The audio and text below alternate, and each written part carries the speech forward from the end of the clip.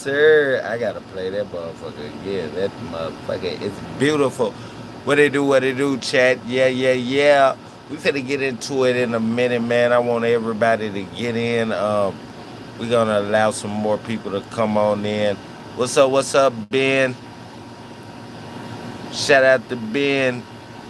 Ben and Go. Ben and Go. That's beautiful, man. Ben and Go say hi. Ben, make sure you like the video and subscribe to the channel. If you're not already subscribed and you're new to the channel. What's up, Sor Milo 2703. Shout out to Sor Milo 2703. Make sure you have liked the video, bro, and subscribe to the channel.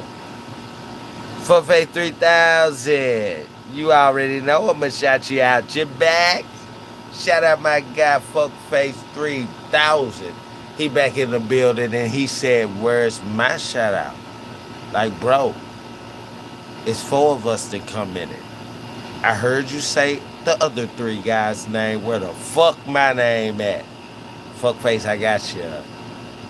Yeah. Your fucking name is right here. What it do, bro?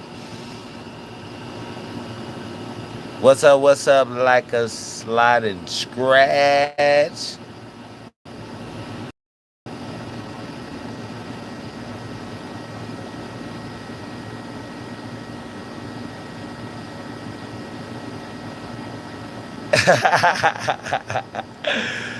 Yeah. Shout out to like a slotted scratch.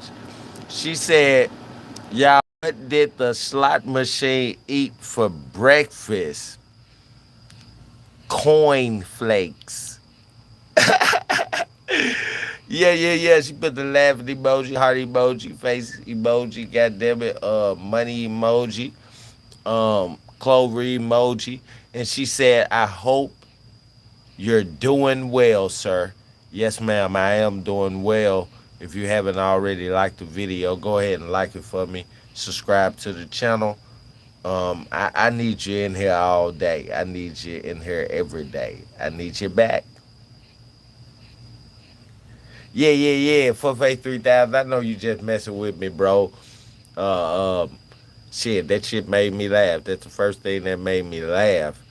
Um, since I started the live, goddamn it, about 5, 6 minutes ago. I fuck with you, bro, and I appreciate your support. Shout out Fuckface 3000 again. That man been here supporting me, goddamn it, since the beginning. And the thing I fuck with Fuckface 3000 for is because we don't always agree.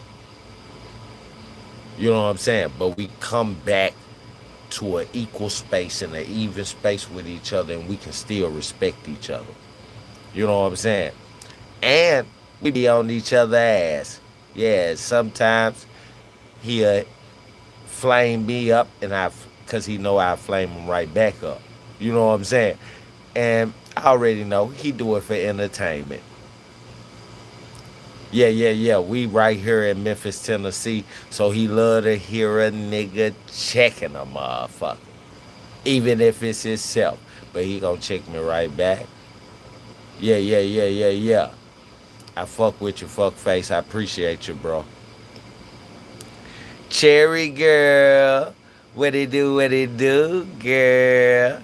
Man, I miss you, Cherry girl. You wasn't here yesterday. I don't think you was here the day before either. Where you been the last 2 days, huh?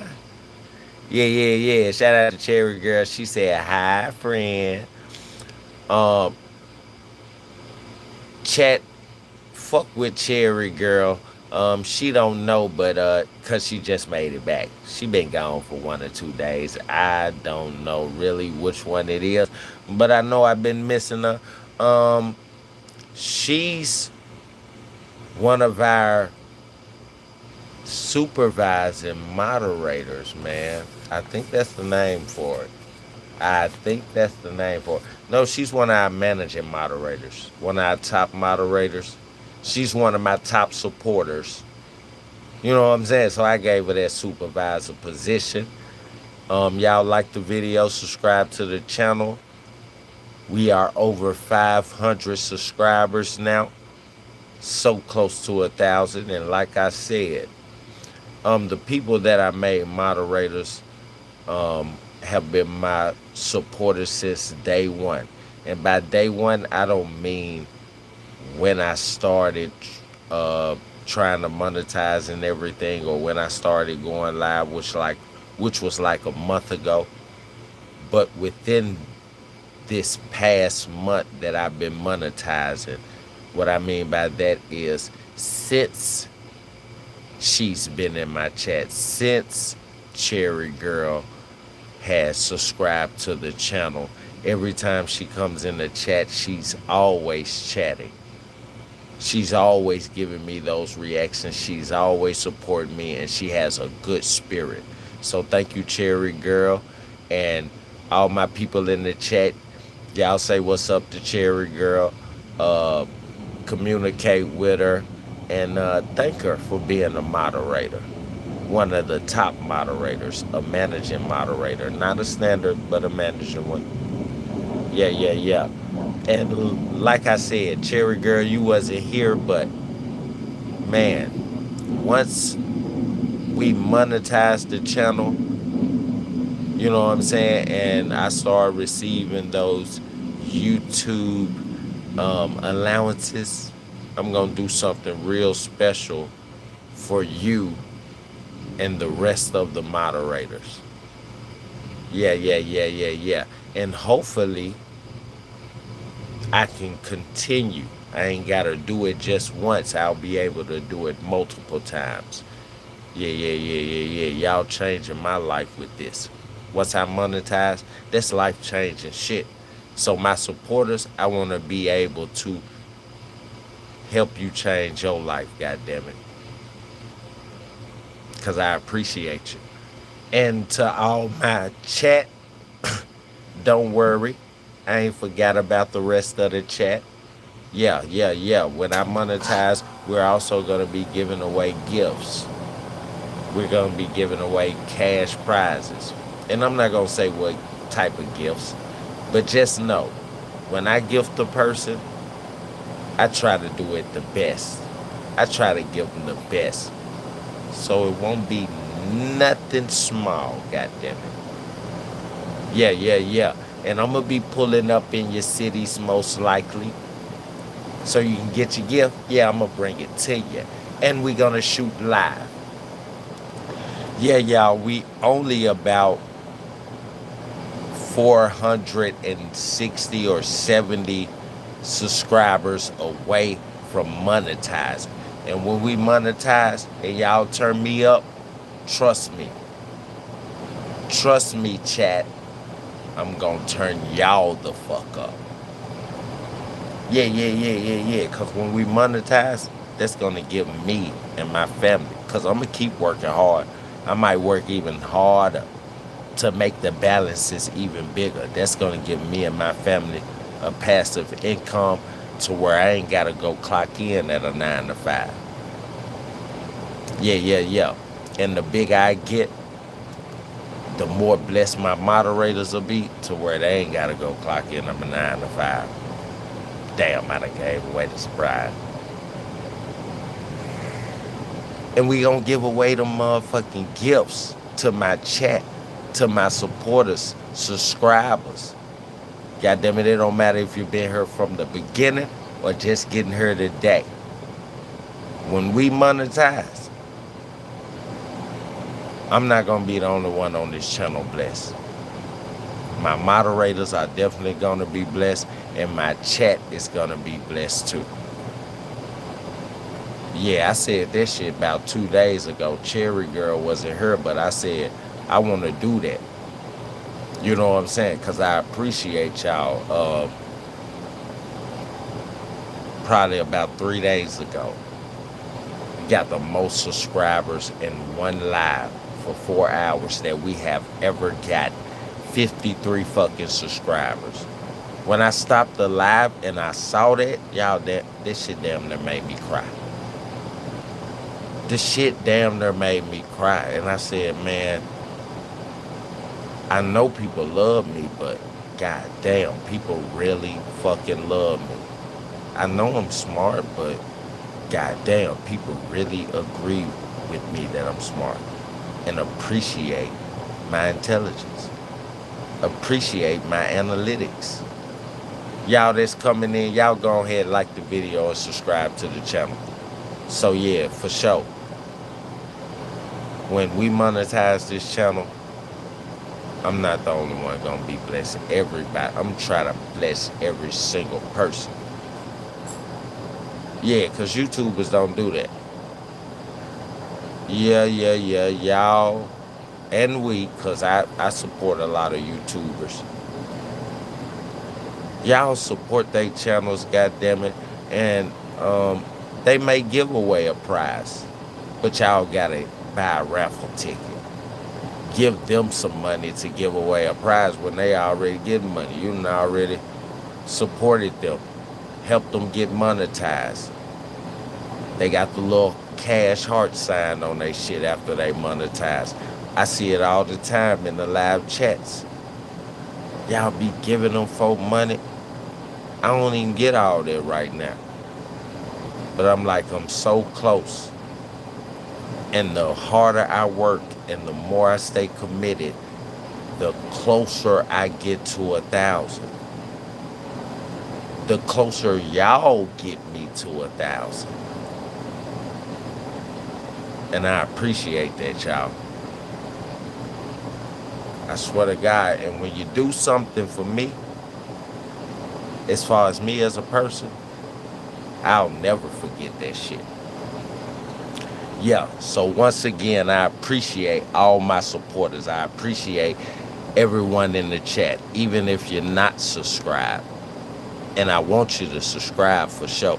But even if you're not subscribed, I appreciate you for being here because you still help me get numbers. Yeah. Be 200 people in the chat constantly, but only 50 subscribe. Them other 150 that didn't subscribe, yeah, I still appreciate y'all. Yeah, because with y'all, the 50 that subscribed has helped to keep my chat up 200 people or more at a constant basis. Man, I fucking appreciate that. Yeah, I'm gonna let y'all keep on coming in. I'm gonna play one of my most favorite songs from Chris Brown Fortune album, Stuck on Stupid. While y'all coming in, y'all go ahead, roll up. Get that wine, that liquor, them beers, whatever you got. Get your snacks and shit. Get ready to sit back and chill. Cause we gonna finish that, what's that nigga name? Warren Hudson. Yeah, that lying ass nigga. Sorry, Warren, but I know you lying. And I'm finna show you lying. Man, what y'all think about all these fucking YouTubers? I went on YouTube today while I was at work, and one of my favorite lives to watch, this guy was like, man, we got two psychoanalysts that has said something that nobody on YouTube that's on the Nolan's case has said. So I watched it. He had a black analyst, psychoanalyst, and a white one, right? And he said he was doing that for his channel because some of the white people on this channel, they ain't gonna just always trust the black person's word. They want a white person's perspective. So he got it from both ends for his channel. Don't y'all know I clicked on this video because he said he had two psychoanalysts that was saying something that no other YouTube streamers or podcasters or bloggers were saying. I thought he was gonna mention us. This man went and got two educated ass doctors that don't even blog or stream or none of that shit. And you know what they said? Nigga, they said what we've been saying since last fucking week, the beginning of last week. I've been constantly telling y'all as we go through these interviews. Before we even got interviews from Warren, when we just had interviews from what's that nigga name? Tristan Shepard and his younger friend Javon.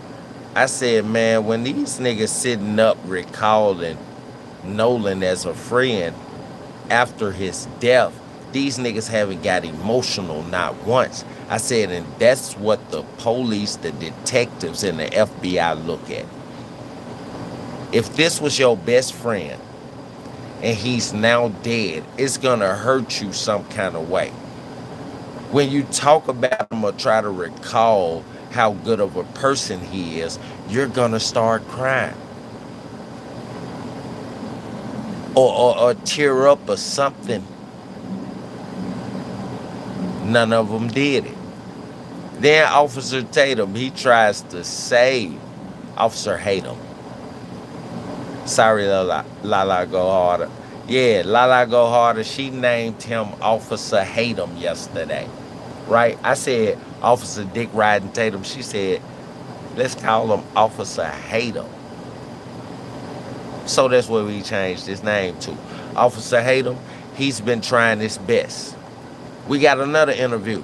They did another interview today.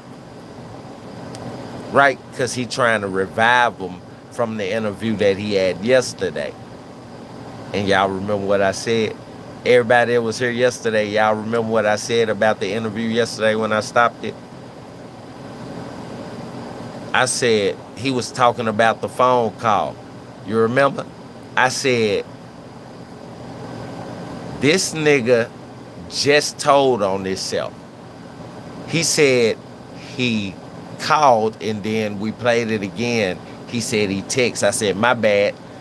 I said he called. This nigga text. He said he texted Javon and asked him had he seen Nolan. Javon said, no, I thought he was with y'all guys. He told Javon, can you give me Miss Nolan Wells' number? Because if she haven't seen him, I'm gonna call the what was it, the Marines, the National Guard, or whatever the fuck, you know, the police is for the water over there. He said he was gonna call the National Guard or whatever. We gonna play it again so we can go back over it, right? Then he said in the interview after that, he said he had already called a couple of friends. Nobody had been with Nolan, right? So then he called Nolan's mama, Miss Christina, right? Miss Nolan Wells. He called his mom and said, I asked her, have you seen Nolan? She said, no, I thought he was with you guys. And I told her, don't freak out. I'm gonna call the National Guard or the Marines or whatever the fuck they is, right? And I stopped it and I said, nobody has fucking said this yet. I said, y'all, why the fuck, if he didn't know that Nolan was already dead, why the fuck is you talking about you text Javon, ask him that he's seen Nolan. As soon as he say he haven't seen Nolan, you're talking about that you're finna call the motherfucking National Guard. How do you even know if he's drowned or not? Like I said, that nigga could be over Katie house fucking Katie. But the first thing you're gonna think is, oh, he gotta be dead. You get his mom number, you call his mom, and then you say the same thing you said to him, to Javon, to Nolan's mom. Oh, don't freak out, but I'm gonna call them. Now watch this. After I said that, we kept on playing the interview, and the next question he asked, he said, now why would you call? Officer Tatum, why would you call the National Guard, like, if you don't even know what has happened to Nolan? I mean, because he could be over a girl house. The same shit I said. But one thing I didn't say was, y'all look at this nigga. He's so-called a retired police officer. He's trying to save the white boys, but the more interviews he give them, the more he can see himself, because he's been in interrogation rooms. Not the one who interrogating, because he's a police officer, he's not a detective, which means he had a uniform. So if he was in a interrogation room, which most likely he had to do that duty, even as a rookie, because most rookies be in interrogation rooms. I've been in a couple of them in my youth. You know what I'm saying? Before I had kids and a family and straightened up my life. Yeah. I was out there gang banging like a motherfucker. Right? And the uniform police, the detectives is the ones who question you and press you. The uniform police officer is in there. Hopefully he got good typing skills. They in there sitting on a computer in the corner, typing everything the detective asks you, say to you, and everything you say, responding back. They're there as the witness. Some uniformed police officer, whoever gets the duty, and they hate it because they want to be out on the streets doing nothing. Right? When they in that interrogation room, they got to work, they got to type. When they out on the streets, they can park and sit anywhere and not do shit. And then what? Here in Memphis, Wednesdays and Thursdays, close to the end of the week, that's when they pulling motherfuckers over for nothing, because they got to meet their quota. Because Monday, Tuesday, and really Wednesday, they did shit but sit in cuts and shit. Yeah, I said, this nigga fucked up. And then the YouTuber that I support that be going live, he talking about he done got two perspectives from two analysts, and he like just shocked and surprised. He telling his followers and shit, because he had like 20,000 folks in the live for the first fucking hour where we trying to make it to, right?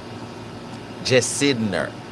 He had at least 1.6 thousand likes in the first hour. It wasn't even a whole hour yet. It was like 50-something minutes.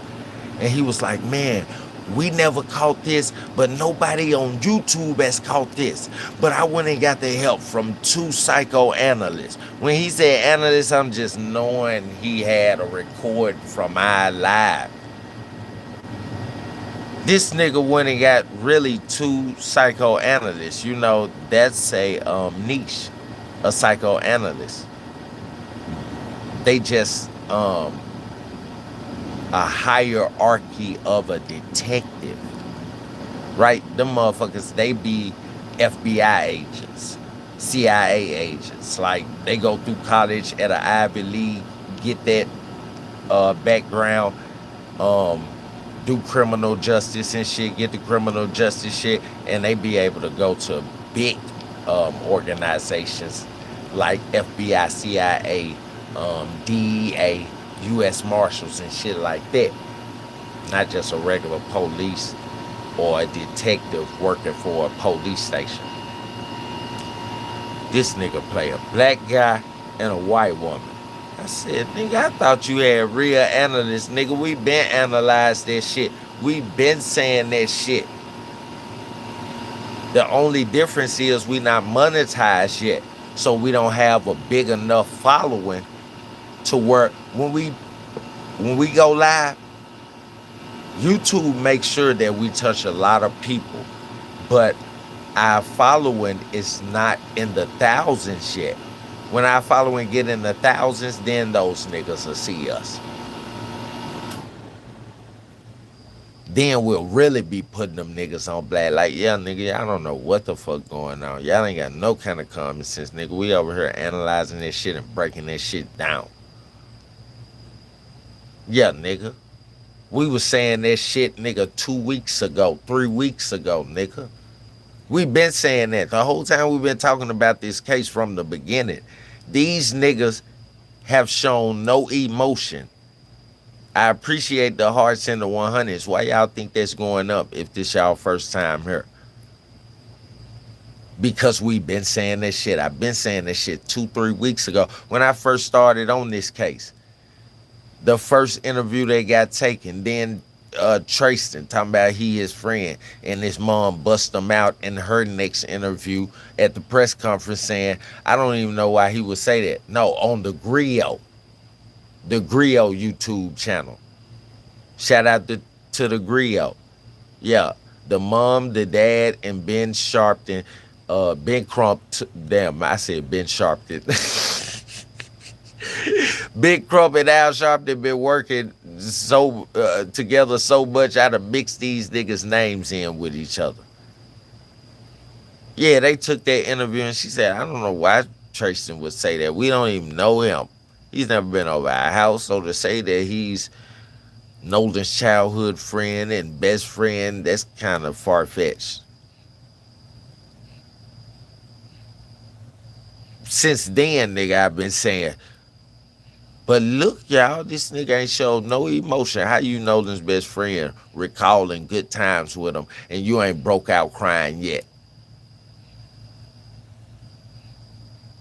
All four of these interviews, since the beginning of all four of these interviews that Officer Hatem been taking with Warren, all 4 days. This the fourth day we've been on these folks' interviews because we caught them first. I've been saying, out of everything, like we've been busting him for his lies and his stutters and his rebuttals, and he can't keep up with the lies that he telling, right?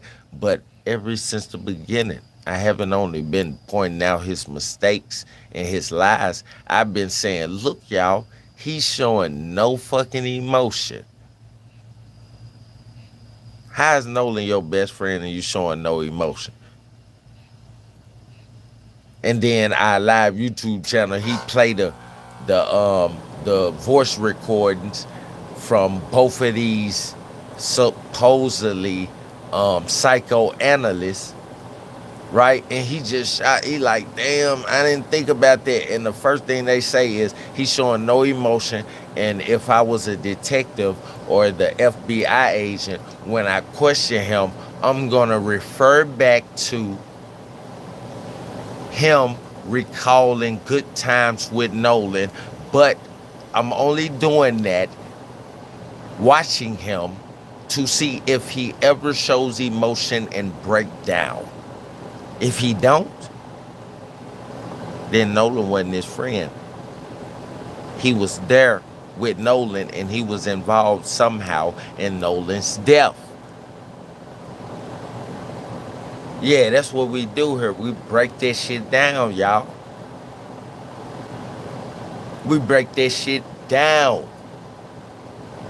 Thank you, Cherry Girl. She said exactly. Yeah, exactly, nigga. What's up, Shane Ransom? You back in the bed? Yeah, Shane Ransom said, truth. Huh? Hey, Lala. Yeah, shout out my girl, Lala Go Harder. I can't remember if I shouted her out already and spoke to her already, so I'm going to speak to her again.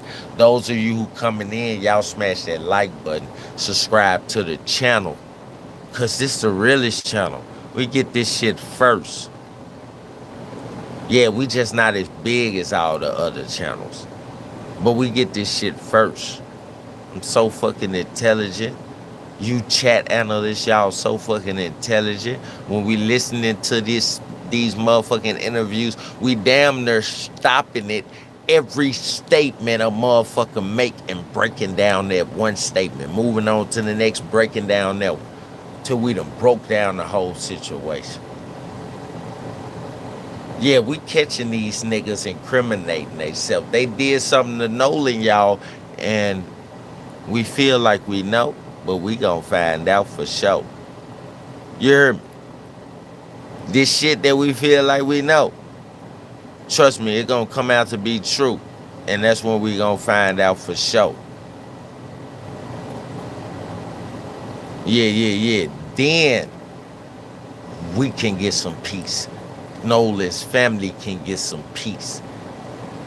Yeah, then they can get some closure. We can get some closure. Come on now, y'all. Y'all come on in, like the video, subscribe to the channel. Comment down below. Yeah, join the live chat. I'm finna play my favorite song.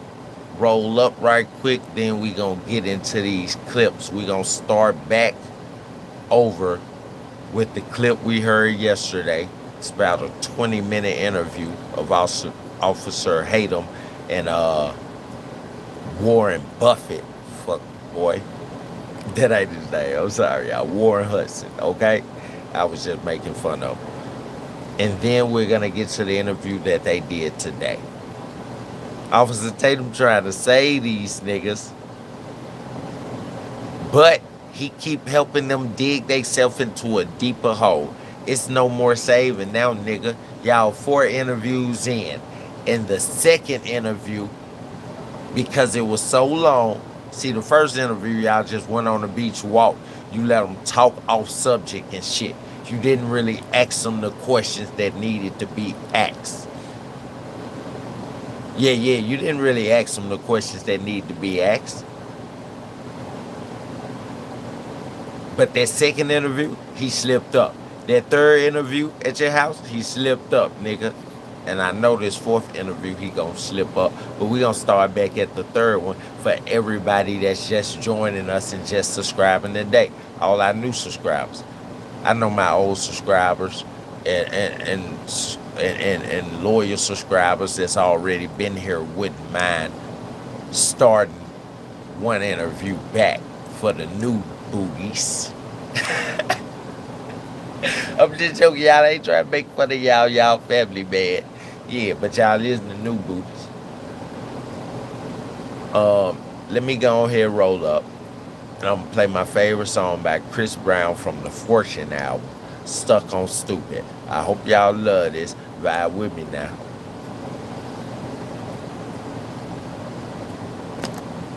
It's that down south country type of singing. That's why I really love it. This nigga sound like he was hopping over in the country genre. So I know everybody from down south is gonna vibe with me. But everybody else that's in the chat from the West Coast, the East Coast, up north, and from all around the world, I want y'all to feel this southern shit. And I want y'all to vibe with us. Yeah, because Chris Brown, he from down south too. Yeah, he from Kentucky. Right above Tennessee, right above us. Yeah. Y'all fuck with it. Okay, Cherry Girl. Cherry Girl said, I'll be back. You better make sure you come back. We gonna be waiting on you. Yeah, we ain't gonna stop this motherfucker, but we gonna be waiting on you, looking for you. Love Cherry Girl.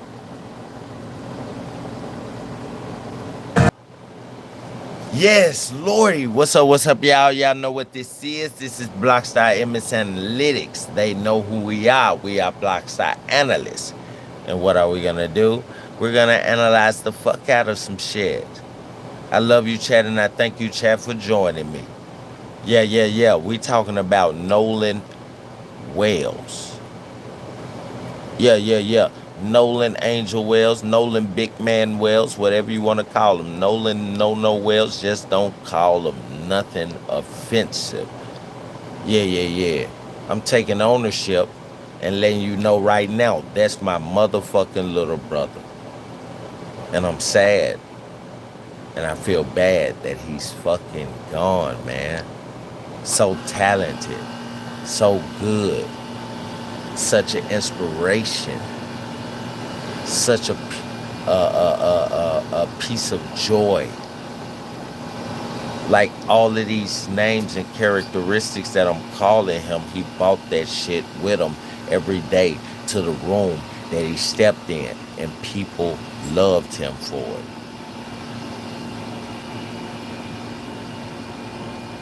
Yeah, so recently, y'all, everybody who's just coming in, like the video, subscribe to the channel. Let me break it down before we get into the interviews. So recently, when we started off this story, I got on Javon ass. I got on Tristan Shepard ass because they want to take interviews. And I'm basically like, y'all taking interviews. Y'all saying, y'all protecting yourselves in the interviews, trying to basically tell people, look, leave me alone, please. I love Nolan. I'm his friend. But you wasn't just taking up for yourself, you was taking up for the white boys also. And damn near for 2 to 3 whole weeks, now one of those white boys took an interview.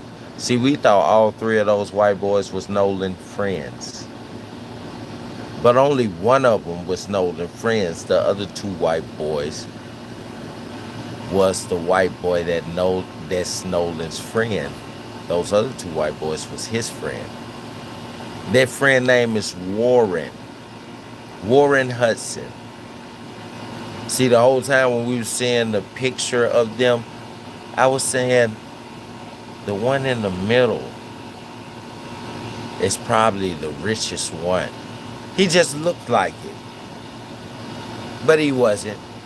He was the happiest one with what he's privileged to have and what his parents have, right?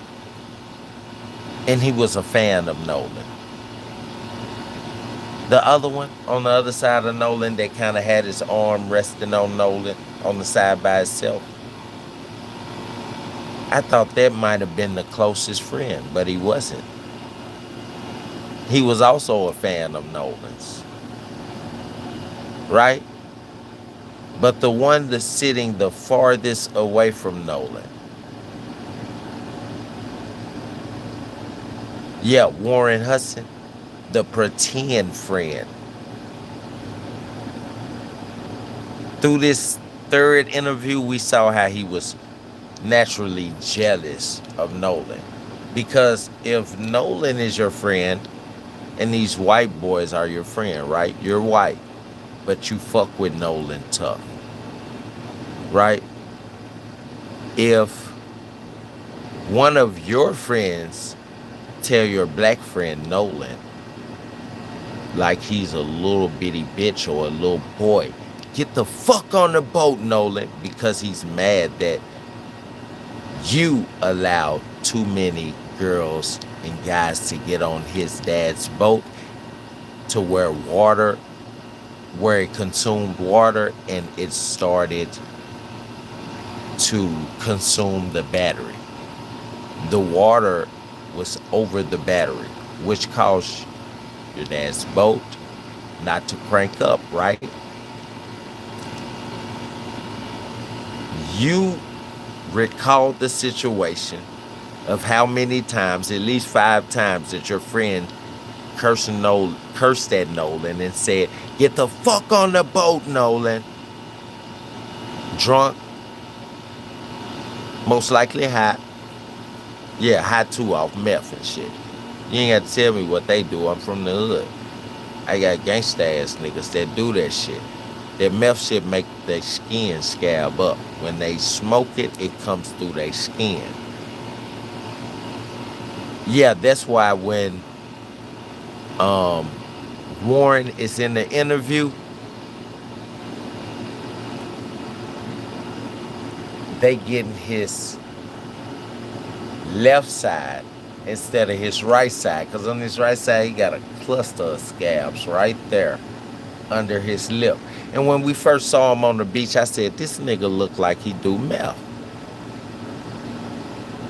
It was already rumors that they was a group and they was known for doing a certain drug, and Javon didn't want to say that certain drug and all of that type of shit, but I'm sure it was meth, right? And them gangsta ass niggas out here in Memphis, in North Memphis and South Memphis, the hoods of Memphis, that's like real cranked up and hurt anybody, put fear in anybody's heart, like real crazy, psycho crazy niggas. Them niggas do fucking meth. Who would have known? Young black kids would be doing meth. Some shit that was made on a farm by white people with fucking household fucking chemicals and sinus pills. This shit crazy. Not only fentanyl is taking over our youth, meth is too. And they say meth is because it's cheaper. All my young folks in the chat, don't y'all ever do that. Don't ever do it. That shit is bad for you and it will kill you.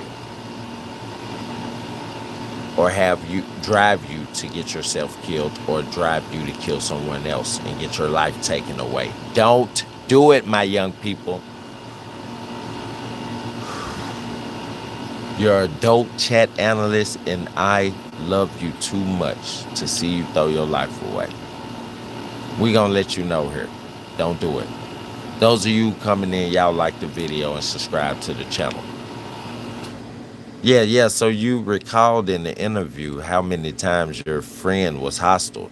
You said you wasn't on that boat, right? You said your friend called him about 5-6 times to get on the fucking boat, the one that you wasn't on, and he came with you. He knows which boat you're standing on. Most likely he can see you. That's why he told that nigga, nah, nigga, I ain't going. But you assumed in your head, and they assumed in their head, the lie that y'all made up is that y'all assumed. Y'all didn't even say assumed. Y'all said, you said that he called Nolan at least 5 times saying, man, Nolan, get in the fucking boat. You said, and then you didn't say that Nolan responded, but you said out your mouth, but Nolan didn't get in the boat. He decided to stay with Katie. He decided to stay with that girl. You didn't even want to say her name again. Lying ass nigga. He decided to stay with that girl. What, nigga? But you told the detectives that he said at 3 o'clock, he came to y'all and said, nah, man, I'm not going to leave with y'all. I'm not going with y'all. I'm going to stay with Katie. But when you recall the situation with Officer Tatum, you're in another boat. Your friend is hostile. Most likely a nigga that Nolan don't even like. Because he rich as fuck too. He's on his dad's boat. I think that's the friend you said you called and asked him could y'all ride with him too? Him and his dad to Horn Island, because y'all got so many people that's supposedly meeting up, and he said that his dad is not going. He'll be able to get the boat and take you and your friends. So he got pissed that when y'all pulled up, too many people from the 3 boats, I guess, navigated to his boat because it was the biggest. They like how it look. It's comfortable. It's got the couches and shit. And that made the boat be under water bouncing when they jumping up and down to the music. And yeah, the 30, 40 people, they over the max capacity, which is probably about 20 people, 15 to 20 people. Right, so that puts the lower end, which is the back end when they bouncing, it puts it in the water a little bit, and it's just scooping up water till the battery is filled up. The battery cage is filled up with water surrounding the battery, and y'all can't crank that bitch up.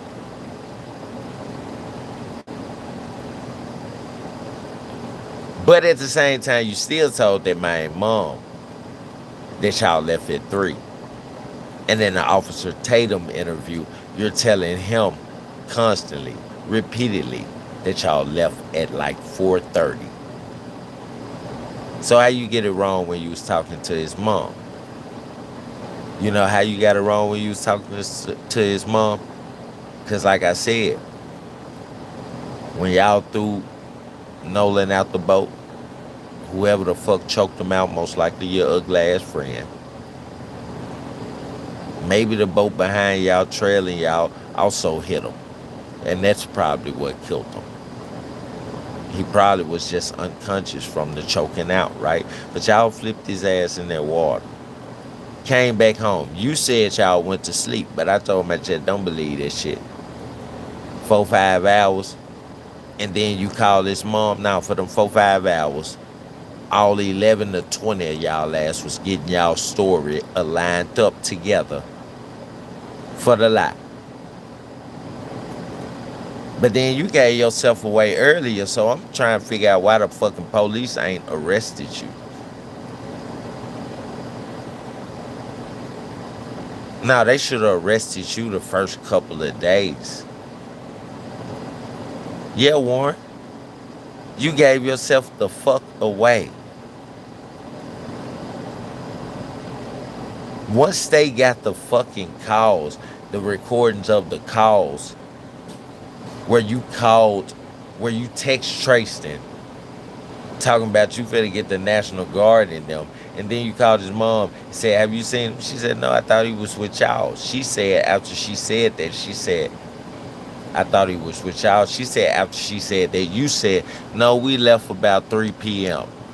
She didn't say that you said the don't panic part and shit right there, but she pretty much left it at that. That's because she was trying to give the interviewer the timestamp of when y'all supposedly left. She said you told her that, no, we haven't seen him. We left at 3 p.m. I said, why would his mom lie?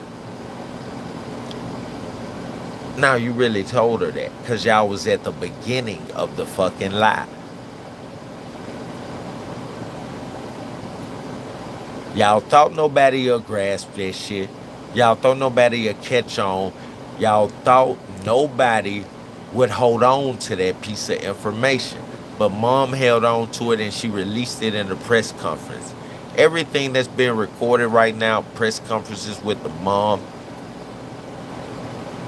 all the earlier phone calls and Nolan's phone and shit, that shit is being recorded. But every single person, even the people that's got nothing to do with it, I'm letting y'all know this right now, Ocean Springs. If you went in for questioning or volunteered some fucking answers, the feds have your phone and all of that shit tapped. Not just you, Warren, and your friends and Katie. They got everybody that they question phones tapped. Because see, when the feds come and get you, the charge is gonna stick. And you know why the charges stick? It only take them about 2 or 3 months, the feds. But in 2 or 3 months, they get so much information and evidence on you from previous crimes that you haven't been prosecuted for, that they might have found evidence. Oh yeah, he most likely did this too. All of that shit. From this whole investigation, they listening to iPodcast. Yeah. They listening when we stream live here at Blockside MS Analytics. Especially with YouTube throwing us up in the algorithm. Yeah, we getting 16,000, 18,000 views these last couple of days in 3 to 4 hours. 5 to 6 hours, however many hours we take on the live. But that's how many people view us.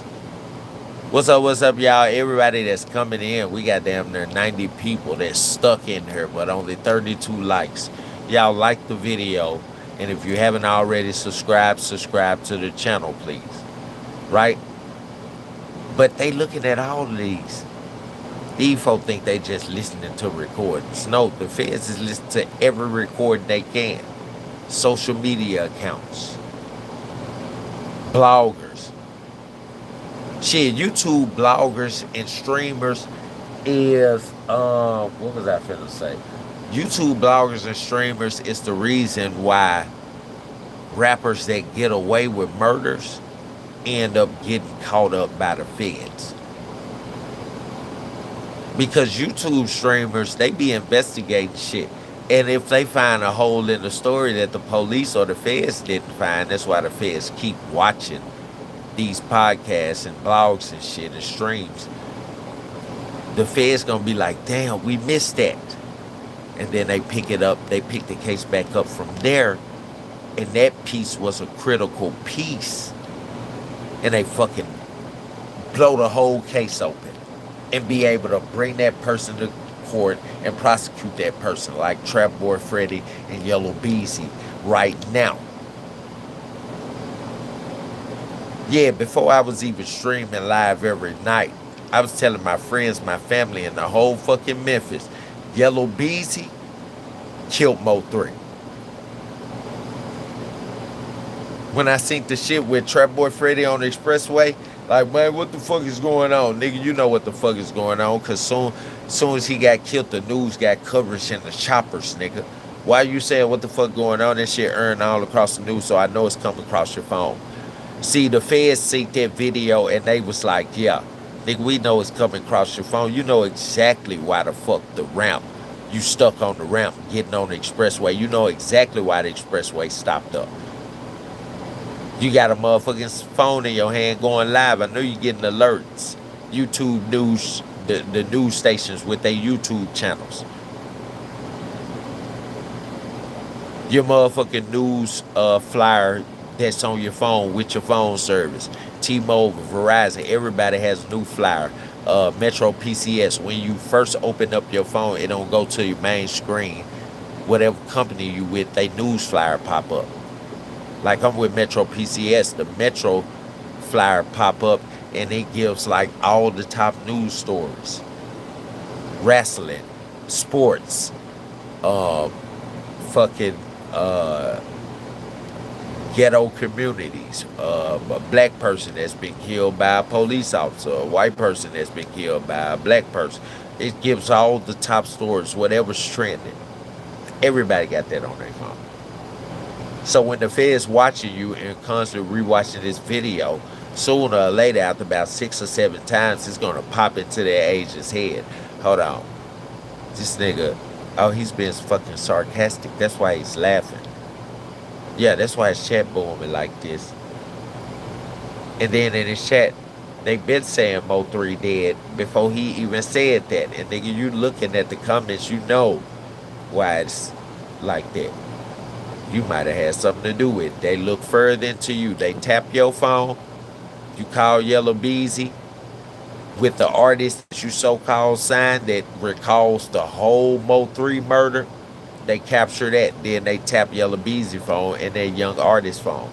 He was the actual shooter that was still free. And you say you signed him.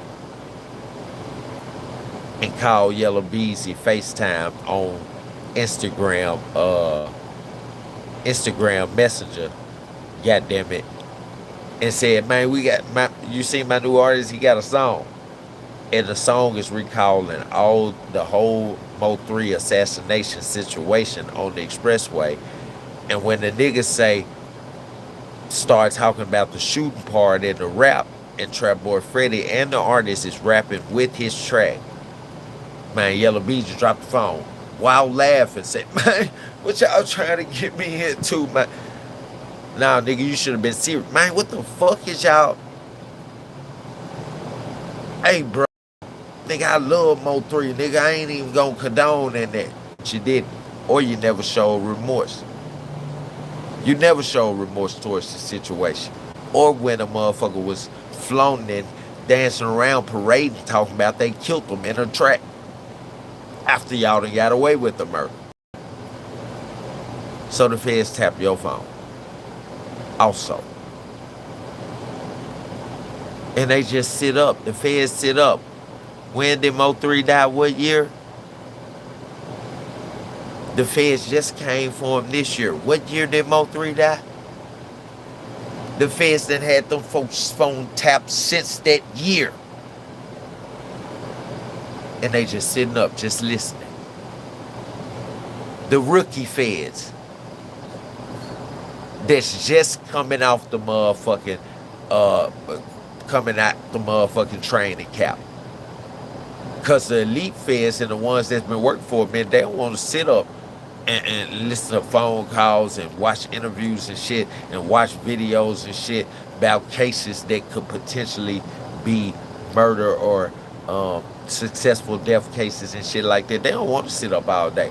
So soon as the new rookie come in, they're like, "Hey, yeah, we got a job for you. They want you in there." And the elite or the elite Fed agent passes that shit off to the smaller Fed agent, the rookie. Yeah, they sitting up in the room listening to that shit. And after listening to that shit and watching that video 20, 30, 40 fucking different times, they figure out what we already figured out. Hold on, them folks never said that they was putting you in anything. He said he was called to show you his new artist. If your response, if you didn't like the song that they was playing or knew that the song that they was playing was about Mo3, your so-called friend, if you had nothing to do with it, you wouldn't have responded like, "Man, what y'all trying to get me into?" "Man, y'all better cut this shit out, man. Man, I gotta go." Now you would have been like, "Man, what the fuck is y'all doing, bruh? That was my nigga, bruh." And yeah, even though we had differences, man, I don't even fucking condone it. Now I don't fuck with this shit, bruh. Don't call my phone again, trap boy. Yeah, I don't fuck with you no more.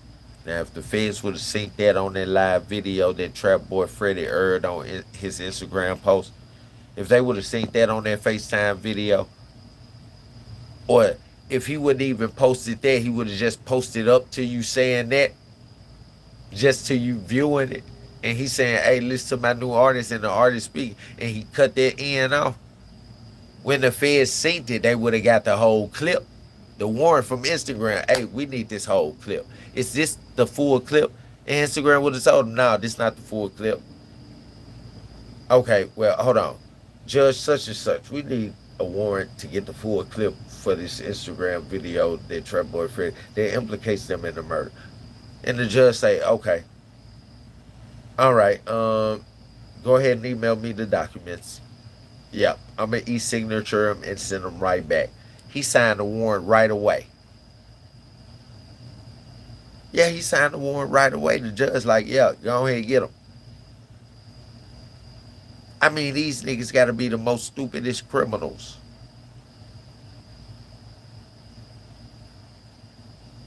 Especially when you don't get caught for a case, or even if you get caught for a case and you get off and they dismiss the charges. Any real gangster, any real street nigga should know if they've been through that court system. If they dismiss the cases or uh you you don't get hit with charges, you get hit with a little small sentence like probation. You can sign for probation and get off and get out. You didn't get the full sentence. Yeah, up to 7 years after you get out of that courtroom and you finish with that case. Up to 7 years, the feds or the state has the right to pick that case back up and try to you know what I'm saying? Yeah, retrial you for that case. Bring you back to court for that case. Serious charges though. Starting with domestic. All the way up to robbery, kidnapping, murder, all of that type of shit. Premeditated murder, homicide, all that type of shit. Kidnapping, rape, yeah. Those big offenses. If you get off, the feds or the state, whoever tried to prosecute you, has up to 7 years to pick the case up. And they can pick the case up to 3 times. So if you win 3 times, they got one more time. After their first case, they got 3 tries to retrial you, bring you to court again, and try to charge you with those.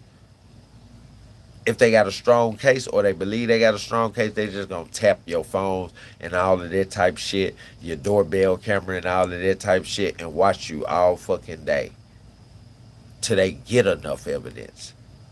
2, 3 years later, they come back at you because they done washed your ass, tapped your phones, you done snitched off on yourself. Yeah, I believe that's how they got Yellow Beezy, the feds. When they tapped him into Trap Boy Fetty phones, Yellow Beezy, Trap Boy Freddy, one of they ass had a conversation with each other and they brought this shit back up. And you're like, man, you remember that scat that man? Like they got some kind of street term for it, street slang for it, where you can't tell that they talking about Mo3 murder. They might call it scat lat that. Man, you remember when we got away with this scat lat that? See, cause when they over phone, they like, man, the Fed can't tell what we talking about.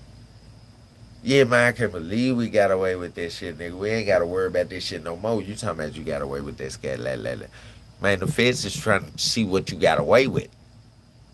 What have you been implicated in? Watch this, nigga. You a rapper. Your record been clean except for the Mo3 case. When Mo3 case came out and shit and he died and shit, it was speculation all across the internet that you a Trap Boy Freddy killed that man. So that's all the evidence that the feds need to say, hey, judge, look, I don't think the detectives and the police in this state in Fort Worth, Texas, Dallas, Texas, looked into this case enough.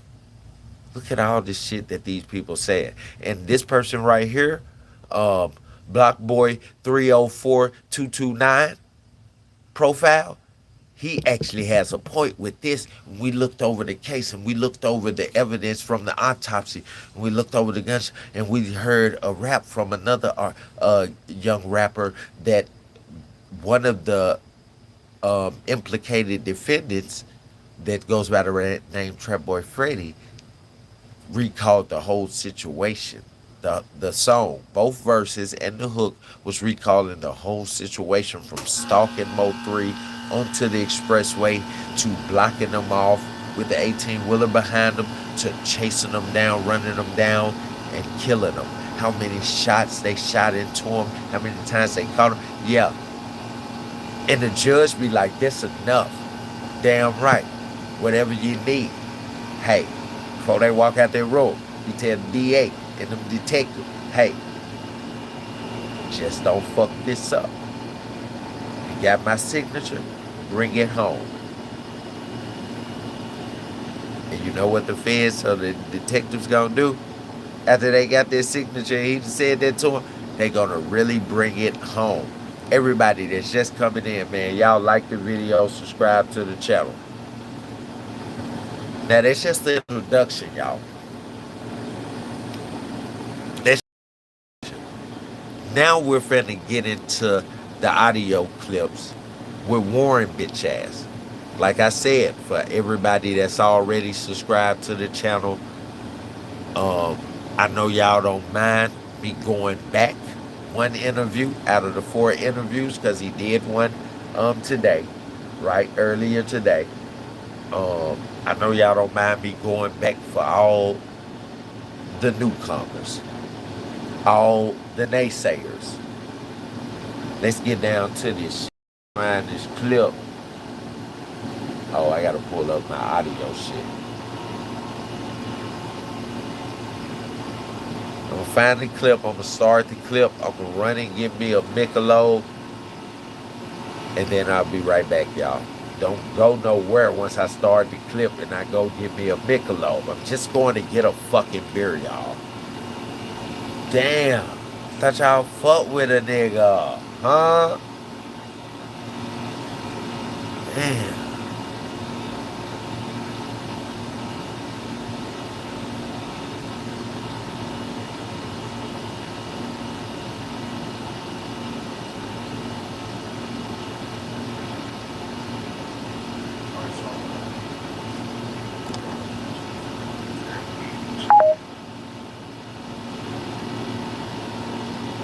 All right, Officer Hater, Warren Hudson, Part 3, Interview 3.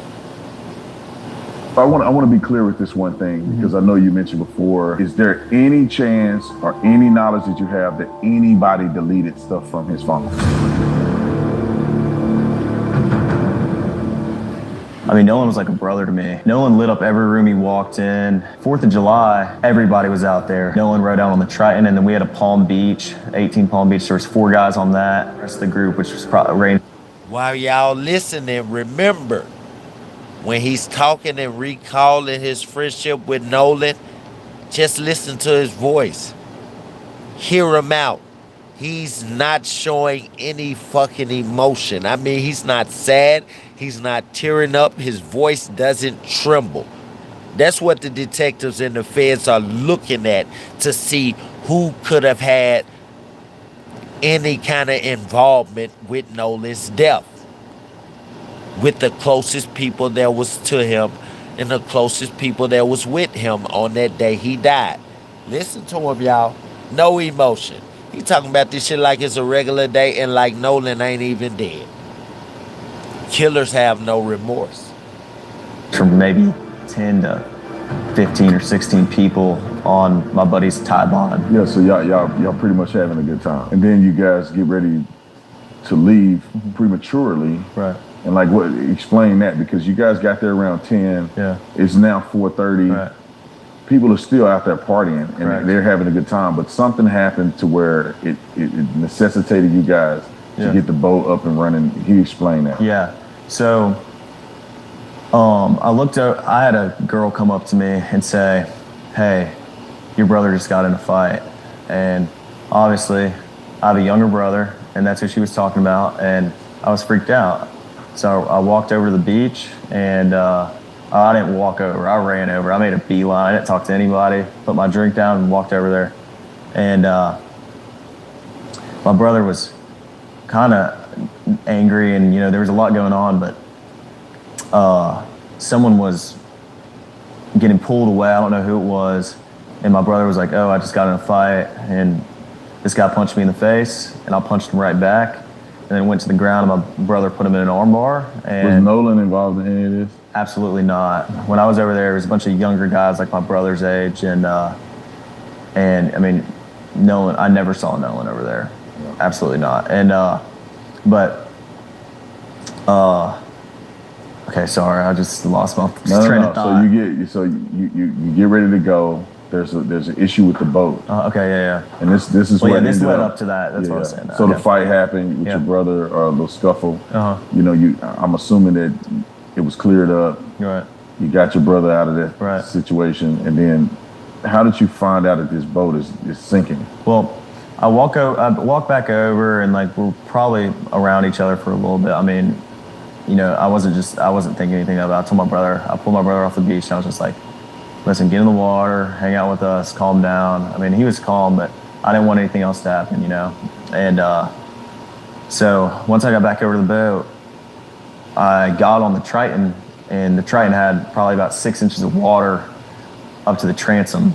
And I was freaked out because I'm good friends with Wyatt, and that was his boat. And, no water's coming out, no access water's coming out. And it was a big issue because I think the reason was because there were so many people getting on and off the boat, and at some point the boat was very, very crowded, and there was just a lot of people on, so that it drags water in. And eventually, I think over time, we were out there for a couple hours, the boat just started filling up with water. So I popped the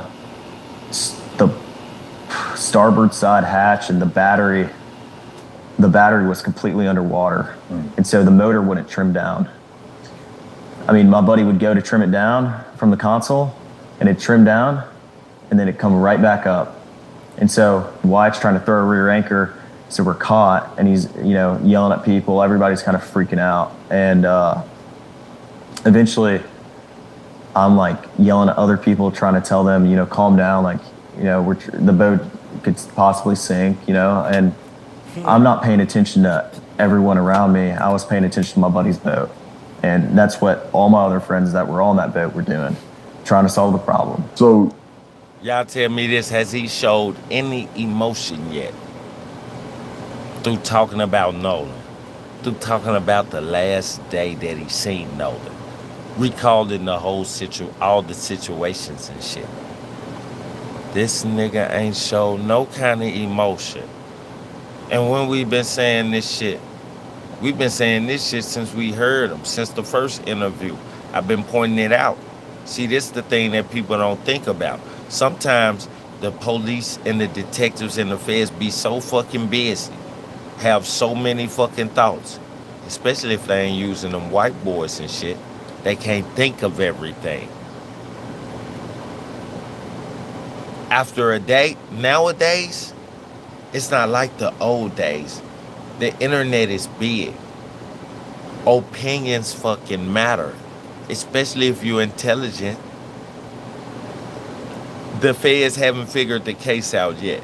Just say they 4 days in. Every single day, though, that they don't figure out the case, when everybody's wrapping up because they tired to go home, you know what the lead fed say? The lead detective, federal agent say? He say, hey, y'all, when y'all go home, if y'all don't go fucking straight to sleep, I know y'all tired. If y'all don't go fucking straight to sleep, hit YouTube. See what the streamers and the bloggers and the news channels on YouTube are saying. Take notes, bring it back tomorrow, and then we're going to look at this situation from their views. Because we're not cracking this motherfucker right now. Yeah, when they have a hard time cracking it, they go other avenues and other fucking routes. See, back in the day, they couldn't go on the internet. They used to have to say, man, go around to the neighborhood. He loved going to the mall. Go to the mall and get people's different views. Ask them. They fucking go to the mall and there's some motherfucker saying, yeah, man, he was the nicest person. But he used to come here with a woman that we knew used him. And we hated to see him with her. See, the feds never even knew about the fucking woman. That one person at the mall just gave them the clue that they needed. So when they get back, they like, we questioned some people at the mall, and one of them mentioned there was a woman that always treated them bad and used them. Yeah, one of them beautiful ass women. Y'all beautiful ass women, y'all know y'all be using them lanes. He ain't got no game, he ain't got no play. He ain't even looking for the pussy, he a lame. But he got that tech background, or he coding or some shit like that, or he a nurse, and he getting that big ass paycheck, and you tear his mouth out. I don't mind y'all tearing his mouth out. Go ahead, pretty ladies, tear his mouth out. But when you come over to a real man, respect him, please. Yeah, tear the lame's mouth out, but a real man, that's it. A real man, you ain't got to know that he is a real man to respect him. If you feel a little disrespect at any time, he's going to ask you, hey, at one point in time today, look, I just want respect from you. When he venting to you know each other.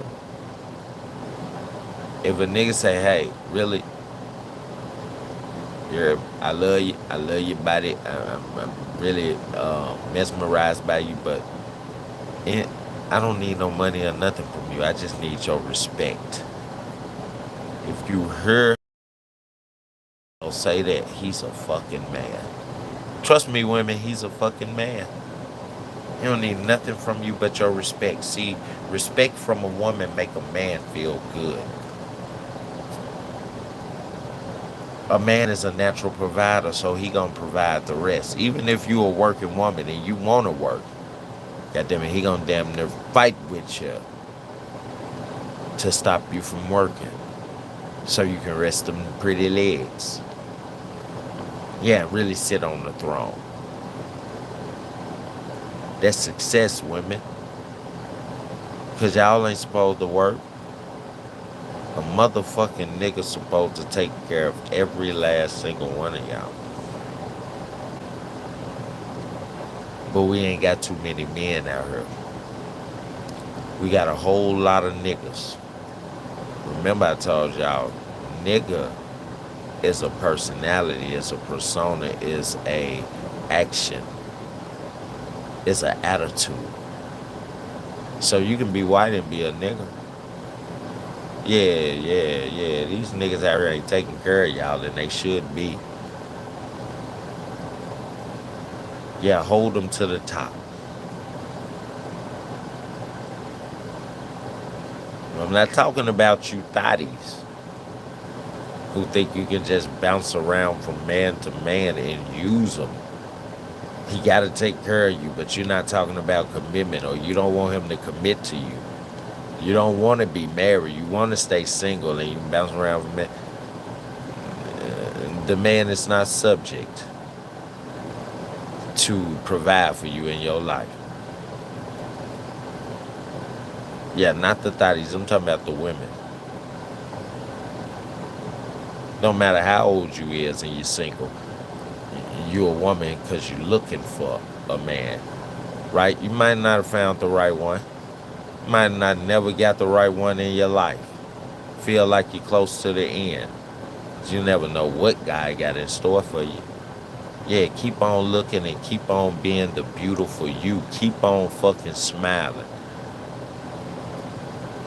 Because it's a lot of single men out here. God damn it, from the young age all the way up to the old age. Even the good ones that's already been married and he might be widowed. His wife might have died. One thing I can tell you about that man is he's a real man and he still wants a woman. He don't want to die alone. So he looking for a new one, but he's not out there with a flashlight. But if he bump into you and you take advantage of that opportunity, I'm talking about the older women that might be around his age in the 50s or 60s, still single and really want a man. Yeah, you still got a chance too. And all you fucking beautiful ass women that's BBWs, or you feel like your body is not the shape it should be and shit, stop listening to these motherfucking internet commercials and these commercials and fitness and all of this shit. Most of them hoes that's doing fitness got fake asses. They didn't even work out to get their body like that. They went and bought it. And it's real unhealthy on them. It's real unhealthy. Those procedures are unhealthy for their immune system and shit. And a woman go through monthly cycles, so, you know, the monthly cycle is going to break down her immune system anyway. She's going to be weak at that point. You know what I'm saying? Because she's losing the dirty blood. Yeah. She's going through her cleansing cycle. Come on now. Y'all are worth something. Every single woman. Don't let these motherfucking blogs and these motherfucking make you feel like, oh, you ain't the one, or your body not shaped right, or you're not beautiful because you're big.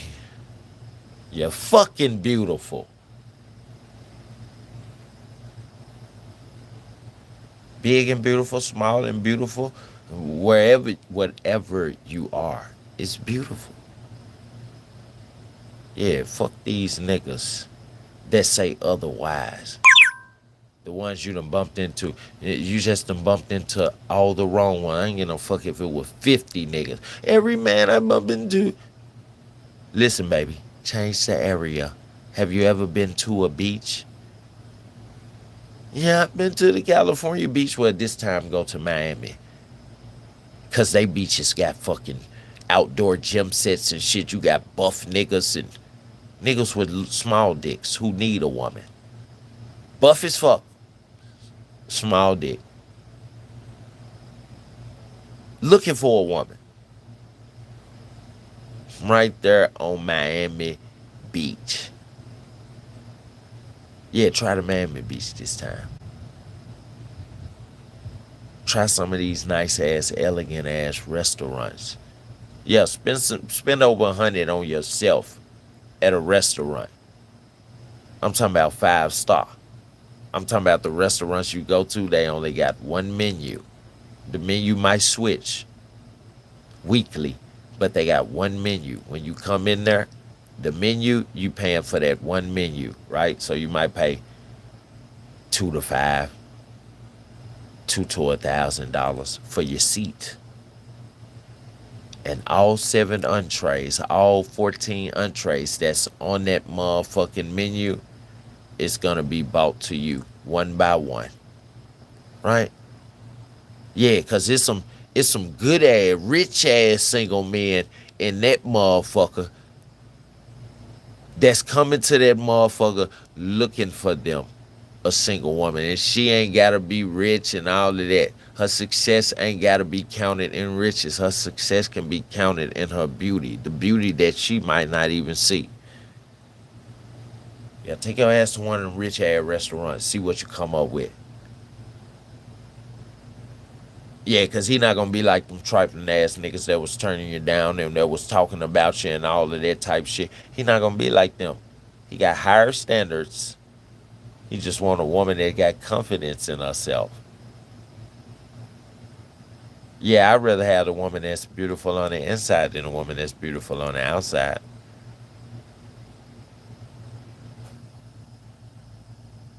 If I can have both, that's even better. Yeah, yeah, yeah. But women, y'all are beautiful. And you heard that from Blockstar Emmys. You heard me? I just had to go into that because it was like I felt like somebody need to hear that. A couple of women need to hear that. They ain't heard it enough. I'm talking to you. Yeah. Yeah. I see you putting them hearts up there. I love you too. You heard me, la la. Yeah. I love you and I love them too. Yeah. Let's get back into this interview. Cause I'm finna help y'all bust this shit wide open. Fuck Warren Buffett talking about. Let me stop joking on his name for y'all think I don't know his name. Fuck Warren Hudson talking about. This nigga was not Nolan's friend.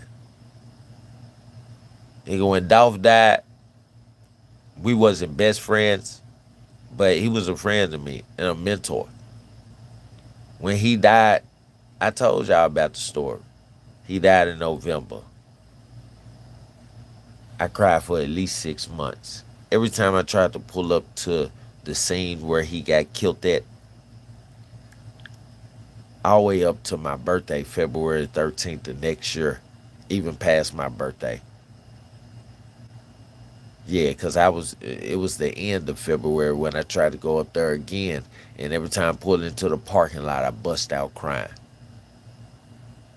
Not because of who he was to me, but because I know who he was to other people, even people that he didn't know. Right? And let me say that just to say this. Y'all listening to this conversation where Warren is recalling good times and how Nolan made him laugh and all of that type of shit, right? With his Warren supposed to be Nolan's so-called friend. He haven't bust out crying not once.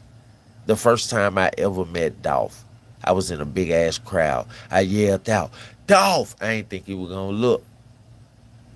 The man stopped, turned around, and started panning the crowd for me. He said, "What's up, little bruh?" The first day I met him, we was in Castaic. He was shooting a video for one of his artists. I said, "I love you." He didn't turn around and keep on walking. That man said, "I love you too, little bruh."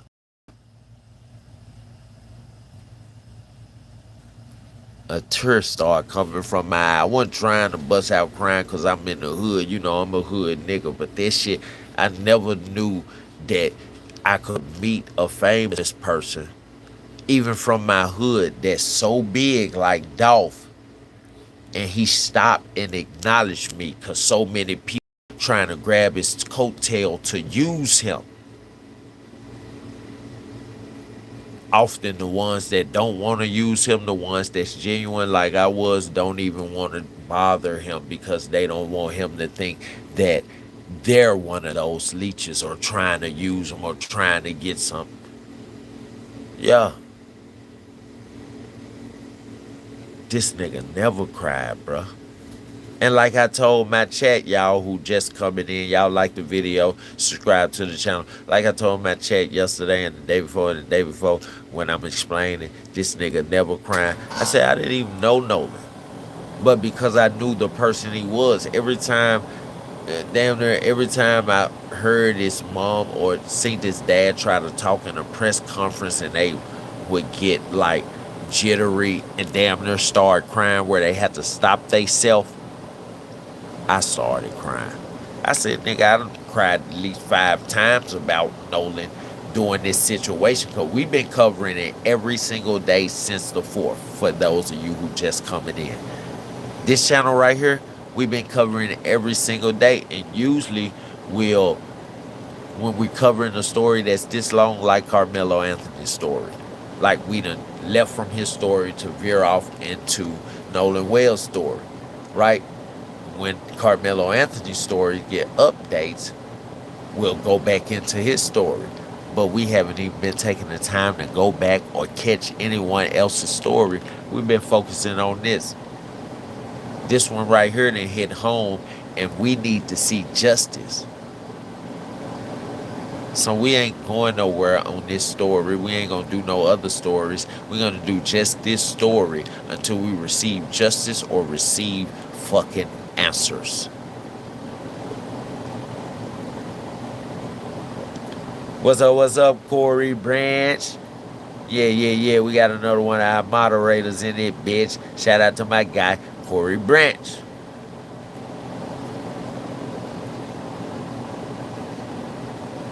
Hey, Monica Cunningham. Shout out to Monica Cunningham. Yeah, she live in the chat. She active in the chat. I appreciate that. Y'all like the video and subscribe to the channel. Let's get back into this third interview with Warren and Officer Hatem before we go into the 4th interview that they took earlier today. You're on the boat now. The water is getting up to the point where the boat may be disabled to where you couldn't get it out. Correct. From Horn Correct. Island. So what happens after that? Wyatt jumps to the water, tries to throw a rear anchor, and my buddy Meyer, you're sitting, looking, trying to pull trash out the bilge, and the bilge is basically a pump that pulls the water, the excess water out the boat. So the bilge was failing to work. So any excess water was just sitting in the boat. It wasn't getting pumped out. And I looked over the gunnel and I looked at the release hole for the bilge, and it was even with the water. So, I mean, we're all freaking out. All of our, we're not focused on anything. We gonna listen to it, but I gotta just say this to Warren. Cause I know he's searching the YouTube since he's seeing this shit. He definitely seeing us and what we saying. Yeah, Mama Judge, we know we all seeing what we saying. But let me just say this. But I'm gonna still let y'all hear this interview fully, all the way through. Warren, you supposed to be answering questions about what the fuck happened to Nolan. All this other shit about the description of the boat and the description of the actual situation that the boat went through. Bitch, if you ain't saying, Nolan was right there, and what it was the water was taking off, bitch, we don't want to hear it. We don't want to hear shit about the fucking boat. Nigga, what the fuck happened to Nolan, nigga? Officer Hatem ain't fucking asking the right questions because he want to exonerate y'all. Yeah. Mama Judge them done fucking paid him off. He ain't just getting paid by you two. He get paid by Mama Judge them. Stop fucking playing, Warren. Yeah, nigga, because in a minute, nigga, you finna be in that motherfucking interrogation room. And guess what? When you leave out the interrogation room, you ain't going fucking home, my nigga. You taking your ass to jail. They don't give no fuck if you confess or not. You done already confessed in all 4 of these motherfucking interviews, and we ain't even heard the 4th one. You really got yourself a real motherfucking sentence in this one. Your first time texting Javon, your first time calling his mom, You notified Javon that you was calling him up after he said he didn't know where Nolan was. You was calling the motherfucking National Guard, and you told his mama, "Oh, he's not with you." She said, "No, he was with y'all. No, we left at 3 p.m." Listen, don't worry, but I'm gonna go ahead and call the National Guard. Bitch, why? Fuck is you finna call them for? Like we said here, Nolan could have been at Katie's house fucking the shit out of her. You said y'all left Nolan at the island with the Katie girl. He wanted to be with the Katie girl. So why wasn't that the first thought that popped up in your head? Let me see who. Why didn't you tell his mom that? Why didn't you tell Javon that? Well, Javon, I'm gonna call his mom, but I'm also gonna try to see who's got Katie's number because I know he was chilling with her, and he probably went over her house. Instead, you said, Javon, okay, I'm gonna call this mom, but I'm finna call the National Guard too. Who the fuck told you something happened to Nolan? Who the fuck told you that Nolan was hurt on the water?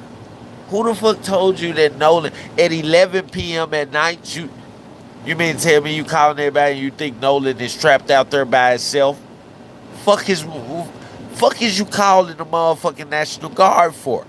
Unless you know that Nolan is out there on the water. Huh?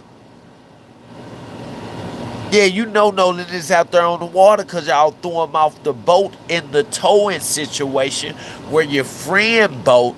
That's why you told the towing service once they made it, you didn't need them. You said your friend dragged you for about 3 minutes or 3 fucking miles. And I explained to my chat, yeah, dragged them at a high speed because the boat, when you take it at a high speed, it's gonna bounce on the water, right? So if the boat is consumed in water and I'm towing the boat and making it bounce on the water like this, every time it go up in the air, it's throwing water out of it. And I had to do that for about 3 miles, or you said 3 minutes, right? And enough water had bounced out the fucking boat to where y'all could crank it up and drive it yourselves. But I believe during that tow, the situation happened and y'all fucking threw Nolan out. Once y'all got back to the house, you didn't fucking eat and fall asleep like you said for 5 hours. Y'all fucking talked this situation out. All 20 to 30 of y'all that talked this situation out and matched y'all stories up.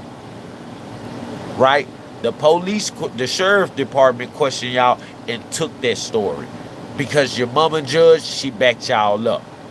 And told his ass she'll have his badge and everybody else's badge if they play with y'all. Yeah, shut this fucking situation down. That's what she told with a rich judge ass. Yeah, she made it happen. And then at 11 p.m., you called. You know why you called? Everybody says you had to call. See, we thought all three of you white boys was Nolan's friend, but really it was just you, Warren, and the other two white boys was your friend, but they was fans of Nolan. Man, hell no, you don't know Nolan well. The starting athlete, nigga, we know he going into the NFL. You are not in. Bring him to the 4th of July celebration then. All right, man. He brought him to the 4th of July celebration. They came to the docks, but he said he didn't even ride on the same boat as Nolan. Which means he brought him to the 4th of July celebration, but he bought him as like a toy or a fucking pet to get his self-recognition and clout. Yeah, they happy that they with Nolan, but they recognizing Warren for bringing him. Warren for being his friend. Yeah, that's the only reason why he's comfortable around us and will take a picture with us every time we ask him, because he knows that we're your friends, Nolan, and he's your friend, Nolan. He fucking trusts you, so anybody you trust, he's gonna fucking trust. Anybody you let in and bring around the circle, You gonna be like, bro, this is such and such. You know, I ain't really want to bring that. He like, nah, bro. If you fuck with him, I fuck with him. That's how black people are. They friends when you bring somebody extra, man. If you fuck with them, I fuck with them. Come on, man.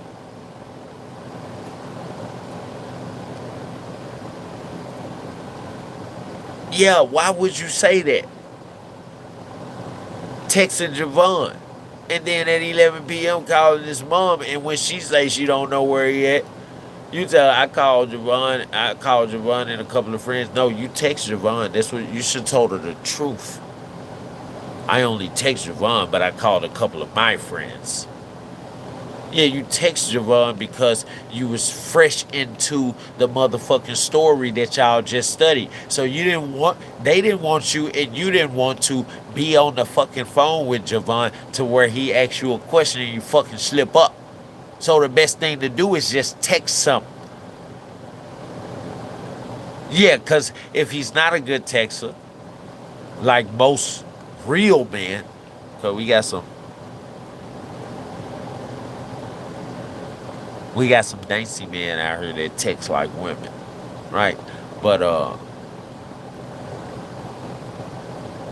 if you text them, you control the situation and you control the narrative. If he a real nigga, if he real masculine and manly, he don't like texting. So everything he texts you back is gonna be short, and most likely he not gonna ask no questions. Cause asking a question through text, you gotta type too many words. Little bitty ass, pretty ass phones they got nowadays. Everybody phone pretty, even my phone pretty. I hate it. I'll type on the keyboard on the computer, but I hate some of them be like, they don't even be looking at the keyboard. Tap 2 or 3 numbers 4, 5, 6 times. They got the old phone. Still texting like a motherfucker on it. No, that's not me. Yeah, nigga, but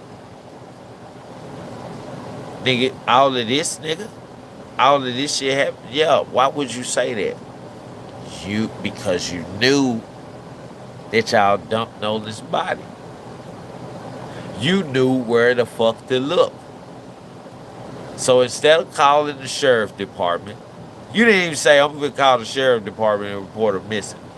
You said National Guard or Marines or whoever the fuck is the police for the water in that area. Why? You said you left them there at the island because you know, it was a lot of people there. He was gonna be scraped unless he was with Katie. He could have rolled back with Katie, right? So when he don't ride back with your friends, he don't ride back with you. You call your friends. He don't ride back with Javon. You call Javon.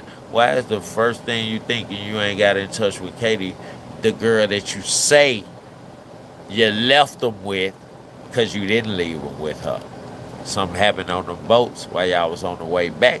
Maybe an argument happened and a fight happened, and maybe your friend killed him, the one that was cursing Nolan out. The reason why he didn't want to fucking get up. Talking about some get the fuck in the boat. Nigga, I'm gonna get the fuck in the boat when I get ready. I don't give no fuck how much water is taking off. Bitch, you ain't gonna leave me. Fucking got on that boat and that nigga started fighting him and shit. Probably was on meth. Overpowered Nolan. Pushed him. He hit his head. Tried to get up, nigga got right on top of him and choked him out. Blood pooling in the back of the head. Y'all remember that autopsy? Nigga choked him out. His shit was pressed up against the motherfucking rim of the boat or the rim of the couch that's on the boat. That's what the blood pooling came from. Threw him into the water. If he drowned in the water when he came up, the water would have put him right side up. His mouth, his nose and eyes and shit, all the air pockets on his body would have been facing up. That's why the detectives in the Navy is constantly putting emphasis on when he washed up ashore, he was face down. Nigga, if you drown by yourself and the water push you back up, they gonna push you back up, face up. Like if you put a cup in the water face down, drown the cup, and you let the cup go, the water is gonna push the cup back face up where the air pocket is. Huh? Does it or does it not? So that's what the damn Navy and the detectives that's taking these interviews across YouTube, that's what they talking about. That's why they constantly repeating it. That's why they putting so much emphasis on it. That's why Nancy Grace is putting so much emphasis on. I mean, his body was upside down. She knows foul play. She's a prosecutor. She done did many a drowning cases, and she know every that every single drowning case that she's ever worked where a person accidentally drowned when their body floated back up to the top of the water, the air pockets, they mouth, their eyes and shit like that. The water pushed their body back up and their air pockets was faced up. They was floating on top of the water like this, face up, not face down. You float face down when somebody drowned you or throw you in the water face down. When somebody hold your head down up in the water, yeah, that's the only reason why you be on the top of the water face down.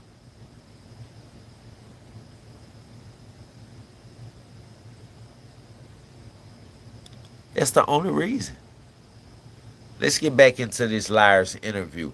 Those of you coming in, y'all like the video and subscribe to the channel. I appreciate all the support and I appreciate these 100-something people staying up there. I know I'm talking some real shit, but that don't mean you have to stay. Yeah. I know I'm analyzing the fuck out of this shit, but that don't mean you have to stay. So I appreciate y'all for staying. Like the video for me, and if you're not already sub to the channel, sub. We go live every night. We've been talking about Nolan Wells since July the 4th when he first came up missing. And we haven't deterred off of this topic. We haven't went back to nobody else's topic. We want justice here first. This one right here hit home for us. I appreciate y'all for the love and the hearts. We finna get back into this Warren Hudson interview with Officer Tatum.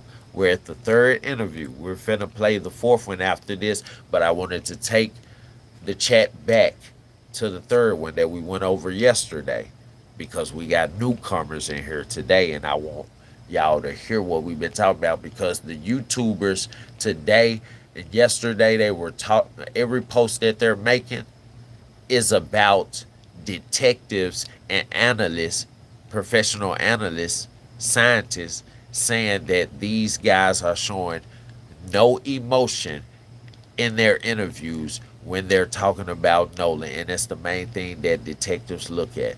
We've fucking been saying that here. Like I told my chat, I said, we're just not big enough. We're not monetized. So most of these motherfucking YouTube, they don't even pay attention to us like we pay attention to them. And we get the story first. And we say it first. Yeah, because we don't hold nothing back here, and we don't like to say the word allegedly. Now, we like to bust the fucking situation down and analyze it. Hey, Shay Shay. Shout out Shay Shay, y'all. She just came in the chat saying, hey. Shay Shay, like the video for me and subscribe to the channel if you're not already subscribed. Here's the interview, y'all. We back into it. Else other than the boat. Well, then, eventually, my buddy Bart on the tide line is like, I'm going to pull y'all out to where we're out of all this, all this chaos. Because we left at 4:30, and there were still just as many people there, if not more, than when we got there. I mean, probably around the same amount. I mean, it was crazy. Like, there was a lot of people. And, eventually, Bart pulls us out. We left at 4:30, but we really weren't pulled out away from everybody. We were probably about a quarter mile out, and you reminded me yesterday. The towing strap pulled like, from what's that nigga name? The nigga with the Bart's port side cleat or starboard side cleat, and he was talking on our stupid to starboard know. side Let me bow, find out. and Let us so he find was out. rubbing on his Bart power pole. So was the Bart nigga that was talking turned stupid around, to Nolan, pulled up next to our boat, and the one that and most we were just likely trying to get it killed Nolan, situated. So that's when and Wyatt called Warren Cito, covering for him. and Wyatt was like, calls him because the cell service isn't great at the island. But once I mean, you can use your phone, but stuff might not descend, and I mean, it's not great. You got maybe one bar, and it won't work that well. But once you get a little off the island, you have cell coverage, and even on the island, like I called my mom when we were on the island. It was fine. Like we had we had Boom. That's why we re-listened to this shit. Something I didn't say yesterday. This nigga said, it's not good cell phone service, but it's cell phone service on the island. And he did go further to say that it's not a super good cell phone service. Like you can't send a picture, but you surely can send a text or make a phone call. So you telling me Nolan was so now you done contradicted yourself because you said no one really carries their phone on the island. They keep it on the boat because you really have no service out there. But now you said you called your mom and then you said you got service. That might have been in the first or the second interview that he said that. Now you saying the island has a little service. So now since you let us know that the island has a little service, what makes us fucking think that Nolan is gonna let you keep his fucking cell phone? I mean, what the fuck kind of sense does that make if he can contact people on the island on his cell phone? Why would he allow you to keep it if he know you finna go? How he okay, just say you know that he finna if you leave him, that he'll be able to catch a ride and pull up to your house. When he on the way to your house, just in case it's late and y'all already sleep. How the fuck he gonna call you if you got his phone? So what the fuck make us think that you would even take his phone knowing you got his phone, he won't get on the boat?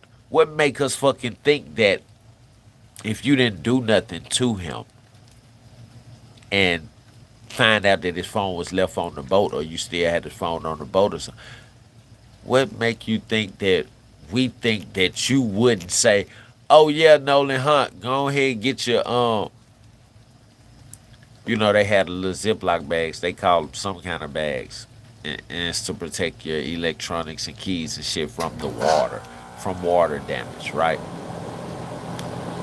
Why in the fuck do you think that you can make us think that it's cell phone service on the island? You tell Nolan your friend tell Nolan to get on the boat. He don't get on the boat, but you don't give him his cell phone back, knowing that his cell phone's coverage on the island to where he can at least call or text his parents or text the Cajun Navy because they also fly civilians back and forth from Mississippi, Georgia, and shit to Horn Island, Texas to Horn Island, Louisiana to Horn Island. Like the Cajun Navy, they said that they fly people and tourists back and forth from the island also. So you don't have to have a boat. Cajun Navy you can call them and they'll fly you from the island or they'll fly you to the island. You expect us to believe that. And you never even said in one of these interviews that, oh, we noticed Nolan left his phone. You never said you took it, but you never said he left it. Now, you never said that. And that's another reason why I know y'all decided that you needed to call Javon. So to make it seem like you've been calling around to multiple friends all day, and that's what took you so long to call his mom at 11. So your introduction when the mom pick up the phone is, "Hey, Miss Christina, I just talked to Javon, and he said he hasn't seen Nolan. Have you seen Nolan?" That's to throw her off. Yeah, yeah, yeah. That's to show that you ain't have nothing to do. You distancing yourself from his situation when he came up missing and dead. That's what they're saying. Those of you who just coming in, y'all like the video, sub to the channel for me. Please. Yeah, nigga. So you want us to think that you're intelligent all day, but you're dumb when you're on Horn Island? Or you're dumb when you're leaving Horn Island? You don't know to give if you say that the motherfucker doing what you say he's doing, which is staying on the island. You ain't want to give him his keys and phone back so he can be able to call you when he make it back and got a stranger dropping him off at your house where his truck is, his little Jeep Cherokee, so he can get his truck and go home. Man, please. What's up, Victor Lirio? Yeah, yeah, yeah, y'all. I told you we got the boy from overseas. Brazil is in the house. Yeah, shout out to Victor Lirio. He said Brazil is in the house.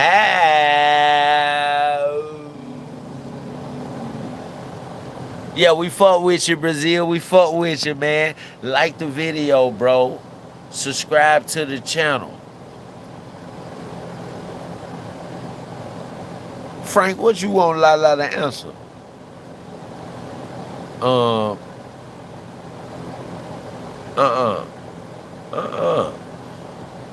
Don't you be hitting on Lala, my guy.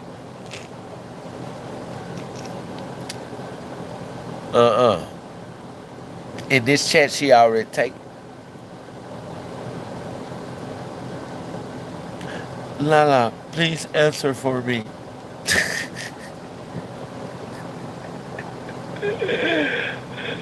Lala, please don't answer for him.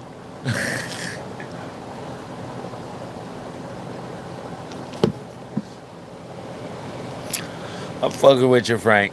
Do your thing, man. Just don't fuck with Lala. Hey, Becca Lee. Becca Lee tripping. Oh, my nigga, Terry girl. I got y'all tripping. Yeah. Lala, please don't answer him. Sitting there talking about something. Lala, please answer. Man, don't mess with my moderators. I love all my moderators.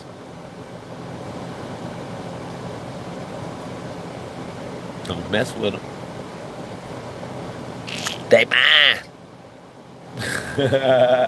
Enough cell coverage to make a phone call or shoot a text over, but you don't have enough cell coverage to like send a picture. For real, I love all of y'all. All of my moderators, Corey, Lala, Cherry Girl, D. Gots to do better. William Lynch, I love all of y'all. And I appreciate y'all for being here with me and sticking with me. For example, so what? So I want to go back. Yeah, so yeah. I want to touch on that real quick because the phone thing came up at some point. And so was it when you guys got off the boat? Yeah. I mean, were people taking their phones off the boat, or is that not typical? Because I know that Here he go, helping Nolan's him phone was again, left on the 'cause he done boat. Right. fucked up in the interview. Even though after you guys had left. Trying to help So him can you straighten up explain his that? story. Because So, like the phones, I think if people need to take understand them this a off little their clearer. boat, or Yeah. they don't take Was them it off their typical for boat, people to have their was phones it left on typical boats, or did they for keep their them phones to in the leave their water? phone Or, on I mean, boats? Of course. Everybody kind of goes out to the island to get away from, their phones and everything else. So I know I got on the boat to get away from, just the regular world. Nigga, they don't go to the island and get away from their phones. That's why they bring their fucking phones with them. You fucking fool. They go to the islands to get away from life and from the city. Stupid. And for you to say that, we know that you're just ranting. You're saying anything that ain't got to do with Nolan disappearing. You're saying anything to cover up your fucking lies.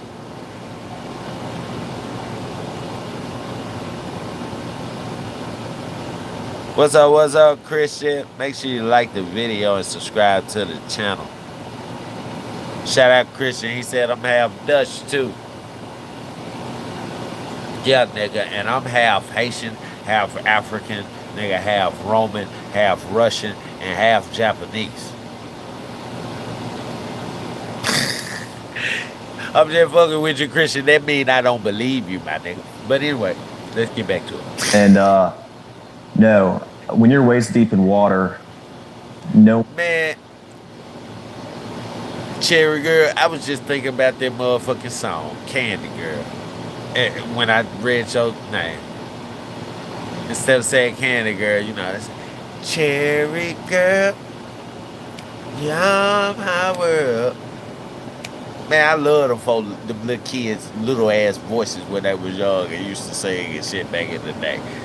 The little groups of niggas. Yeah, that way. You hear it. Yeah, you can hear it too, can't you? Cherry girl. I need your love every day. When they used to lift up the leg and do that shit. Why every group back in the day used to do that shit? Nigga, you gotta lift up your leg to turn around and do a spin, my nigga. And beat out. Man, I love old school groups, man. One's carrying their phone in their hand, especially at Horn Island. The water has been very, very murky because of the rain. And when you Appreciate that, Corey. Yep, I love it too, Cherry Girl. it's just very risky. If you're gonna have your phone in the water, It's you know, so some people might for a couple minutes and like maybe taking some pictures of each other. You know, I know a lot of girls like to take pictures in the water at Horn Island. You know, guys do too. You know, like people like to take pictures, and but a lot of the pictures you see are on the boat for a reason. And so, no, I mean, if someone is on their phone in the water, they're using it real quick and then putting it right back on the boat. We were all waist deep in water. No one's sitting there scrolling on their phone. I never saw that once, and I've never seen that once, and I've been out the Highland my whole life. I mean, that's just not something people do. People aren't on their... Nigga, we know that no one stands in the water on an island or on a beach. We know that no one stands in the water with a fucking phone, fool. But nigga, they stand on the beach and on the sand with their fucking phone. Yeah, nigga. When I went to Miami, nigga, for my 31st birthday, nigga, I did not, nigga, I stood on the beach, nigga. I had my phone with me the whole time, nigga, recording on Facebook, going Facebook Live, nigga. All of that shit, nigga. Yeah. And then when I got near the water, I will put my motherfucking phone in my pocket because I'm not going all the way out there. I'm just going to let that shit hit my ankles because I don't trust ocean water. I know it's stronger than me. That shit is stronger than the giant ass metal ass 120,000 pound ships and shit that they got. The motherfucking Disney cruise ship is one of the biggest ships I ever seen. That motherfucker, we was in Miami, that motherfucker docked in Miami from Orlando in Disney World. The cruise comes from Disney World to Miami. Dock in Miami for a couple of days. Let the cruise members enjoy Miami for 2 or 3 days. And then it takes his ass back to Orlando. Man, when that motherfucking ship pulled up and docked, the tallest motherfucking towers, tallest hotels on the shore of Miami. And I'm going to say that the motherfuckers was 30 to 40 stories tall. The motherfucking Disney cruise ship was over half the height of the motherfucking towers. And I looked it up. I said, it's the Disney cruise ship. Because, you know, they said Titanic was the biggest ship ever made. And they said that's why they sank. That's why God sank that motherfucker. Because the motherfucker who made it got in a press conference before they invited everybody on it. And he said, yes, this is the biggest and the strongest ship. Even God couldn't sink it. Didn't he say that? And God sunk that motherfucker. He said, nigga, this ain't Noah's Ark, nigga. I didn't tell you to build this like I told Noah to build the ark. Yeah, he built the ark out of scraped wood, nigga, and went through the most dangerous storms on top of that water. Them storms, goddamn it, didn't touch that ship. Nigga, you went and hit one iceberg, nigga. All that metal shit broke up. It couldn't break that wood up, though, that Noah built the ark with. You know why? Because he was ordained to build that ship by God, my nigga. Huh? And then you gonna build this ship. God done ordained you to be able to have the talent to build a ship and draw the blueprints. But then you gonna talk down on God, boasting and bragging on a ship that you built, nigga. God gave you the talent to build that ship, nigga. I can't name 3 people in my motherfucking life right now that know how to fucking draw out a blueprint of a ship and build a motherfucking ship. Nigga, you building ships, nigga. You are talented, nigga. That talent didn't come from you alone, nigga. A higher being gave you that and blessed you with that, and nigga, you gonna talk down on the higher being that bless? That man said in the press conference, look, this is the strongest ship. Even God couldn't sink it. The guy sure sunk that motherfucker, ran you straight into an iceberg. Yeah, you and everybody else that was on that ship that laughed about the motherfucking shit that you said at the press conference, they didn't survive. It was only a couple of people survived, and that was the humble ass people. Yeah, they was white, but they was humble in a motherfucker. Yeah, man, don't play with God, my nigga. Don't play with God. Warren, you sitting up here talking about this and talking about that. Nigga, you want us to believe that you knew Nolan's phone was on the fucking boat, but you didn't give it back to him or he didn't ask for it? Nigga, he said he not coming on your friend's boat because your friend was hostile and telling him to get on the boat like he was a little bitch or he was his son. On some racist ass shit. That's probably what Nolan felt like. Nah, nigga, I'm not getting on that boat. Right? And your friend like, fuck you then. And pulling off. You done heard the whole conversation, but you're gonna stick with your white friends instead of the back friend that you bought her. So when he was like, man, fuck that nigga, man. Let's go, bro. If you wanna be friends with me, if you cool with me, if you really who you say you are, man, my fucking friend, you'll leave right now. Fuck him. Yeah, you knew you had the phone on the boat and everything. Huh? Did you go back and try to talk to him and calm him down? You ain't had to even calm him down. But I'm sure if you went back to talk to him, you said some shit like, man, look, man, just calm down, man. Get on the boat, man. We finna go. Nolan got on that motherfucking boat because you said it, nigga. And you got on that hoe with him because he probably told him, nigga, I ain't getting on that boat unless you get on that boat, bro. That's why I didn't move. And he telling me to come on that boat like I'm a kid. So he probably got on the boat with him together. Yeah, and they told the other boat, right? And then released the other boat. The nigga got on that boat with him. That white boy that told him to fucking come on. Nolan, fucking get on the boat. That's how Warren said his friend was saying it. He said he asked him at least 5 times. I know I heard him ask him. You just told us that he told him, and then after you told us he told him, you said that him telling him was him asking him. No, nigga, it don't work like that. No disrespect given, none tolerated. Your white ass friend was with his racist ass was disrespecting Nolan. Trying to treat him like a boy, trying to treat him like a slave and shit like that, like his parents and then told him, goddamn, you above black people. They all slaves. Like I told y'all, 85% of fucking Ocean Springs voted to change the Mississippi state flag, the cluster, the circle cluster of stars.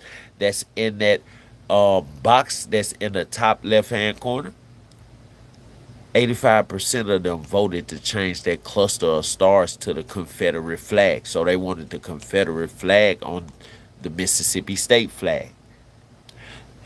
Mississippi State as a whole, 65, 62 to 65% of them voted the same thing as that 85% in Ocean Springs, the whole state of Mississippi. That means over half of Mississippi is racist. Confederate flag stand for a whole bunch of racist shit. God damn it. The KKK got their own flag, but Confederate flag is one of the flags that they color guard carry. Yeah, they color guard carry three flags: the U.S. flag, the KKK flag, and the Confederate flag. Stop playing. So Nolan already know when he around, my nigga. He know you're not racist, but what Nolan don't know because he's not experienced enough with having white friends is that when you bring your other white friends around that don't know him, that's chasing clout and shit, or they observe him and they see everybody clinging to him and they try to down him or belittle him because ain't nobody paying attention to them. Yeah, the privileged white kids, they, oh, especially if they family racist and they got some racism in them. Privileged white kid, who the fuck is that black dude? Oh, bro, that's my friend Nolan. You know the Division 1 prospect, NFL prospect. Yeah, they say he going to the NFL. He just got accepted into such and such college. He's a starting wide receiver his freshman year. Poster child for the damn football team. God damn it, and he's going out for Division 1 tomorrow. Oh boy. See, Warren, you gotta watch who the fuck you tell about certain people, especially when they a different race. See, you feel comfortable. You don't get offended by what the fuck Nolan got because you feel like you so privileged and so rich, that shit don't phase you. You the type feel like, man, it doesn't matter if Nolan is a prospect for the NFL. It doesn't matter if he do make it to the NFL. I'm still gonna be more successful than him. My family is more successful than his family. I received my mom and dad's dynasty, the family dynasty, after my mom and dad passed. Yeah, so I'd be richer than him no matter what. I ain't even gotta work as hard as him. Yeah, yeah, yeah. Yeah, them little racist white kids, they feel privileged off that shit. Not saying all white kids are racist, but most of those privileged white kids that's in Ocean Springs, they are racist. If 85% of Ocean Springs, that means you only got 15% left that voted no, we don't want that.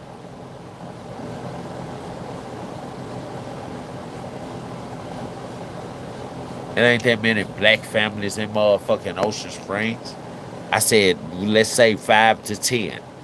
That still ain't 15% of the 100% of Ocean Springs. Yeah, that shit crazy, man. We gotta think about all that type shit. Those of you coming in, man, y'all like the video and subscribe to the channel. Yeah, yeah, yeah. We got a little bit over 90 something people that's still in the chat, but only 58 likes. I need everybody that's in the chat to like the video. Because if you've been here that long, you obviously respect or like or agree with what I'm saying. So why not hit the like button? Give me that reaction. I need it. And I appreciate you. Phones, and if Thank y'all and for everybody that has their love. phone, yes, but it's always I'm sorry. I'm sorry. I wouldn't even start it if I would have said, hey, Glenda Williams. Y'all, Glenda Williams said, good morning. Hey, beautiful.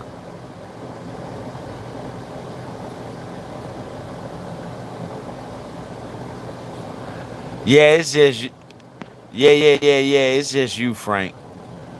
Because Nolan mom is not weird. She's emotional right now. She just lost her son. How could she be weird? Thank you, King Greatness. King Greatness said real talk. Yeah, yeah, yeah, yeah. Glenda Williams said happy Saturday, y'all. Happy Saturday.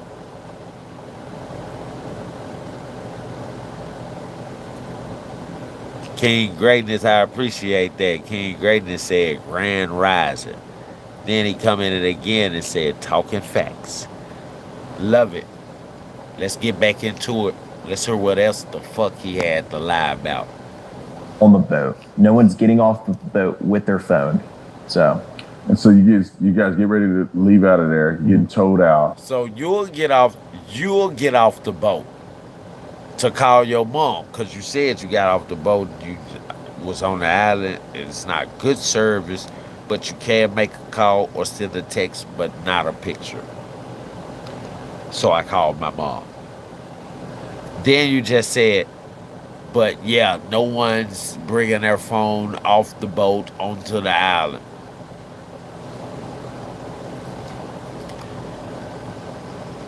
Okay, say no one is, but you did. So why didn't you say no one's bringing their phone off the boats onto the island but me? My nigga, that's a double line. We stepped there. We just caught your ass. Man, throw him up to the clouds and hope they rain his ass out. Fuck is wrong? Man, I'm glad y'all here to hear this shit, man. I'm glad I'm here to bust this shit down for y'all. Look, because everybody don't catch this shit. But again, listen. Yeah, we listened to this yesterday, right? But I've listened to this shit at least about 7 times now, right? And I said every time I listen to the voice recording, every time I listen to it more and more and more, I get more and more and more clues, more and more and more lies, more and more holes. That's the same thing the detectives do. When they put you in the interrogation room, they're recording everything. It's not just a uniformed police officer typing up everything you say. Everything is being recorded, voice recorded and film recorded. So when they get out of their room with you because you ain't broke yet, or at least they think you haven't broke yet, everything you said, they constantly sitting in there. They might not come back up in that motherfucker till the next day. You fall asleep up in there. The guard, one of the guards bring you a sack lunch or something like that. You fall asleep up in there. When they come in there the next day, the reason why they got coffees in their hand because they didn't go home and go to sleep. They just replayed the motherfucking 30-minute interview 1,000 motherfucking times in the back and found the holes in it. So now they know the holes in your story, even though they couldn't see them when they was questioning you. When they come back up in there, they finna fucking close the case. Yeah, they finna close the case. And you know who they finna fucking close the case like? Blockside Image Analytics. Yeah, like we do here. We closed the fucking case. We just ain't got a big enough following yet. You know what I'm saying? We was already up to 1 million or something subscribers and like that. Yeah, the feds would have been noticed us, been watched our motherfucking video, goddamn it, and been went on eye level and busted this nigga. Yeah, yesterday when we heard the third interview, if we had 1 million subscribers, this morning we would have heard the feds had a warrant to bust in Warren's house and arrest him and Mama Judge. Some shit like that. That's what we would have been hearing. You know what? Because they would have been listening to our shit. Because we got a big enough following where they like, oh, these folks got a big enough following to where they're influencing a large amount of people. Or they're connecting with a large amount of people or talking to a large amount of people. So let's see what they're talking about because they're talking about the Nolan Wells case. And you know what? I don't even get no fuck that the YouTubers don't even recognize us and shit. I'm glad they don't. If they do come to our channel because they recognize us, once they see how long our lives is, 4 to 6 hours, they might not even click on it because they looking for information. Not even knowing. If you click on this 6 hour live, all the information you need, you'll be ahead of the motherfucking story like we are. All the information you need is in her. We got 3, 4 different interviews, 3, 4 different, you know what I'm saying, views. And we done broke all up now. My nigga, we way ahead of everybody on this Nolan Wells case. Way ahead. Yeah. And then where's Nolan in this situation? Well, Nolan was, the last time I saw Nolan was 3 o'clock. And Nolan was cradling. Yo, he lying. He lying. Have you ever told a lie? Have you ever told a good lie? Or have you ever lied real good? Okay, so when you start off that lie, if you freestyle, right? Nolan Woods, you gonna cut yourself off because you don't know where the fuck you going with it. So you're gonna say, Nolan Woods, cut yourself off and then say something else so you can think of what you finna say Nolan was. And after you say something else to draw their attention here, you go back to Nolan was in the. Nigga, that's a fucking lie. Nolan was at your boat. Tell the truth, my guy. Y'all listen to this. Listen to how you tell the lie. Was cradling a girl in his arms, Katie, cradling on their or on their phones, and everybody has their phone, yes, but it's always on the boat. No one's getting off the boat with their phone. So, and so you guys get ready to leave out of there, getting towed out. Yeah. And then where's Nolan in this situation? Well, Nolan was. The last time I saw Nolan was 3 o'clock. But the last and time Nolan I saw Nolan was cradling 3 o'clock. He a girl said in so his much arms. shit that he could Katie, think of that, what he was finna Katie. say And that Katie, Nolan was. Because Nolan was sitting there, and the last time I saw him, I looked at Nolan, and Nolan was like shaking his head, laughing. Nolan and I was like, "Dude, you crazy?" Well, the last I was time like I just saw joking Nolan, with him. give him the time to think of the lie. But Last anyway, time I saw Nolan was that was the last time cradling I a laid girl. eyes on him. But when we were leaving, obviously, no one is getting left at the island that came with us unless they demanded to. No one's getting left at the island that came with us unless they demanded to be. Now you finna try to explain how Nolan demanded to be because your friend yelled up, Nolan, get the fuck on the boat. You said this friend was frustrated because y'all couldn't fix the boat. Nolan, get the fuck on the boat. You said he asked Nolan this at least 5 times. No, he told Nolan that at least 5 times. No one's getting left on the island unless they just. But you never said Nolan wanted to get left on the island. But you did say and show us how you and your friends assumed Nolan wanted to get left on the island because he still sat down with Katie as long as your friend was telling him like he was a little ass boy to get the fuck on the boat. And he was cursing with it.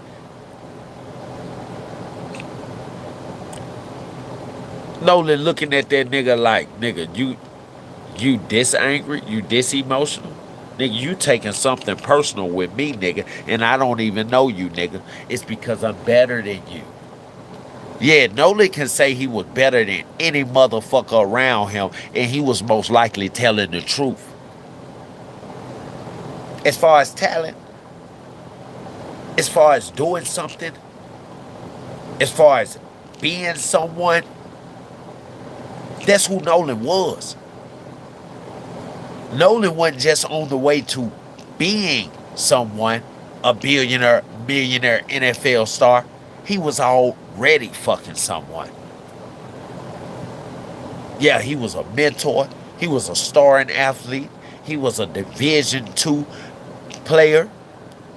Going to be a Division I player before being in the NFL, goddammit. Yeah, come on now. Let's check who he talking about. This is Nolan, my guy. An intelligent young man. And ain't now one of y'all asked him, is he gonna stay on the boat, stay on the island? And he ain't never, nigga, you done told the story, nigga. He ain't never said he was gonna stay on the island, nigga. Y'all assumed that because he wouldn't bow down to your motherfucking friend who was talking to him like he was a bitch ass nigga. Yeah, Nolan is intelligent and he's a good ass person, but that's why he didn't say nothing back to your friend. You didn't recall shit Nolan said back to your friend. He never said nothing back to your friend. He just remained sitting there with fucking Katie. Till your friend got the fuck out of his face or out of his view. But you never said Nolan responded. You know why? Because he's a good fucking person. He knows he's better than you. He knows from what you saying and how you acting and how personal you taking this that you know that he's better than you and you hate it. That's why he's not finna get on that fucking boat with you, nigga, because he heard it in your fucking voice, nigga. And he didn't come with you. Warren, he came with your ass. Yeah, nigga, whether he went to the island on a separate boat or not, nigga, he still came to that fucking island with you. When you ask his parents, who the fuck did he go to the island with? The only motherfucking white boy they gonna mention is Warren, cause you the one they know, nigga. You the one he said, Mom, I'm going, man, Island. He said he gonna take me and a couple of his friends to man Horn Island. Shit, your parents paid for all your friends through your childhood to eat Waffle House every week. You recalled eating Waffle House every week and your friends showing up at Waffle House and all y'all eating Waffle House every week when you was 6, 7, 8, 9, 10, all them little ages and shit, elementary and middle school. And you recalled Nolan's dad being there multiple times, which let us black people know and us smart ass white people know that Nolan's dad was there multiple times because he didn't want your mom and dad and them, your family paying for Warren's meals. Yeah, because we black and we privileged, but we not as privileged as these white people that we live around, right? And I don't want them to think that you owe them anything or feel that your parents owe them anything. So I'm coming to the Waffle House not only to make sure you're safe and make sure these people that you're around and placing yourself around don't have any intentions to harm you, but to also pay for your motherfucking food, Nolan.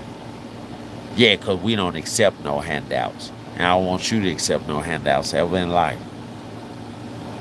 I want you to be able to get it on your own. And that's what Nolan was doing. He was getting it on his own. This nigga had a football career, nigga, and he only played football in high school and college, nigga. For a nigga to have a football career, he gotta go professional. You ain't never heard a nigga having a football career until he got in the NFL or the UFL. UFL. You never heard of it. But this nigga, he was so talented. That's why I told y'all he was gonna be first round draft pick. NFL, coming from out of college, he was gonna be one of the first round draft picks, my nigga. This nigga was a motherfucking football star and had a career through high school and the beginning, his freshman year, just getting into college. Yeah, cause he was in Division 2 league. You know, he was finna try out for Division 1 on the 5th, the next day. That's why they can't make me believe, oh, he was super drunk or he was getting drunk and all of this shit. No, nigga, he was preserving himself for sure. He wasn't getting into no fights or nothing. That's why when your nigga was hostile, he just stayed back. Nah, I'm not finna get on that boat. I'm gonna wait for Warren ass. Yeah, nigga, I'm not getting into no fights. I'm not finna tussle with a nigga or nothing. Cause I don't need to be sold. Cause they gonna definitely make me sold Division 1, nigga. That's the next step to being in the NFL. Come on, y'all. Y'all don't think so? Those of you who coming in, y'all like the video, subscribe to the channel. Okay then, if y'all don't think so, or even if y'all do think so, let's hear some more. You know, be there and ask, you know, this is a very common thing at Horn Island. When you're out there, a lot of people ride out there with someone and in with somebody else all the time. I've done that 100 times. So you trying to say this? No, it's a very common thing, but so who killed him? One of your neighbors? Nolan was sitting by the boat with that Katie girl, and with My that Katie buddy girl. yelled Nigga, you at, know Katie. You'd have been to yelled her for Nolan. parties. Nolan, get on the boat. We're leaving. The boat's having issues, and like no, he didn't say that, but he was panicking. Nolan, get the F on the boat. Get on the boat. And Nolan said, no, I'm staying out here. I'm gonna ride in with somebody else. And it's not uncommon to hear, but it's not like my buddy asked him one time. My buddy asked Nolan multiple times to get on the boat. Nolan, get on the boat. Get on the boat. We're leaving. If you're coming, you got to come now. And Nolan made a decision to stay out on the island. And like he said, How many people heard that? Were there at least just a five. few, or? Everyone that was on our boat right there, because the Palm Beach had already left. My buddy went ahead and went home on the Palm Beach, and three guys on the way back. And Nolan wasn't the only person to ride out there with us and in with somebody. Yeah, he said at least 3 to 5 people heard it. You said this nigga was yelling at Nolan. Nolan was laying on the beach with Katie. At least 3 to 5 people heard it on the boat. At least, how many people heard this? At least 3 to 5 people. So, he was yelling at Nolan, but at least 3 to 5 people on the boat heard him. So you said Nolan didn't hear him. Why you didn't say 3 to 5 people include Nolan, or add Nolan in the number of people? Because if you say Nolan heard it, that means Katie heard it. If you're saying he was sitting right there with Katie, right? But Katie never told the police she heard anything like that. Katie said that Nolan left her and said, I'm going back to the motherfucking boat. So let's just squash all of this shit saying that he got holes up in this part of the story. The reason why he got holes in the part of this story, because this shit never happened. Nah, this shit never happened. Nigga, Katie never recalled your nigga yelling at Nolan. Katie never recalled your nigga saying, Nolan, come on, we're finna get in the boat. He was sitting with Katie when your nigga yelled this? I thought you said he came back. Where the fuck is the part where you said he came back to the motherfucking boat and said that he was staying with Katie, my nigga? Why the fuck you ain't mentioned that? You said at 3 o'clock when y'all was leaving. So this is the time y'all was leaving. So now your story is a whole different fucking story. Cause you said he came to the boat at 3 o'clock. Yeah, nigga, I'm on point with this shit. Y'all like the video, subscribe to the channel. I'm on point with it. I'm catching every fucking thing. Nah, nigga, you said he came to the boat round 3, nigga. Y'all said, man, look, we finna go. Is you leaving? Nah, man, I came to let y'all know, I'm staying with Katie. But now, nigga, you saying, nigga, around the time y'all finna leave, which would be past 3:30. That shit'll be around about 4. Cause y'all working with the boat right now, nigga. You forgot what you said? Y'all working with the boat right now, nigga. Y'all finna get ready to call towing assistance. Nigga, the phone call would play, nigga, 4:31 p.m., nigga. Don't tell me y'all was saying y'all was finna go yelling and your friend was yelling at him because you didn't say shit to him. You said you was in another boat and you could hear your friend. Your friend, not his friend, nigga. You supposed to be his friend, nigga. So what the fuck make you think that? Think you know he wasn't gonna your friend hostile too because he was frustrated with what we were going through with the boat. Nolan, get the fuck on the boat. Nolan, come on. If you're coming, you gotta come now. What happened to the part? Can you take the interview? You recall the incident when when Nolan told y'all that he was gonna stay with Katie. You ain't said that part yet, my nigga. You got a whole different story for us. Boy, I love busting your ass, god damn it. Yeah, nigga, I be busting your eyes right open, Warren fucking Buffett. Warren Hudson. I just like calling you Warren Buffett. Cause it sound better. Isn't that crazy? That your name Warren and Warren Buffett name Warren, but his name sound better than yours? Warren Hudson. Warren Buffett. Yeah. Warren Buffett, his name sound way better than yours. Ain't that shit crazy that both of y'all got the same name, but he'll sound better than yours? Are you mad at that? What you want to do? What y'all gonna come do to me? You and your white boy. Huh? Yeah, we got some water out here. Y'all can bring y'all boat out here. What, y'all gonna take me on the trip? I'm just gonna let you know before you come down here. It's open carry in Tennessee like it is in Texas. I remember when Rob went and copped that new Lexus.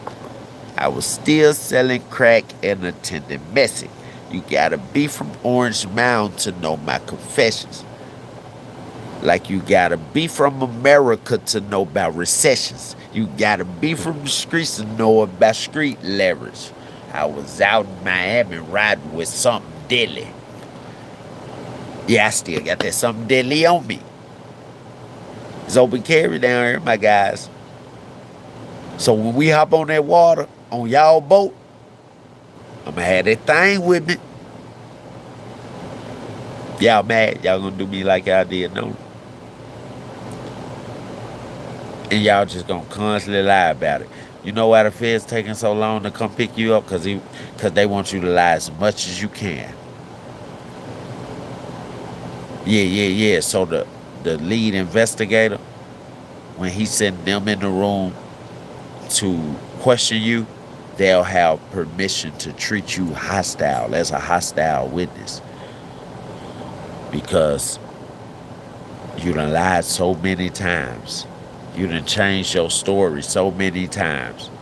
He's telling you to recall when y'all left the island, which y'all said in a police statement that Nolan said that he was staying with Katie. Because Katie already said in her police statement that Nolan told her he was going back to the boat. Yeah, he was going back to the boat that you was on, Warren. Not the one that your friend was on, yelling at him like he was a little bitch boy to get on the boat. Nigga, I'm not finna get on the boat with you. And Warren ain't on her. Nigga, Warren my only friend out of you white fucks. That's how he was thinking, because you was disrespecting him to the utmost. And he didn't deserve it. And you was disrespecting him like that because he was with the baddest bitch on the island, Katie McCormick. The reason why black people don't buy McCormick seasoning no more, right here on this channel.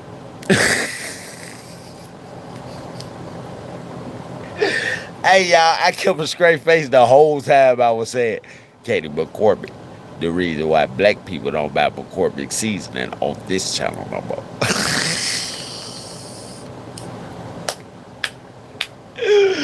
Hey, we told McCormick seasoning they better add an extra 25,000 to the motherfucking reward so Katie can come out and get 150,000, and they gotta hire Katie. You know what I'm saying? It's one of they idea and creator. You know what I'm saying? They gotta hire as an idea person and a creating person. Yeah, to create new ideas for them with seasonings and shit, and give her a lifetime job. You know what I'm saying? Just so we know that she covered. Cause she kinda scared. She know these white boys full of testosterone. They still verse. They ain't busted a nut yet. They stronger than a motherfucker. Yeah, they stronger than a motherfucker. She know they strong. She scared of the motherfucker. Cause she ain't never gave him no pussy. And because she ain't never gave him no pussy, and that's the only motherfucking woman that they done been after, all the other females that they don't pay attention to, that they probably pay attention to now because she done turned them down, they won't even give them niggas the pussy. Yeah, Katie done let them know, hey, that nigga lame, I wouldn't give it to him. And trust me, bitch, if you give it to him, it's gonna hunt you for the rest of the school year, because I'm gonna be at your back with my bitches, ho. Yeah, Katie running shit in they schools and shit. Yep, she the popular girl. She like what's that bitch name? Gresham on Mean Girls. Yeah, that's Katie. That's Katie, bruh. Y'all didn't know? Now she privileged, she beautiful, she sassy with it. You know she sassy with it because she was able to attract Nolan. Nolan wasn't just a black guy. He wasn't just attracted to her by her looks and the shape of her body, her having a black girl body. Because when black guys usually see a white woman with a black girl body, whether it's fake or real, they automatically assume that it's fake. And they're automatically turned off. Unless she can change their mind by the person she is, her personality, her intellect, what she holds in her head, and by proving to them that she's not just looks or she's not trying to be something that she's not. She's not trying to be the black girl. She just happened to eat a lot of cornbread and get the shape of a black girl. No, but she can't be acting like a black girl, and she got to be acting like a total white girl, a total blonde, like she is. Now, if she doing that, and she can make them laugh, and make them smile, and make conversation with him, and carry on the conversation, he drawn in, and that's why Nolan liked her, and that's why when he got there, and Warren wasn't on the same boat, he like, man, this nigga finna be with the shit. So fuck it. I'ma be with the shit. As long as we here, I don't wanna be on them boats because I don't wanna be with them folks, nigga. I came to Horn Island to chill with you, nigga. I told my folks I'm going with Warren and his guys. I didn't say I was going with his guys and Warren. Fuck wrong with you, my guy. So he sat on the beach right there where he could see y'all. Because his dad said, don't let no pussy come between you and your safety net. Your safety net is who you came with. Yeah, that's why he didn't get on your nigga boat, because he could still see you on the boat. A boat or two boats down. And he knew that wasn't the boat that you was on. So he didn't care that that boat was taking water, because he was going to leave with you. He probably looked back up. You ready to leave with the other motherfuckers. So you coming over there to him like, hey, no, let's go, bro. You can ride on the boat with me. Knowing the nigga done hopped on the boat with you. The nigga that hate no. Come on, man. I mean, I could go conspiracy for conspiracy, murder for murder, jab for jab. Y'all like the video and subscribe to the channel if you haven't already subscribed to the channel. Yeah, y'all, we talking about this lying ass motherfucker, Warren Hudson. Yeah. We let him know that Warren Buffett got the same name as him, but his name, Warren Buffett's name, sound way better than his. Yeah, so we know we just made him mad with that compliment. You know what I'm saying? But yeah, this nigga telling lies all over. It's like I can't, every time this nigga spits something, I'm trying to let the shit play through, but I can't even, I'm constantly catching this nigga. My chat analyst constantly catching that nigga every time I paused it. We got about 5, 6 different scenarios and statements and ways he contradicted himself and what he said at first, nigga. You talking about when y'all left the island, nigga. He told you to recall them steps, nigga. Y'all said that y'all came to Nolan at 3 and asked him, nigga, like, bro, you ready to leave? We finna go. And he said, no, I'm staying with Katie.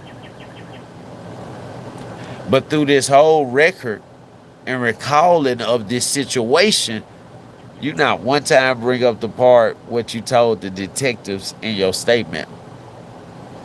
Nolan told us that he was going to stay with Katie. So you know what the feds sitting back doing? They just like us. They rubbing their hands together. They clapping like, oh my fucking God. They like, officer hate him. Please give him one more interview, please.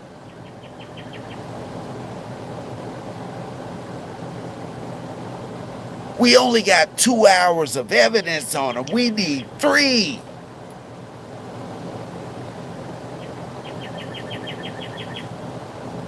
Just his statements, him changing statements, him lying.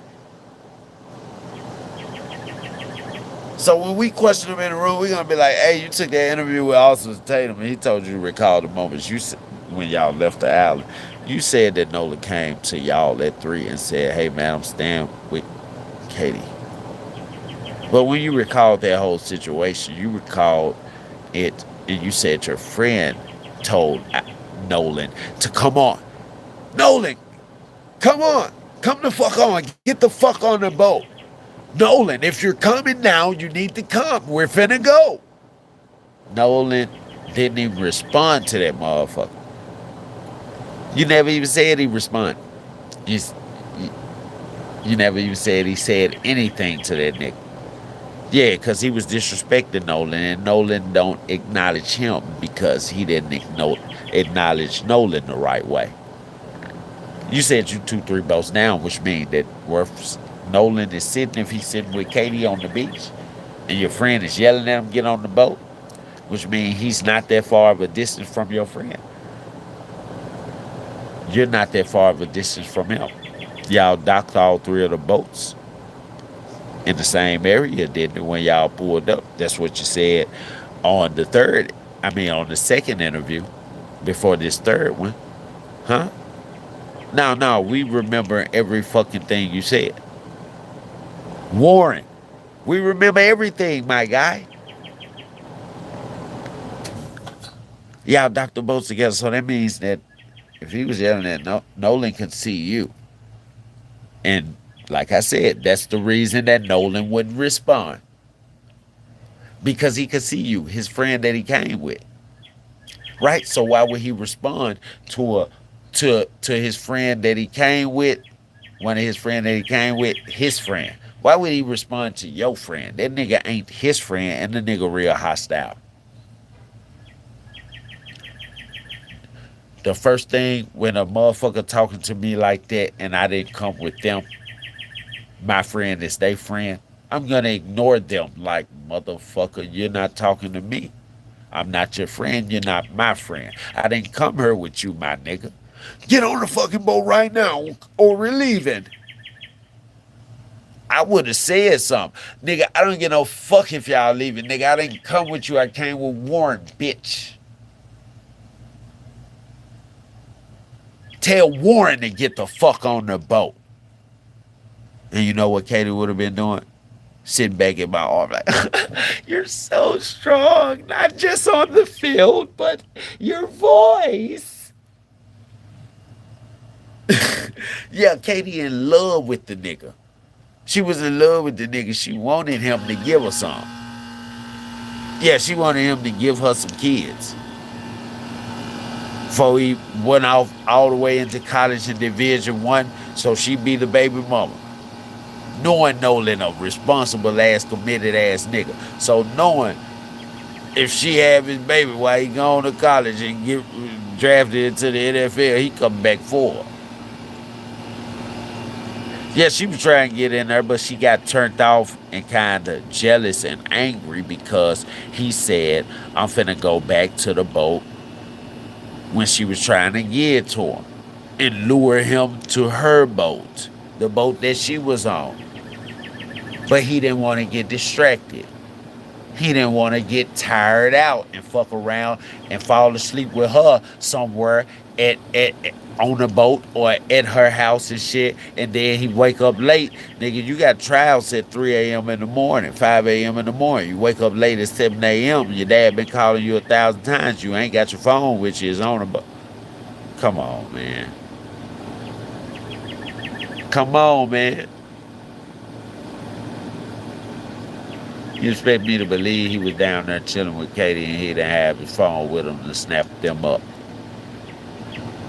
And he didn't come back to the boat that you were on, which your friend switched over to that boat. You know why he switched over to that boat? Because the boat he was on was taking water and he couldn't fix that shit. You got to think about it. If that boat was taking water and they couldn't fix that shit until they pulled the boat off, that means his feet. Because Warren said they was trying that shit for about 30 minutes, trying to, start it up. That means his feet is fucking pruning because he's standing in a boat that's got him at least to his ankles submerged in water for 30 minutes. That's like sitting in a bathtub for 30 minutes with your hands and your feet in there. When you pull your hands and your feet out, they're gonna be pruny at the edges, at the tips of your fingers and your toes. So that's why I believe that he was like, fuck it. The friend that was trying to fix the boat was like, fuck it. I'm gonna get on the boat with Warren. Because the boat Warren on is not taking water. He been standing in water for 30 minutes. His feet is pruning, right? All the boats is going back the same way, but he been trying to fix a boat that ain't even his. This shit belong to such and such. Waltz, or whatever the fuck the other dude name is. Fuck, I'm getting frustrated for. And that's what I believe happened. He got on that boat with Warren and didn't know that Nolan had already came back to that boat and got on the boat with Warren. Because, nigga, you're not his friend. And he probably, most likely, that white boy said something to him like, yeah. So you think you fucking tough because you play football or something? You think you're fucking cool because you're dating Katie and no one else has? Like, man, get the fuck out of my face, bro. Ain't nobody even say that shit. Ooh, Now, if Nolan push him back, I know them rough-ass white boys, them buff-ass, rough-ass, jockey-ass white boys, rich-ass white boys, they real hostile. They don't get that much pussy, so they got plenty of testosterone built up. They be strong in a motherfucker. Bar fights and shit with white folk. Nigga, I used to bounce at the Tin Roof Club. I'm the littlest nigga in that motherfucker. But I'm from the streets, from the hood. Everybody else, big and buff. All the other security guards. Man, when them white boys, buff-ass white boys get the brawling up in that motherfucker, busting each other across. You know what they do?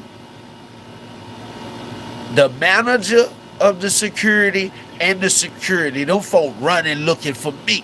Hey, Jerry, man, they're fighting.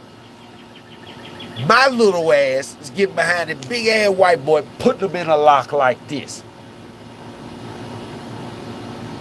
Now they want to fucking grab his arms. Bitch, I already got him in a lock, walking him out by his neck. Nigga taller than me and everything. I'm walking him out by his neck. Yeah, they couldn't pull them niggas apart, but when I got up in that motherfucking situation and I put that motherfucking look on my face, that hostile look, nigga, I'm finna break some shit up. Yeah, nigga, stop this bullshit, nigga. And grab one of them niggas start calming down real quick. Now everybody rushing in. You get him, you get him. Nigga, y'all should have been did this shit, nigga. Y'all don't know how to get hostile with these niggas. That motherfucking look like you finna kill a nigga. Bitch, nigga. Fuck y'all doing in here? Oh, they scared now. They like, what the fuck? Who the fuck is the black guy? Nigga, you was just tough as hell on that other buff-ass white guy. What the fuck you talking about, nigga? I'm little in the motherfucker. What the fuck you talking about? Who the fuck is the black guy? You scared as hell. Nigga done backed up into a corner and everything. Another successful night. We done put them bitches out. Yeah, but man, come on now. We don't fucking believe you, Warren. You're a fucking liar, my guy. We finna expose the rest of your lies. I mean, we had multiple people in our group that rode out with us and rode in on someone else's boat. And that, like I said, that's not an uncommon thing to do, you know? I mean, a lot of people do that. I could name probably 50 people out there that day that ran out with somebody and ran back in with somebody else. So I mean, it's not like it's an uncommon thing, but it's not like we just left him there or my friends just left him there. Nolan made a decision to stay on the island after my friends asked him multiple times and told him to get on the boat, and he decided to stay. And I heard the girl that he was with Katie Uh, had text. Oh, he decided to stay, nigga. Did he say that, nigga? You never said he said that. But you basically just told us that y'all all came to the conclusion that he wanted to stay because he wouldn't listen to your fucking friends. Your friends, again, Warren, it's not his fucking friend. You are his fucking friend, my nigga.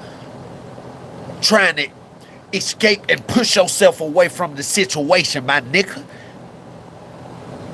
If you didn't kill Warren, whichever one of your motherfucking friends killed Warren, you just as guilty as them, my nigga. Yeah, you still going down, my nigga. Dumbass nigga. Ain't cried not once.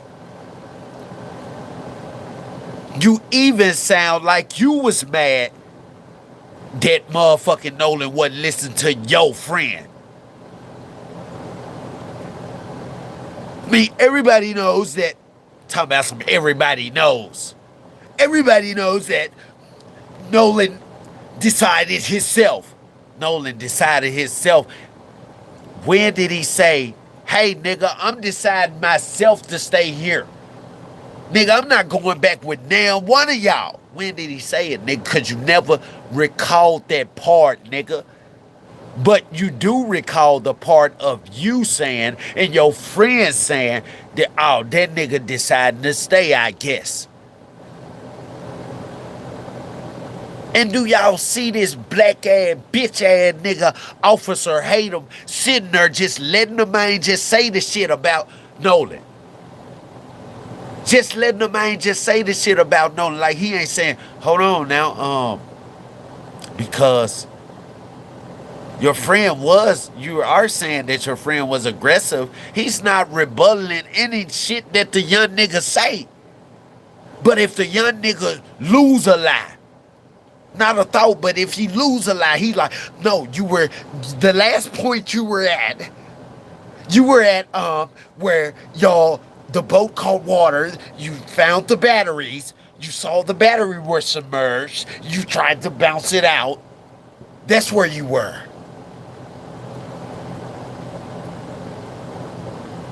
Nigga, you ain't asked any questions in Nolan's defense. And he's the victim. He's the one that ended up dead. This young nigga's not dead that's in front of you. So why you not treating him hostile with this interview and these questions? Why you not really asking him the questions that you need to ask him? But watch this.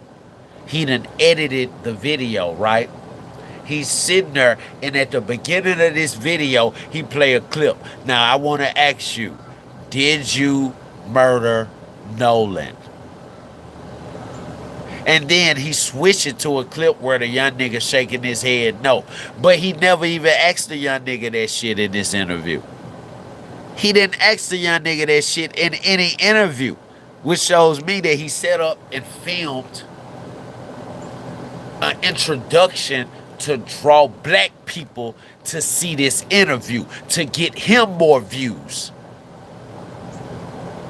Because us as black people, if we hear that, we hear a black man say he a retired police officer, and we don't know about Officer Hatem. Really, Officer Tatum, right? And we don't know about him, and we're a black person looking in from the outside. We're gonna click on his video and hear that little part and be like, oh, this nigga asked him. And then we're gonna listen to the whole motherfucking film. And the closer we get to the end, be like, damn, that must be the last question he asked him. When that was never the question he asked him. He never asked him the question. He asked that shit on the camera. Then went back through the interview on the part where Warren was shaking his, kind of nodding his head no, or shaking his head no to a different question. And then he put that behind the piece where they edited, where he was sitting there before he even brought the young nigga in for an interview. Now I gotta ask you, did you kill Nolan? Now I gotta ask you, did you have any part to do with that? But we never even heard a nigga answer in the introduction. We see that fake ass clip that he took from the interview of the nigga shaking his head no. that he put after that, and then he take us into the interview, and the whole time he leading the defendant instead of the witness. He's leading the defendant. Yeah, this the nigga that had something to do with it or did it. And not now time is he rebutting the young nigga. Every time we catch him in a lie, why this nigga not catching a lie? Because he paid to do this by that man, mama judge. He paid to get this young nigga an interview so they can throw the narrative and push the narrative to make everybody feel like this young nigga innocent. But the interviews, listen y'all, the interviews started off like 10, 12, 15 minutes. Now the interviews are up, each interview are up to 30 minutes apiece. The interviews are getting longer, the young nigga having to talk longer and fucking around. Officer Hatem and Warren Hudson is incriminating him. Warren is incriminating himself. Officer Hatem is helping incriminate him, but he's trying to help exonerate him. That's why he ain't got no rebuttals. He ain't, hold on, now you said at first that he ain't doing none of that. He just asked me, so, because everybody need to know this, so let them know how you ended up back. You guys ended up back from the island, but Nolan was still on the island. Just because people don't understand, just tell them word for word what the fuck y'all doing. And by the way, after this interview, can we hug? Can we hug and cuddle? Bitch ass nigga. This nigga a bitch ass nigga. Sitting here trying to defend a motherfucking killer. You black, and the boy that died was black. I mean, I would expect for you to do the same thing if any kid dies, whether he white or black. But you're black. The boy that died was black. The boy that was supposed to have his back was white. And you're sitting here after the boy that died was black, bashing his mom, talking about his mom and his dad is pushing this narrative that it's a race thing. And pushing all of the, allowing all of these social media outlets to push this false narrative. And I just want everybody to know the truth. Bitch, you don't know what happened. So because you feel that the shit that everybody else is saying and feel, everybody else feel like he killed him. Because you feel like he didn't kill him, your story is true and our story is wrong. That's what you telling everybody on fucking YouTube to believe. And I feel bad for the motherfuckers that follow you and believe it. Except for the racist motherfuckers, because there's a lot of racists that follow you, bitch, nigga. Uncle Ruckus ass nigga, you know the nigga from Boondocks. Boondocks, them uncle that thought he was white. So every motherfucking black person that he came past, he offended them by calling them a nigger with an ER. You fucking niggers. He was all for everything that was white and KKK and racist against black people.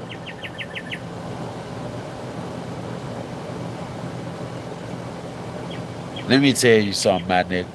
And I don't mean to offend none of my white people that's in the chat because I love y'all. But let me tell this nigga something. Nigga, you just like the jealous motherfuckers that was in our tribes over there in Africa that didn't have no rank, that didn't have no status, that wanted to be the chief of the village. When the white man came with them guns on our shores and we couldn't see them, and y'all was out there hunting and shit, nigga, you just like them niggas that sold us out. Look, tell us when your village goes to sleep, and when we can penetrate them and enslave them, and we'll give you this chest of gold. And they did that to every village, right? Just say they did it to 10 or 20 villages, right? It's 100 of them. That's why they had to take us when they were asleep, right? So you done sold out your whole motherfucking village 10 to 20 of y'all. To where now it's when they come back the 21st time, it's only 10 to 20 of y'all. And remember, it's 100 of them. So they enslave y'all stupid ass and take their fucking gold back. Tatum, you just like them, my nigga. You will sit there and bash your own motherfucking people. Not for the good white people, but for the racist white people. And help the racist white people kill off all your black people until you the last one standing. And they like, bitch nigga, what you thought? You thought we liked you, bitch nigga? No, bitch nigga. We finna kill you too. Because we love eating people. And we'd rather eat you and your people than to keep eating ourselves. God damn it. Joe over there ain't got no family members. He done ate all his family members. We're tired of eating our family members. We want to eat your family members. You seen Wrong Turn, haven't you? Were those people white or black? No offense to my good white people. You seen Hills Have Eyes? Were those people white or black? Now I want to rewind it all the way back to the Flintstone days. You seen Fred Flintstone now? You see that bone that he was carrying on his shoulder, that big ass bone? That was not a fucking dinosaur bone. It would be way bigger than his fucking body. Nigga, that was another human leg. Let me prove my point. They come from caves. We come from the land. We come out the ground. They come from the caves. They come from the dark. That's why their skin can't survive in the sun and they need sunscreen. I'm just giving y'all a little history on y'all people if y'all didn't know they are cavemen. That's where that State Farm commercial come from with two twin brothers that react as cavemen. That's why y'all skin boil up if y'all. That's why all the white men that own construction companies, they got off the roofs themselves and put Mexicans and black men on the roofs. Because our skin don't boil up, it just get darker. They skin can't handle the sun. They have boils and shit on their back. Sorry, my good white people, but your skin is a pigment. And I'm sure that most of you intelligent white people already know that. Right? I'm not trying to offend you. I'm just trying to educate some people on some shit. They come from the caves, right? There's no source of nutrients in a cave. You can get clean water from springs that may be in a cave, right? But there's no soil in a cave. You ain't eating vegetables and shit in a cave. You eating each other. Hills Have Eyes, right? The Flintstones, right? The State Farm cavemen, right? I mean, it's showing you y'all history.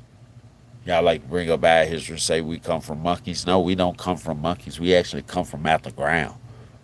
Ashes to ashes, dust to dust. Yeah, we was made just like this tree that's behind me. Y'all was made like the rocks beneath y'all. Yeah, straight from the rocks. Vicious ass people. Hate the sunlight. Hate the dark. See, we come from the ground. That's why we can withstand the sun. See, a plant come from the ground. As long as it get enough water and sun, it will grow. It will flourish. But a lot of y'all didn't know that. That's our history, my guy. And that's y'all history. Cavemen. Cannibalist. C-A-C-A. Both of them start with C-A. Come on now.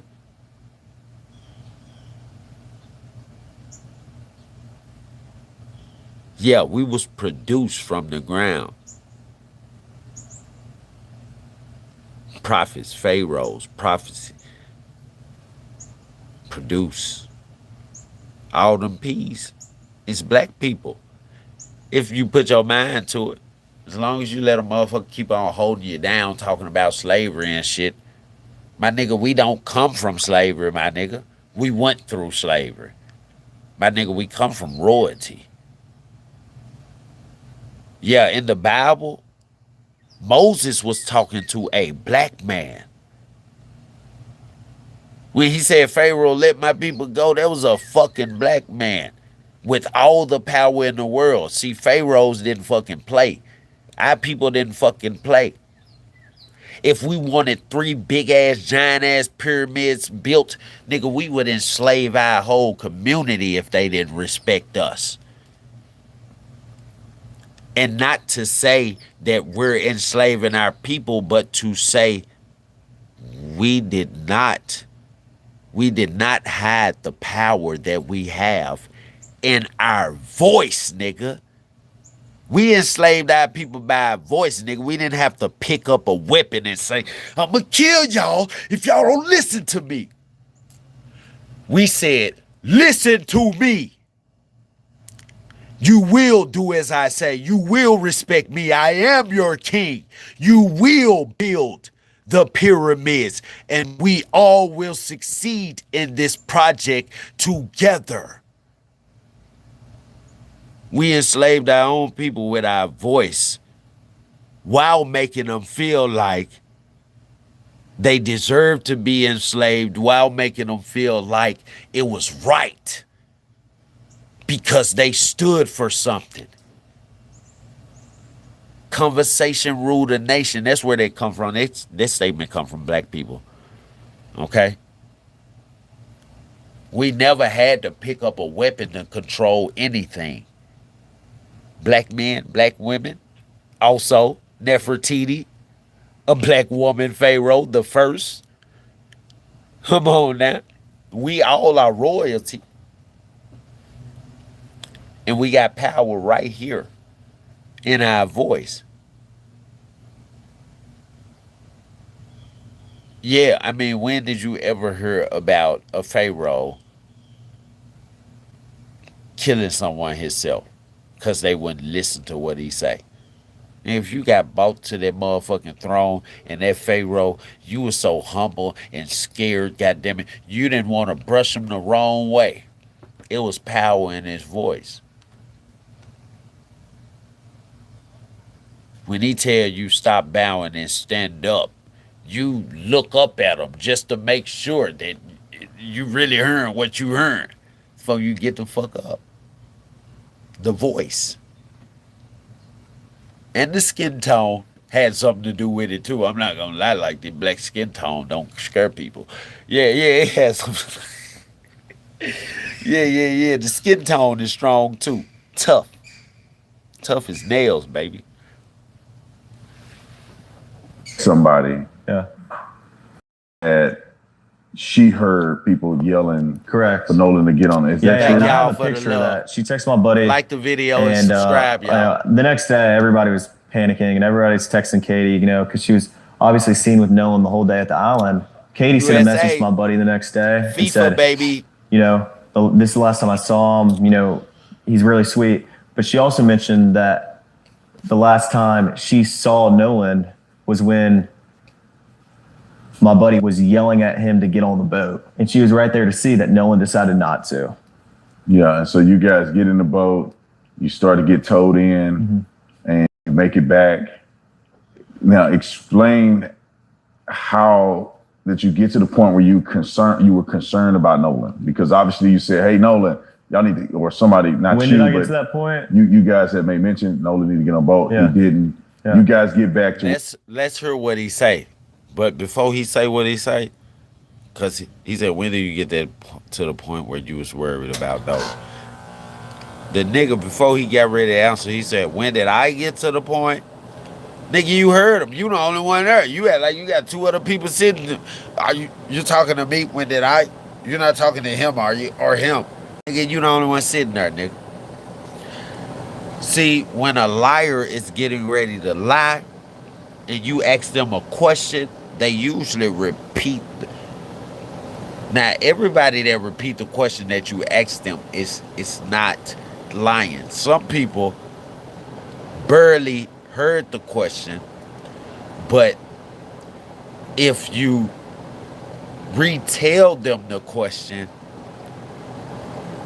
it's kind of like it re-registers the question.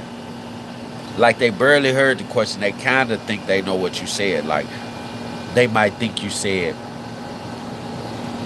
"Did you lie last night?" But you might have said, "Did you get that pie I left you last night?" They didn't really hear it. So some people are gonna ask you, but look, you in an interview, unless they hard to hear and kind of going deaf and got hearing aids or they're deaf, they not finna. A liar is gonna re-ask you the question so they can try to think of a lie. My nigga, he not even finished asking you the question, but the beginning of the question is the critical part. And you gotta come up with an answer for it. And it's gotta kind of match your past answers because the past questions were kind of similar to this. So y'all notice that your kids do it too. That's how you catch your kids in a lie. Right? You know they came home past 9 last night. Right? Around about 10 or some shit like that. And you ask them. So they been getting in early every other day, right? They been getting in on time every other day, right? They know they done fucked up. But they don't want to tell you. From them not telling you they lying. Right? Because this is a rule that you done said. This is a law that you done said. You like, when did you get home last night? I was asleep, but you wasn't asleep. You know when they got home. Just to see if they'll lie. Huh? You said, when did I get home last night? They heard exactly what you said. Huh? You said, when did I get home last night? Because they can't give you an answer right off the bat. They gonna re-ask you the question that you just asked them to try to help their mind accumulate something real quick. You know, the mind for lies. That speech that you speaking out, repeating the question, that speech statement is like a trigger for the mind. When you learn how to lie, but you don't have a lie together, and somebody asks you something, your mind triggers your body. Hey, I gotta get ready to think of a fucking lie for this answer. And it triggers your mind triggers your body, and your body triggers your mouth to re-ask that question while your mind is trying to. Because our minds move fucking fast, y'all. It moves faster than y'all think, even when people slow. I'm saying in the sense of the mind, the neurons that go on in our brain and shit and travel our thoughts and shit, the way they move and transport through our brain, this shit is very fast. If our brain had power, it would push out so much electricity. We probably have, if our brain really had power, as fast as it moves, our brain would have our head would have a bulb of electricity around it because of our thoughts.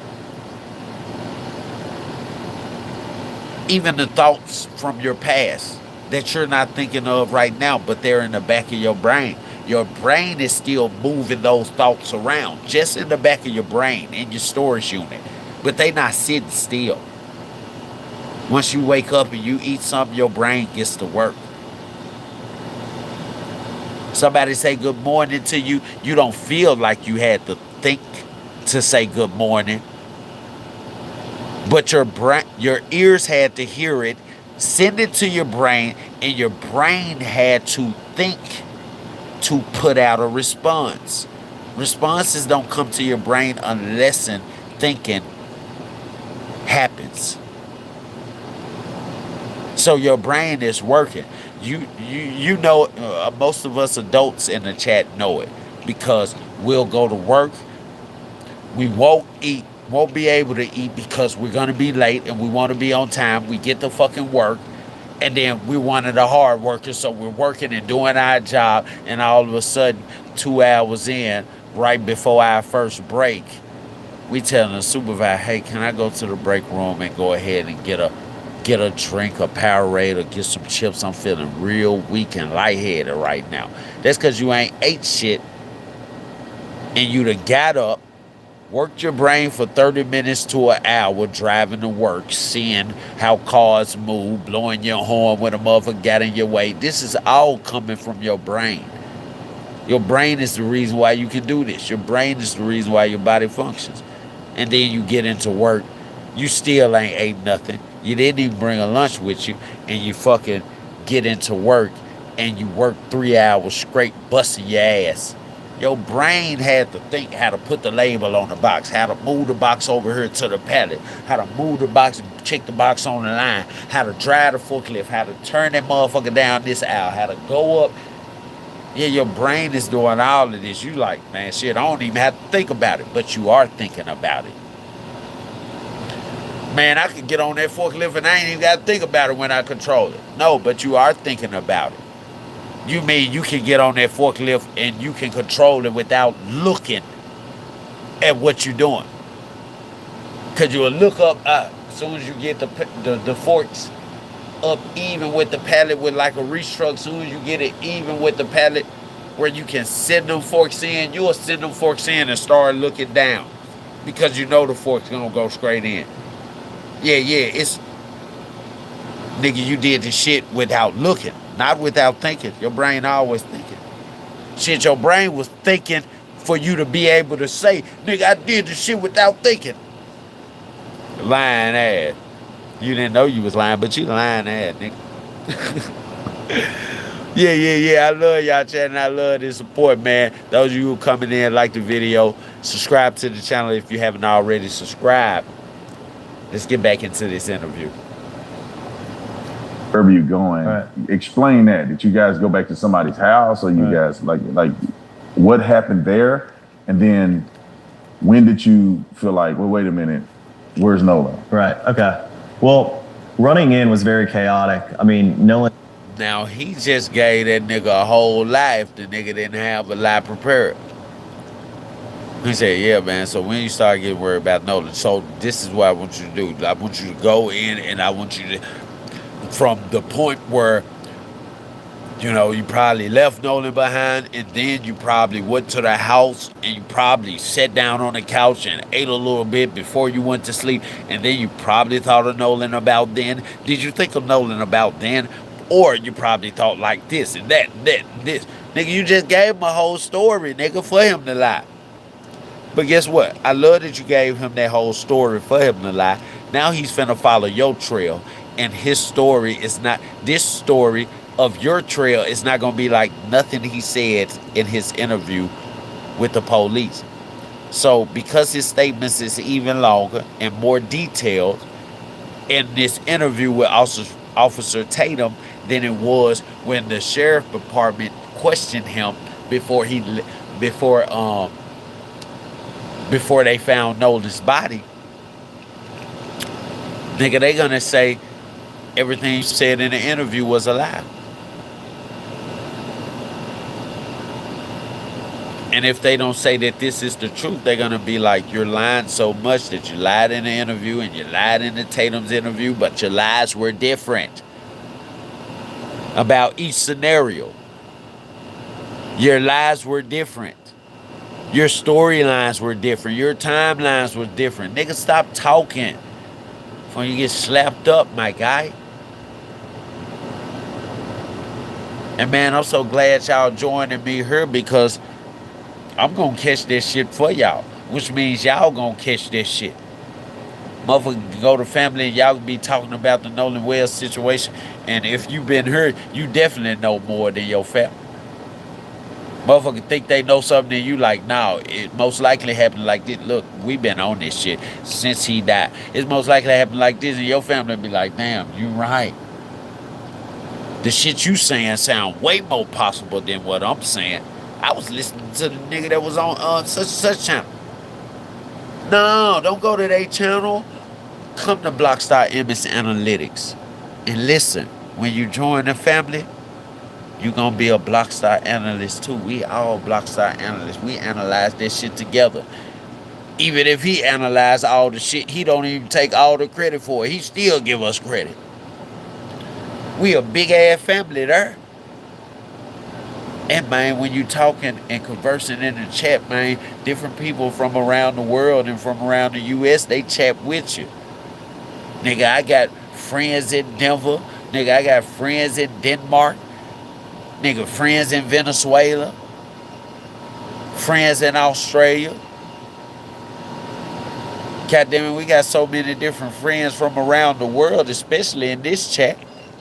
You just heard my guy, he just came up in the bit today, and the first thing he said, hi everybody, new here from Brazil. Straight coming from Brazil, my nigga. Yeah, my nigga, this is North America. Brazil is in South America, my guy. Whole nother continent. Yeah, we are being viewed from around the world because we authentic. We authentic. Our shit balance. Our whole crowd of people balance. Like, the folks that follow us that's from the States, they don't outnumber the people that follow us from different continents. You know what I'm saying? Which leads us to believe that this here on our station, on our channel, is a fucking world premiere. This shit is never just nationwide. When we go live every night into the morning, this should be a world premiere. And I don't make it that. Y'all make it that. That's why I fucking appreciate y'all. Like Corey always say, be, you the man. Yeah, nah, Corey, you the man, my guy. Yeah, we the mans.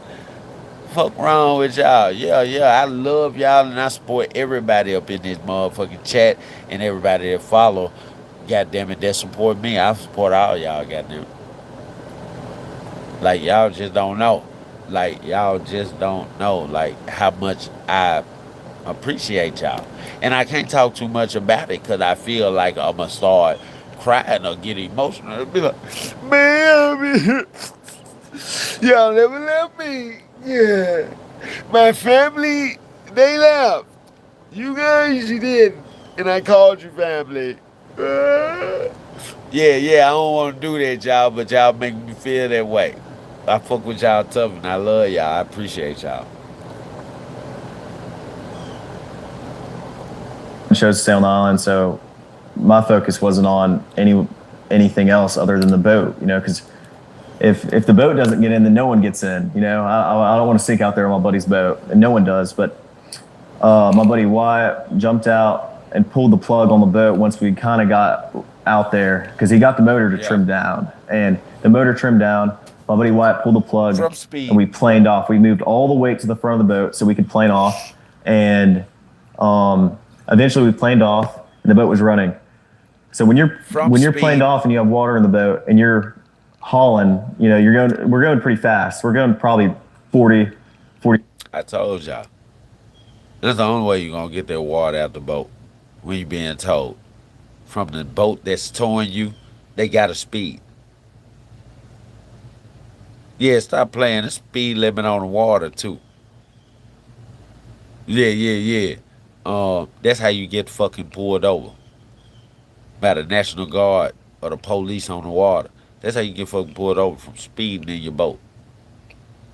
Because the only niggas that speed on the water in boats are the cartel when they transport. Yeah. They try to speed past drones and fucking satellite perimeters and shit that the U.S. got set on the water, my nigga.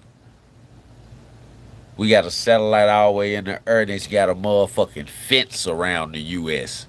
A laser fence that you can't even see, nigga. As soon as you hit that motherfucker, you like, I ain't nowhere near the U.S., nigga, but that's the border that we set in the water, the perimeter we set in the water, nigga. You'll start seeing Navy ships and everything coming towards your ass.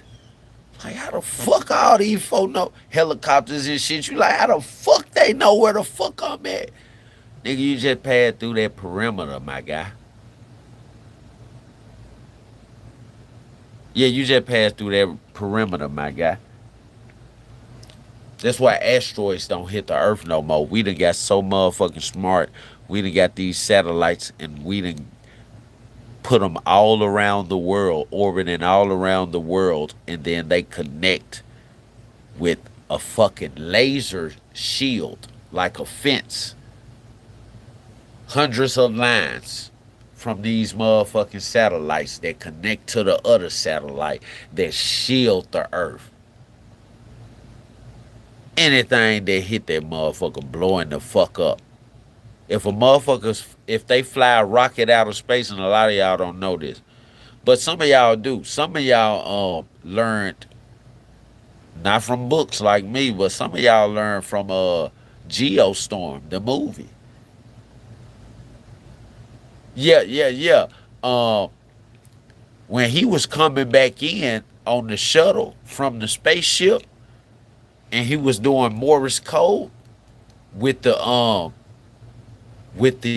jets, the little booster jets that he can hit the throttle and it'll make him fly forward.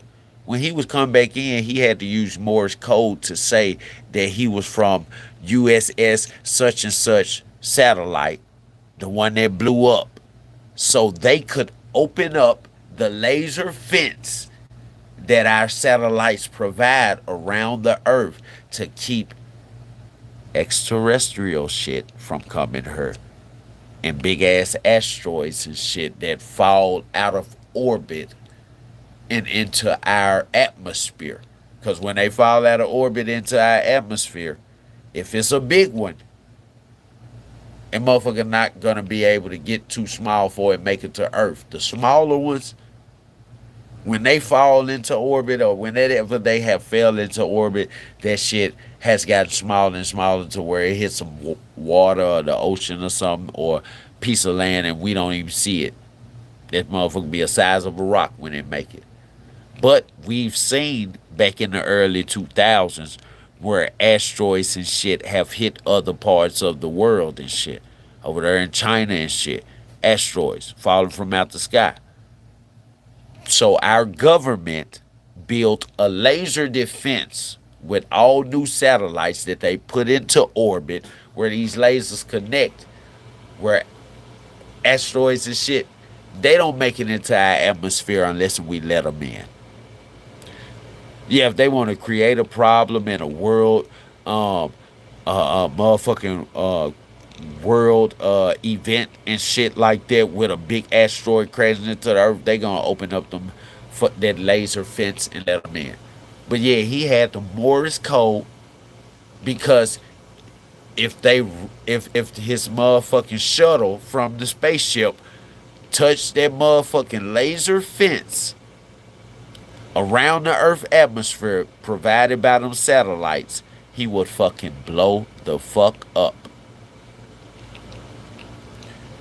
And when they caught it at NASA, the folk were running, scrambling, trying to hurry up and put the codes in so the motherfucking laser fence could open up in the area that he was coming into our atmosphere in.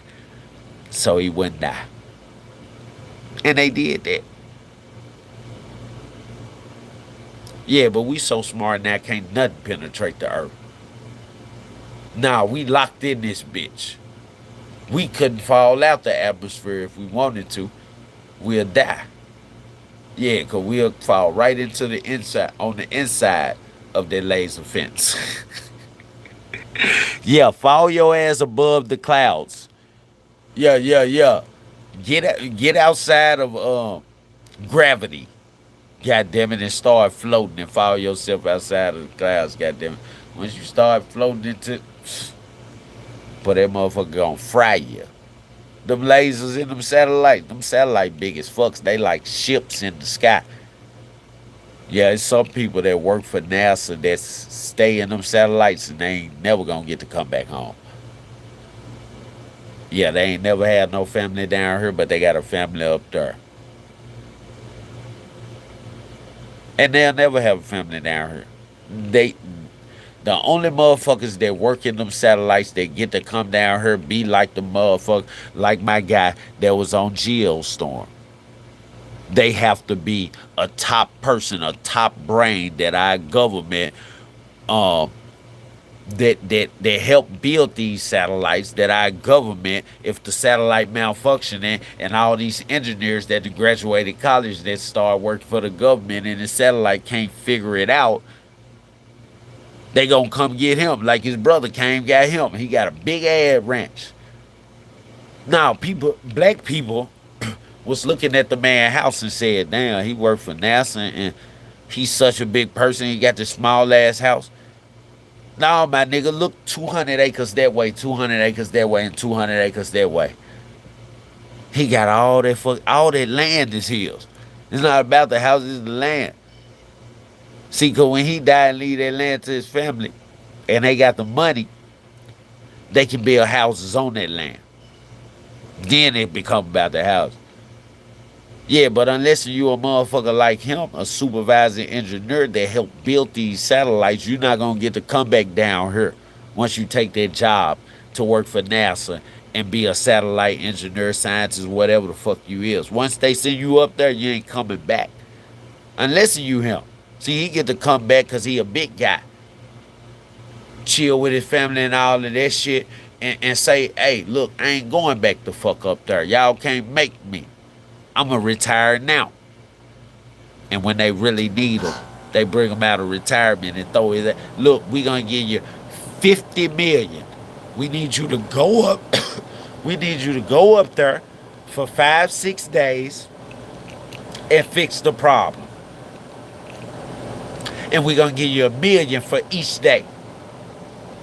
Yeah, he going to go up there, fix the problem, get his ass back down here. But everybody that's up there, that work up there, they got to stay up there. That's why I said I'd never be an astronaut. My youngest daughter, she wanted to be an astronaut. I told her I don't want her to be an astronaut. Pick something else. Because she's smart and intelligent as fuck. So I know if she's an astronaut, they're going to use her to the full extent. And I'm like, baby, wherever you go, outer space, like the moon, motherfuckers that go to the moon, they never come back because we got a base up there now, my guy. We share a base that we built with Russia. Yeah, us and Russia is the only countries that was able to make fucking spaceships that was able to make it to the moon. Yeah, we wasn't the first people who discovered the moon that made it to the moon. Russia was. When we made it up there, Russia had already had a little secret small base up there. Our astronauts had to get over their differences once we figured out and heard from our astronaut that Russia was already up there. They had to get over their differences. Once we saw that they was over their differences and shit like that, we allied with Russia to make a base up there for Russian astronauts and American astronauts to be able to live up there together and actually research until we figure out how to live on that motherfucker without the suits. Yeah, Russia was there first. Yeah, we fuck with Russia tough. No matter what it's looking down here on the earth, our space station and Russia's space station works together. Because Russia did what we was trying to do before we did, which lets us know, because we did it, because we was able to figure out how to do it, that Russia is a country not only of power, but of equal intelligence of our country, of America. So that's why no matter what differences we have with Russia, we always seem to work that shit out. And Russia never shoots shit over at us. And we never shoot shit over there at Russia before we work it out. Even if we have differences in saying we go into war, our governments is going to meet up and see can we shake hands and squash this shit again. Because both of us got a lot to lose. Both of us got a lot of knowledge. Both of us have made the same achievements when it comes to world shit and going beyond the world, outside of the world, into the universe. Yeah. Russia's the only motherfucking country that you hear American comedians talking about saying, Russia got weapons of mass destruction. Yeah, because they the only people besides us that's got weapons of mass destruction. They the only country. Because they the only country that got the technology and the smarts to be able to build shit like that. Let's get back into this interview, y'all. 2 miles an hour. And so all that excess water that was built up in the boat is coming out of the boat. So, I mean, that's what we had to do. What you So we said, ran Big into Talk Fort Bayou, Media, nuclear Cold and War. we didn't just run straight to my buddy's Yeah, grandparents' house. if We us ran and Rush, into Fort Bayou. if we A get couple of us into jumped it in the with Rush, water, and if we get into it with Rush, or Rush get into it with us, and we actually go to war, it'll be like Big Talk Media said. It'll be a nuclear Cold War because both of us have nuclear weapons, weapons of mass destruction. Mass destruction meaning if that missile hit your land, it's gonna castrate anything within 10,000 miles this way, 10,000 miles that way, 10,000 miles that way, 10,000 miles that way. Mass destruction. Obliterate. Shit like that. When you hear words like that, that's what nuclear missiles do. They don't fucking play. The motherfucking waves from the impact of the missile from a nuclear warhead, the fucking waves, the vibrating waves that come before the explosion of the missile hit your ass, the vibrating waves will kill you. And that motherfucker was 5,000 miles away from you. If a nuclear missile hit Kentucky, it would obliterate from Kentucky all the way down to Florida, all the way down to Georgia, all the way down to Mississippi, all the way down to Louisiana, all the way over to South Dakota, North Dakota, all the way up to Chicago. Like it would take out one nuclear missile, boom, and right on the left side of the U.S. will take out the whole left side of the U.S.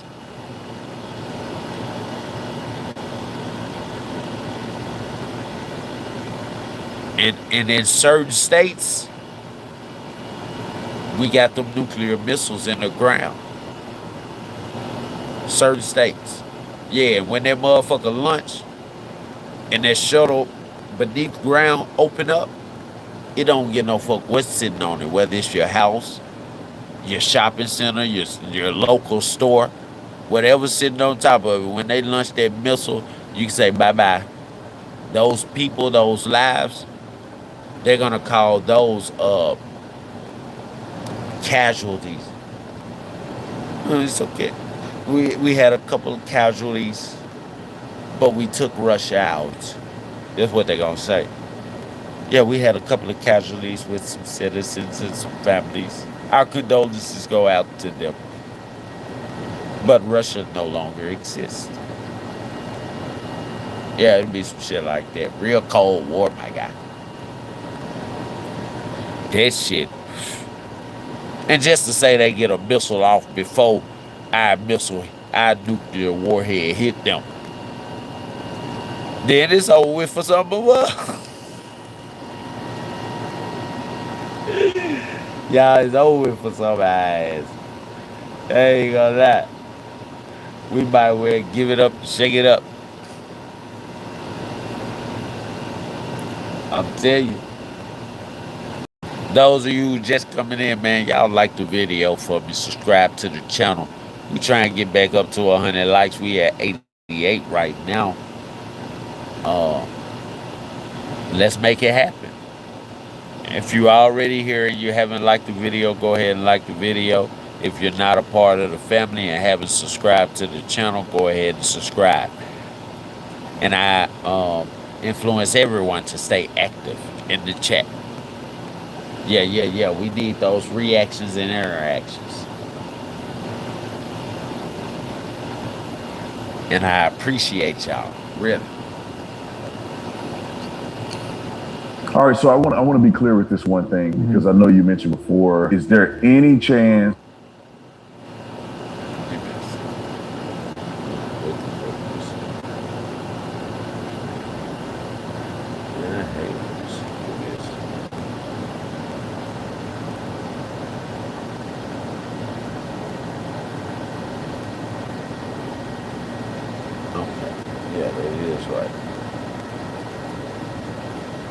Okay, y'all. So now we finna play this fourth interview. This nigga got lies all through the third interview. I ain't even know it was that many fucking lies in there. Because we never got that far. When we listened to it, we moved on to the next thing because the motherfucker was so long. God damn, he done told plenty of lies. Nah, Elon ain't exploring space. They put it out there that for them to launch to go to space once costs $1 trillion. And I told people don't invest into SpaceX because if he said that he went to space one time, that shit going down $1 trillion. If he say he went to space 2 times, and shit, SpaceX is worth a penny a share, ain't it? Because that's $2 trillion. But he ain't got to go there. All he got to do is go to Hollywood and have them folks to make a set that look like Mars and put some motherfuckers on there doing this shit. And say yes after they launch their motherfucking space shuttle into the sky. And then it falls back down into the ocean, parachutes back down into the ocean. The astronauts get out. But then they got some fake astronauts in Hollywood doing this shit. We made it to Mars! Fucking 16 hours later. Rich nigga, y'all ain't making it to Mars. You ain't gonna make me think that, Elon. Just like you said to the investors, I don't think the company will be successful. If you ask me, you guys must be smoking the best crack. Yeah, he told them that they all was smoking crack to invest into SpaceX and turn him into a trillionaire because he owned most of the percentage of SpaceX stocks. So you buying SpaceX stocks, you think you doing something? No. Not unless you a millionaire. Because a millionaire, they're gonna buy $2-3 million worth them $100 and some dollar stocks, right? And when they go up to $300, $200, $300, their money is gonna double or triple. The 3 million, 2 million they invested is gonna turn to 4 million or 6 million. Right? But they may be able to invest 500 to 1,000. You invest 500, you got 2.5 stocks. You invest 1,000, you got 5. If it go up to $200-$300, okay, your 1,000 turned to 3,000, and your 500 turned to 1,500. You don't really make no money. That's the tax check. You get those every year. You used to that type of money. Yeah, don't invest in nothing that ain't gonna take you up there, where you can invest thousands and it turn you into a millionaire. Don't invest. All right, fourth interview. Here we go. I didn't come down here do anything other to get the truth. Did you kill Nolan? Anything to do with Nolan's death? Did you delete anything on Nolan's phone? People are still out there partying and they're having a good time, but something happened to where it necessitated you guys to get the boat up and running. Can you explain that? Yeah, I'm like yelling at other people, trying to tell them, calm down. Like, you know, the boat could possibly sink, you know. And Nolan was sitting by the boat with that Katie girl, and my buddy yelled for Nolan, get the F on the boat, get on the boat. And Nolan said, no, I'm staying out here. The next day, I got a phone call from my buddy Trace, and he was like, hey man, they just found his body. My reaction was just, I was with my buddy Brooks, and I broke down. You guys had been interviewed by law enforcement. Mm-hmm. All of you guys have given statements. But then I think that there's a part associated with this that's being rumored out in the public, and that is the situation with the cell phone, potential deletion of messages, how the cell phone was retrieved. And I just want you to tell your side of this, because what we're getting from the media is that they literally had to. No, Warren, don't tell your side to this. Tell your lie to this, bitch nigga. I just want to say that, y'all. And I just wanted you to tell your side to this. No, here at Blockstar Image Analytics, we want you to tell your lie to this. Because you told a lie every interview, goddammit. You 4 in now. What's the 4th lie? Or should I say 40th lie? Because it's like you tell 10 new lies every fucking interview. Yeah, we already 30. We finna be 40 up. 40 lies up, my nigga. We counting this shit like motherfucking dollars in a dice game. What you in, bro? You 40 up? Alright. 40 lies up. Think I'm finna go 60. 60 lies up. Give me that shit, nigga. Ooh, baby. Yeah, nigga. Them lies is up. What lie you finna tell next, my guy? What lie you finna tell next? Huh? Huh, Warren? We want to know, my guy. We not fans and we not playing. We want to know, my guy. I don't know, coerce you guys into giving it back. You didn't know where it was at. You were hesitant to give the phone over. Almost as they had to turn your wrists or twist your arms. Everybody coming in, go ahead and like the video for me. Subscribe to the channel if you're not already subscribed. Man, we just 11 likes away from 100. I know we can do it. I know we at least got 10 to 20 new people up in this chat that wasn't in here since the beginning. Come on, y'all. Fuck with your boy. Ooh, there we go. 90. From 88 to 90, just that quick. Come on now. I appreciate y'all. Love y'all. For sure, for sure. Just to give it back. Right. Well, what happened with the cell phone thing? So let's go back to the first engagement you had when it comes to the family or somebody coming back to get the cell phone and keys. When did that occur, and what happened there? Okay, well, that night, about 12:30, I went back to my buddy's house. And you said the night of the 4th? The night of the 4th, but it was about 12:30, I would like to say.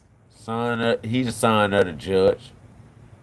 The son-in-law of the judge. The judge is his mother-in-law. She's not his real mother. This motherfucker's dad married.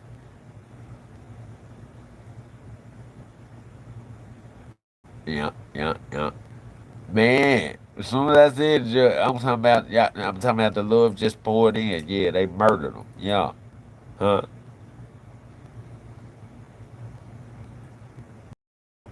Yeah, I'll run your fade. What's up? Put them up. Huh? What you say? Lala said, you can't fight, fool. Yeah. Huh? Talking about running your fade. Nigga, I'll for sure run your fade. Don't get around me and think. Don't nobody get around me and my friends and think that they can ask who gonna run the fade. The smallest nigga out the group. I'm the toughest nigga. I'm gonna say, I'm gonna run the fade, and you think I'm gonna stand in front of you and get to talking. As soon as you stand in front of me and get to talking, I'm gonna catch you off guard so motherfucking fast. When I hit you with that first one, before you be able to shake it off and then twist your face whichever way, because whichever one I come with, before you even be able to shake it off and move your face back up, I'm gonna be coming with another one from the other side, and I'm gonna help you move your face back up. Yeah, when you try to, if I hit you like this, and you go this way, before you be able to and lift your shit up, when you get to I'm gonna hit you from this side. And it's gonna lift your shit up before you can shake it off. And now that one might take you out. You know what I'm saying? But if my first lick, I be trying to hit a nigga right there in the top of his head on the side. I be trying to hit you right there in your temple. Cause I know if I hit you in your temple, even if I don't daze you, it's a joint in your knee that will give out from a motherfucking hit with force. I'm talking about even if it don't daze you. Right? Like I used to do that with big niggas. They thought they was gonna whoop me. Real talk. Nigga hit him in his temple.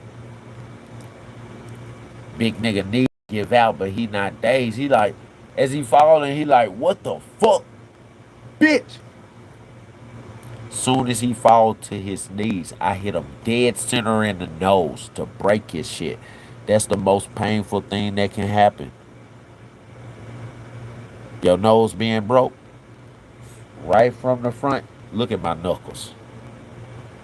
You see how my knuckles point out real sharp, right? And then my thumb is always poking out on the bottom, and I keep a thick ass nail on my thumb. So that thumb, when I hit you in your jaw, I'm gonna make sure my hand brush across your shit. You see how my thumb brush across the bottom? If I hit you fast and hard enough, my thumb is gonna cut through whatever it brush on your face. When I pow, yeah, I'm gonna drag it, but it's gonna go so fast across your face. This nigga got a razor. Bitch, I ain't got no razor. There was a thumbnail. Thick ass, strong ass thumbnail, my guy. A black man's thumbnail. Fuck wrong with you. Nah, I ain't gonna play with you. These knuckles, you see how they poke out, my nigga? My knuckles cut niggas' faces open. Yeah, I got to fight with a nigga back in the day. I got 5 stitches right here above my lip. The nigga had a razor between his hand, and he was able to catch me with one. That razor was stuck in my face when he pulled his hand back. Nigga, I thought I had a disease from this shit. But I ain't feel it. It wasn't hurting or nothing, cause my adrenaline was rushing. But boy, once I saw that blood, it was over for him. And they couldn't get me off of it. I had a cut on my face the next day. Them folks said his shit was so motherfucking swole. One of his eyes was closed. Cause when I knocked him down after that, cause I saw that blood, when I knocked him down, I got on top of him. But enough of that. I was a street nigga then. I'm not a street nigga now. I'm a father. A prosperous businessman. I gotta put on my Joel Osteen voice. Prosperous businessman, and I've been blessed by God to even have a family. Come on now, y'all. Yeah, that's the Joel Osteen voice. I was talking to my son the other day, and I asked him, son, do you know how blessed we are? And he said, yes, father. I love Joel Osteen. He laughed like, oh. He said he knows how blessed we are. So I took him to Tokyo for a small weekly trip on the private jet, and we had a good time. Thanks to God. Amen. Oh, I fucking fuck with Joel Osteen. And so I went back to my buddy's house that I stayed the night before, where we all met up, and stayed together the night before. And I got you, teasy man. my buddy got a call. You just make sure you subscribe to the channel and like the video. Yeah. Why you want me to continue this breakdown?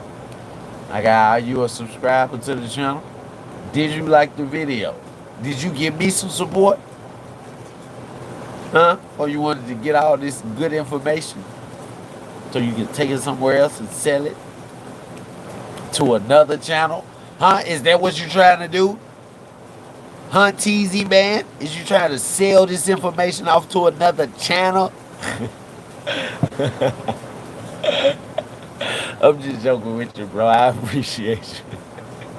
I appreciate you, TZ man. Let's get back into it. This one for TZ. Oh, from this guy, and the guy was like, "Oh, like like what's going on with all this Nolan stuff?" Very aggravated. I mean, yeah, every right to be, but I mean, he, we were trying to calm him down, and like he was just like, "Oh, like where y'all at?" My buddy said, we're at my buddy's house, and he said, "All right," and then he just hung up, and so about 30 minutes later, I'd like to say, all of a sudden the door just got open and slammed, and there was a girl who walked in, and like probably about 8 or 9 guys behind her, and then another mom, which was Javon's mom. And who's Javon? I want to put that in perspective. Who is Javon? Javon is one of Nolan's good friends. He's a friend of mine too. Like That's great guy, and his mom and their family is very close. Yeah, y'all, this the meetup I was telling y'all about when Mama Judge got them all together. See, he telling about the meetup, but he ain't saying it was a meetup. He's saying that the door opened and then it slammed, and then a couple of people came in, and then Javon and his mom came in, and then I say them four had a meet. See, really, they was discussing what they was gonna say in these interviews and shit. But he not finna tell it like that. Let's hear what he had to say.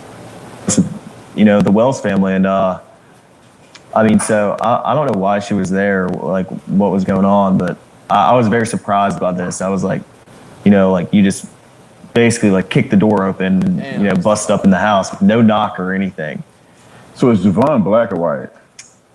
Javon's mixed. I mean, I don't. Y'all, what the fuck did Officer Hatem just say? Did he just fucking lie on this motherfucker himself? Nigga, you know Javon is black. Everybody know Javon is black. Why the fuck did this nigga just say, is Javon black or white? Nah, I could have sworn the whole fucking world seen the first interview from Nolan's suspected friend. Javon was the first person and that's the first thing we wanted to hear was from Nolan's friends. But we was talking about the white boys. We thought all 3 of them was his friend. But it was just Warren. Warren was the only white boy in the picture that was his friend. All the other white boys was Warren's friend. Right? So everybody saw this shit. Because when we saw it, and then Tristan came with the next interview, I said, Tristan, why you lie about being Nolan's friend? Nigga, matter of fact, Tristan, let me say this. We didn't even know Nolan had black friends. Till you and Javon has decided to step out, nigga. When we heard about Nolan being missing and his death, before we heard about any of you black people, we heard about the white guys. Pictures floating all around the internet. Black boy leaves with his 3 white friends and don't come back home. But they come back home. With his phone and his keys. Called his parents. Asked them, have they seen him? Mother said no. We thought he was with you guys. He left with you guys. Don't. This is what they did say. Because these niggas didn't say this to the detectives.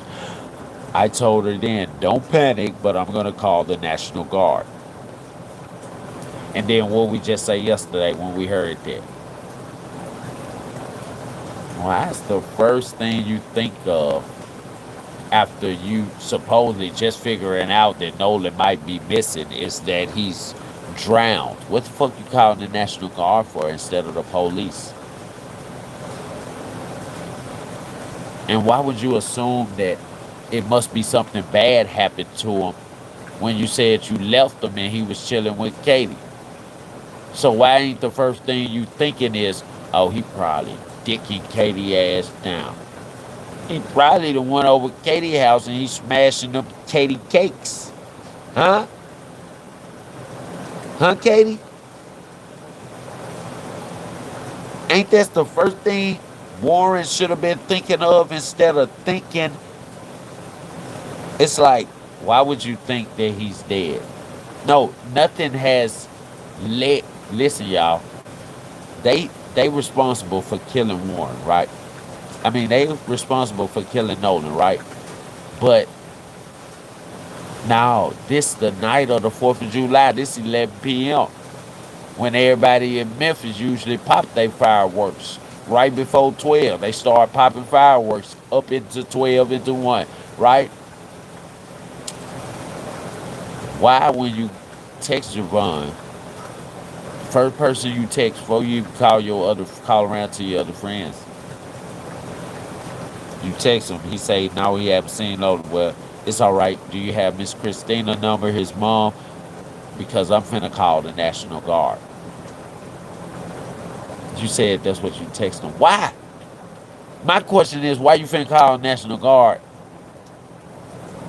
Then you call his mom. Is Nolan there? Have you guys seen him?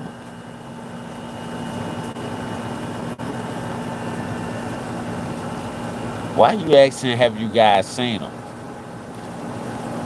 It sounds like you trying to cover, because you already said it's Nolan there. The first thing you said is Nolan there. Then you said you asked his mom, is Nolan there? Has she seen him? Have you seen him? What was the follow-up question for? Is Nolan there? Have you seen him? Like you already know he lost. Incrimination. Right? But then Officer Tatum in their interview asked you about that situation and why you say that and why would you think of that first? Why would that be the first thing that you think? And he let you give any kind of answer and he moved on. He didn't interrogate you from that. You said, well, I know me and my friends, like, we've been on the water our whole life and we know. Nigga, what makes you think he was on the water if you say you left him and he could have got an any ride back? So the first thing you should be thinking is he got any ride back. You never said you called Katie or tried to find Katie number to see if he was with Katie. That's the last person you supposedly seen him with, right? Katie, don't worry. Sit your ass back. You don't want the 150,000. Don't worry about it. We've already caught this nigga for the 4th time. I told y'all this 4th interview was gonna be the same way. Here come 10 more lies. So we up 40 like we shoot dice. What you up, bruh? You up 20? Ah, bet on that 6. Bet 6-8. Bah! 8. Ah. Yeah, let me get that bet. Bet again. Ah. 8. Yeah, let me get that bet. Bet again. Ah. 6. I'll take the whole pot. Bitch. Yeah, we up 40. Yeah, nigga, you sitting with the police, nigga. If he don't snitch on you, goddamn it, he gonna have you snitch on your fucking self. And he's so stupid and idiotic. He probably became police because his family was police. But this nigga is stupid as hell. I'm sitting up here mad because I'm like, he not rebutting shit that you saying, but maybe he can't rebuttal shit that you saying because he's ignorant. Yeah, maybe he's CDC and we don't see it. That's why he asks you one question, allow you to answer it, but don't stop you and ask you questions in between that. Hold on, now you just said what's the name? Because he don't know how to. He's not intelligent enough to. Giving you these fucking ABC ass questions. And then he lead you with ABC ass answers if you can't come out with a lie quick enough. He give you a lie. No, you said, earlier you said in the first interview you said, so it would probably be like we think it more like you would say in this interview that since it was taking on water and yeah, he could give you the whole fucking story. I know y'all gonna hug after this. I just don't want to bust y'all out. Shit, y'all might well be walking down the aisle, goddamn it. Y'all so intimate in this motherfucking conversation. By the way, this is the fourth one you done had, Warren. And every time you recall Nolan, one time you recall Nolan, you kind of sounded hostile. Yeah, talking about everyone knew that Nolan wanted to stay on the island. Like you was mad you had to say it. But this the fourth interview you done took. All four interviews you done recall different times you done had with Nolan. Nolan is gone now. That was your best friend. You ain't cried not once. You ain't broke down.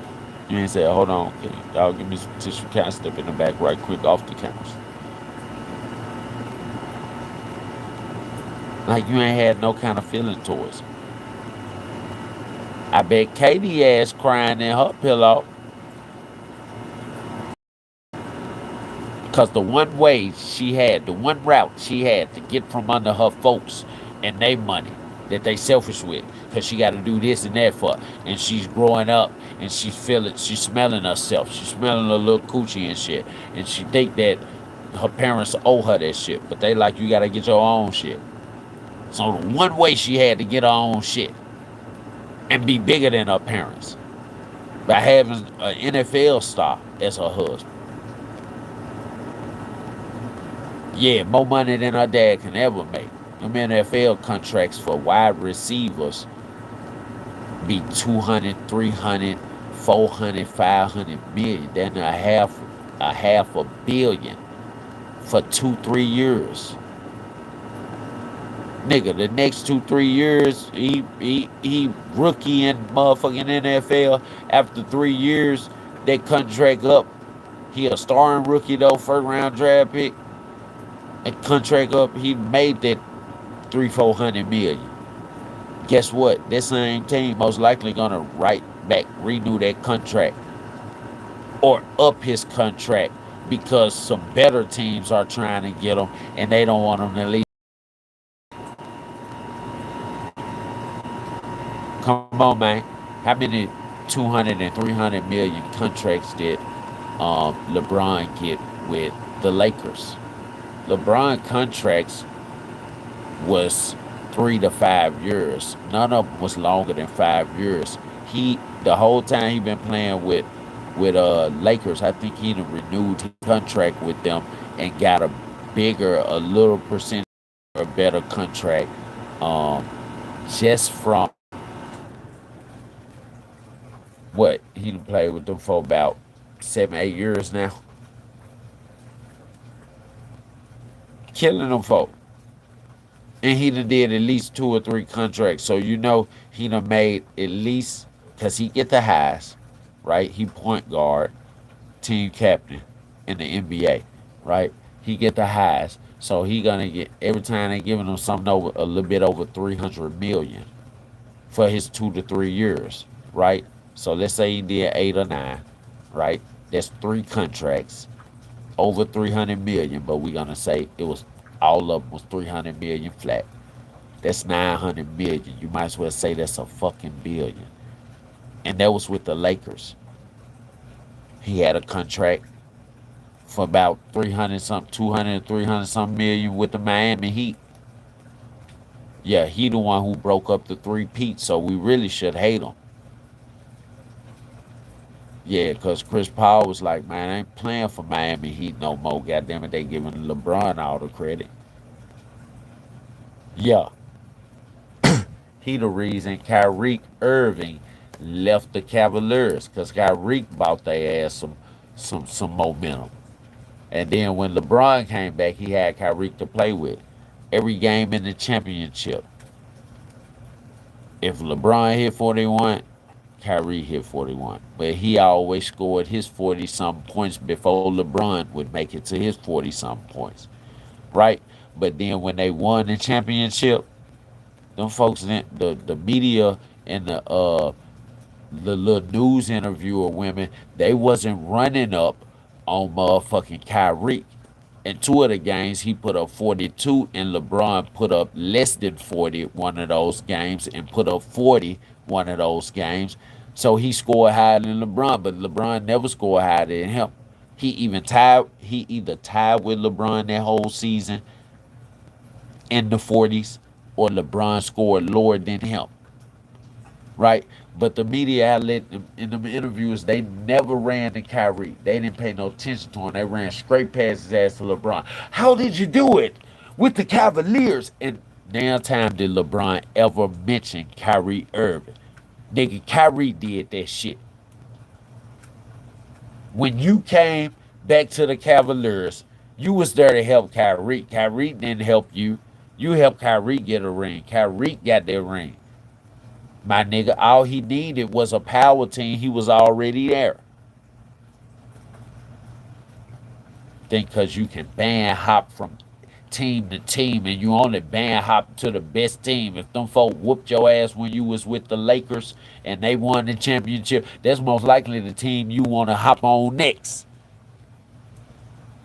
And they got a good record or some undefeated shit, or they ain't lost nothing but one game and they beat y'all and stop y'all from going to the championship, that's where you going next. And they went to the championship and won the final, that's where you going next. You only want to be on a team with other power members because you're not a true power member. Look, and a lot of people gonna say I'm hating on LeBron. Nigga, Michael Jordan was a true power member, nigga.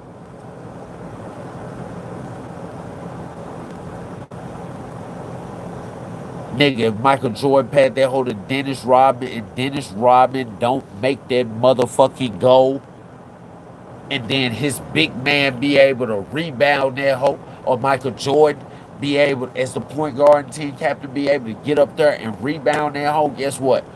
He not passing it to Robin no more, but he gonna put that motherfucker back up. And when he put it up, it's going in.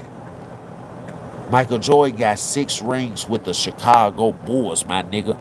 LeBron, when you get 6 rings, you won't be able to say that, guy. Be like, you got 6 rings? Man, who did you get them with? Well, I got a couple with the Lakers. I got a couple with Miami Heat. I got a couple with the Cavaliers. Where you going next? I got a couple with Golden State. Fuck wrong with you? And when Michael Jordan sitting in the interview next to you, how did you get your 6 rings? With the Chicago Bulls. Oh man, the team, you had a good team with you. No, I didn't have a good team with me. I made it a good team. And when the team couldn't back me up, I did it all by myself. Yeah, my nigga. You still ain't hit the record of putting up more points in a motherfucking NBA Finals game or more points in the championships in one game than Michael Jordan. Yeah, I think one game Michael Jordan down there in the championships when he won all 6 of them rings in one of them championships. I think one game he put up down there 50 or a little bit over 50. Yeah, ain't nobody never did that. And right now today, Michael Jordan is a fucking senior citizen. And he still do events where he show up at different high schools and shit and do the all around the world for they pep rallies and shit or they homecomings. To where them folk put the basketball in his hand, he's standing at the 3-point line. And I swear to God, I ain't seen the video yet where he's standing at the 3-point line. When he shoot it from the side, that hoe go in. When he move over, he'll go in. Like he got perfect form still. Boom. And he don't miss a motherfucking shot. So them little contests they be having where if you can beat Michael Jordan or make more shots than Michael Jordan, y'all going to 21 all around the world, you'll get this prize. Yeah, them kids never fucking win unless Michael Jordan want them to win. Because he gonna make every shot unless he plan on not making the shot. Come on, my guy. Yeah, let's get that racist chicken up out of here. Yeah, I guess he's mixed. Yeah. So, but he's not white. You know, he's not white. Just not white. Or all white, I guess you can call it. Yeah. So then they come in the house. Do you know any of these people? You I know some of the said guys. the mom, but do you know anybody else? I've seen the mom before, and I know most of them. Most of the guys went to high school with me, and like I'm friends with some of the guys. I mean, you know, I know some of them. So eventually, like things started to get heated, and I was just like a guy I was friends with in high school. He was like, "Man, come outside with me," and I was like, "All right." And I walked outside with him. He was like, man, I don't know why, like they're panicking, and like this is just like I think Nolan's just on somebody's couch. He's been drinking all day. He's just messed up, and this is nothing that we have to worry about. As much as I sat there and I told him, I was like, I agree. I really, I would think, he's on somebody's couch, just had been drinking all day and just why would you say that he's drank too much finna and call the was super National Guard when you intoxicated. talk to his That's kind of mom? what a lot of us thought, but they were. If this conversation happened after you done called his mom and Javon, why would you tell them that you finna call the National Guard? But when bruh supposedly say that to you, you like, yeah, that's what I would think. Everybody's just panicking. Nigga, okay, so that means everybody just panic. Okay, so you just doing that to shield the lie. Because you wasn't panicking. You was trying to cover up what really happened. Right? Because the first thing you thought was, oh, I need to call the National Guard. You told Javon that through text, and you told his mama that over the phone. Don't panic, but I'm going to call the National Guard. Why? And then you all of a sudden in a conversation with these motherfuckers and everybody. Why is everybody panicking? Why is you telling us all your niggas panicking? You know why? Because all of y'all had something to do with it. I just said 20, 30 motherfuckers on the boat. Them 2 boats that went back, yeah, all y'all had something to do with it. So you just talk, bro, the shit you saying make no sense. I mean, I could make sense of it. I'm making sense of it. But the way you're projecting it makes no sense, my nigga. Yep, caught in another lie. Lie number 4. I told y'all we going 10 lines like we shooting dice. What you up, 40? Okay. Yeah. Kind of losing it, and they were going Y'all like crazy. the video And and subscribe to the the channel. mom that was with them demanded Nolan's phone because Nolan left the phone on the boat. And when we ran in, Nolan didn't ask for his phone, and his keys were not on the boat because his car was parked at my buddy's house where we had all slept, the night before the 4th. And so the keys were left at the house because he didn't. Nolan's car was at my buddy's house where we stayed at. So of course he left his keys there. But his phone, I mean, he was drinking. He didn't have his phone in the water because no one did. And I mean, there was more than just Nolan's phone that wasn't on the boat with us. So it was more than just Nolan's phone that was on the boat. Yeah, I mean, we obviously had all our phones, but on the boat. But those weren't the only people. Like Nolan wasn't the only person that left a phone on the boat.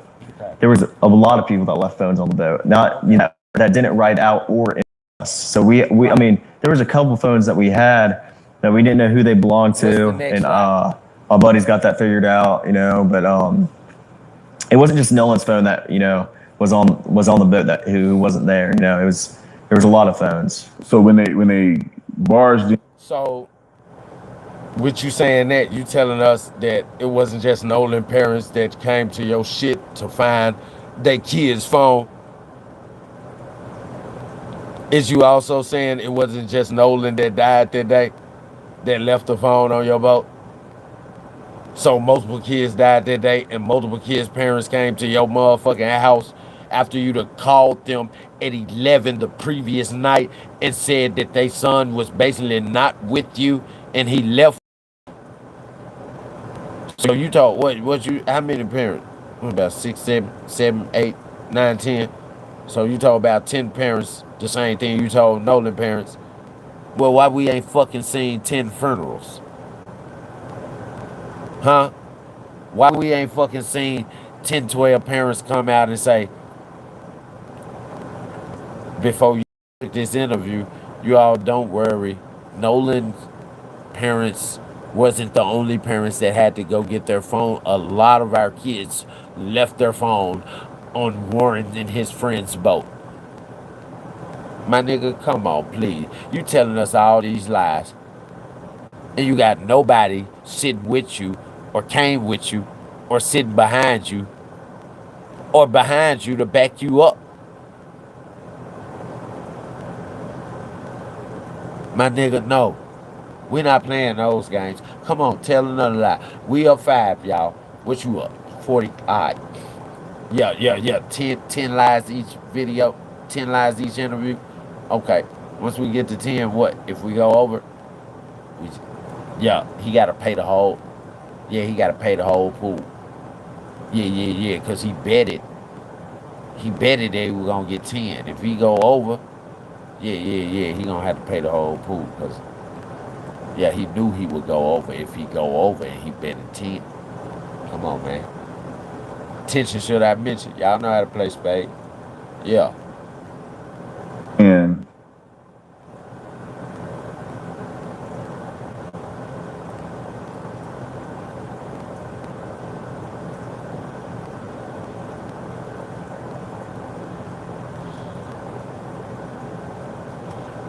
Um. Hey, that one Italian. I'ma need you to dig a little bit deeper. Nah, I'ma need you to dig a little bit deeper. So you left your phone on that boat. Okay, so at no time did you want to ever take pictures and go get your phone off that boat?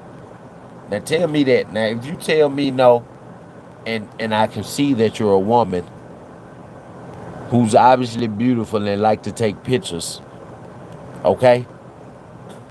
Tell me not one time you went.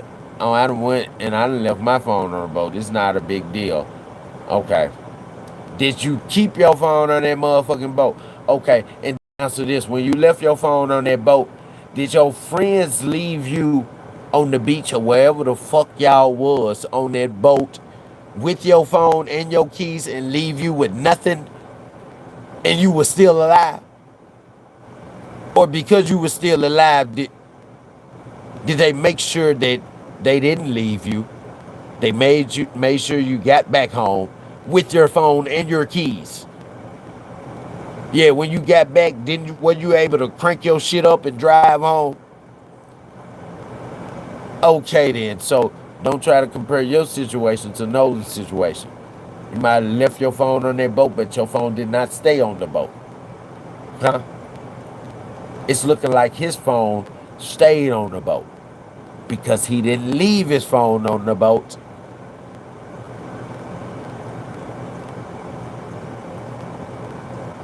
He got hurt. His life got ended. That's why his phone was on the boat, not because he left it. And we heard from Warren that he called his mom on the island and that that's not good cell phone, not perfect cell phone reception. You can't send a picture, but you can send a text message or make a call. So why would they pull off if Nolan so-called wanted to stay? Why would they pull off and not say, "Huh, man, go ahead, get your phone"? If they know that everybody's putting their phone on the boat, then that means you know that he's sitting on the beach without his phone and his phone is on the boat. And he don't want to get up and listen to your friend, so y'all finna leave him. So you know you still got his phone. So you would say, "Huh, man, go ahead, get your phone and your keys in the little Ziploc bag, still protected from the water." Yeah, you give that to him before you leave him if you knew. Baby, we gonna break this down. You ain't gotta be quiet. I'm just saying. I'm not getting hostile with you. I'm just saying. Come on. Come back with another one. Even if he did stay behind and the friend thought, cool, he's gonna ride back with whoever realized his keys and his phone was there the next day. They should have immediate contact. Right. They contacted his mom that night though. Didn't tell her that they had his phone and his keys, but asked her, "Have you seen Nolan? Is Nolan with you?" And she said, "No. Nolan left with y'all." And the mom said after she said that, he said, "No, Nolan stayed behind. We left around 3." But he never said that in the interview. He said he called the mom, right? He skipped that part. He said he called the mom, asked her if she Nolan. She said no. I thought he was with you. And he didn't tell that after she said that, he said, "No, we left at 3." This time he said, after she said that, he said, "Listen, don't panic, but I'm going to call the National Guard." And listen to this. That one Italian, listen to this. He told Javon the same thing before he got the mom number from Javon. Before he even knew that Nolan was really missing. After he supposedly left Nolan at the island with the girl. So I'm saying, why wasn't the first thought he thought, why wouldn't he tell the mom, well, I'm trying to get in touch with this female named Katie because people were saying, or I did see him chilling with Katie before we left. He did say he wanted to stay with her, but he didn't. We know he didn't. Right? Why didn't you go that route? Why National Guard? Because you know his body is out there on the water. You know what happened to him. You want to go ahead and get this shit out the way so they can go ahead and find this body and you can move on. But you can't move on. It's not going to be able to happen. We're not going to let it happen. But hell yeah, man. Hell yeah. That one Italian. I appreciate that. I like that little conversing back and forth that we just had like civilized adults. Yeah, and you're not wrong. Yeah, yeah. Some of the shit you saying is right. It's totally right. 100%. They started getting frantic. The mom asked for Nolan's phone. Right. Was there a struggle over it, or did No, you guys hand it no. over? I mean, just handed it over. I mean, we didn't think anything of it. Like, she asked for Nolan's phone. We knew they were close friends with, the Wells family, and my buddy went out to his truck and handed the phone over. No complications, no issue, nothing. But I mean, I told Miss Christine that we had his phone and he had left it in our possession. Oh my God. 7. We went from 5 to 7 just that quick.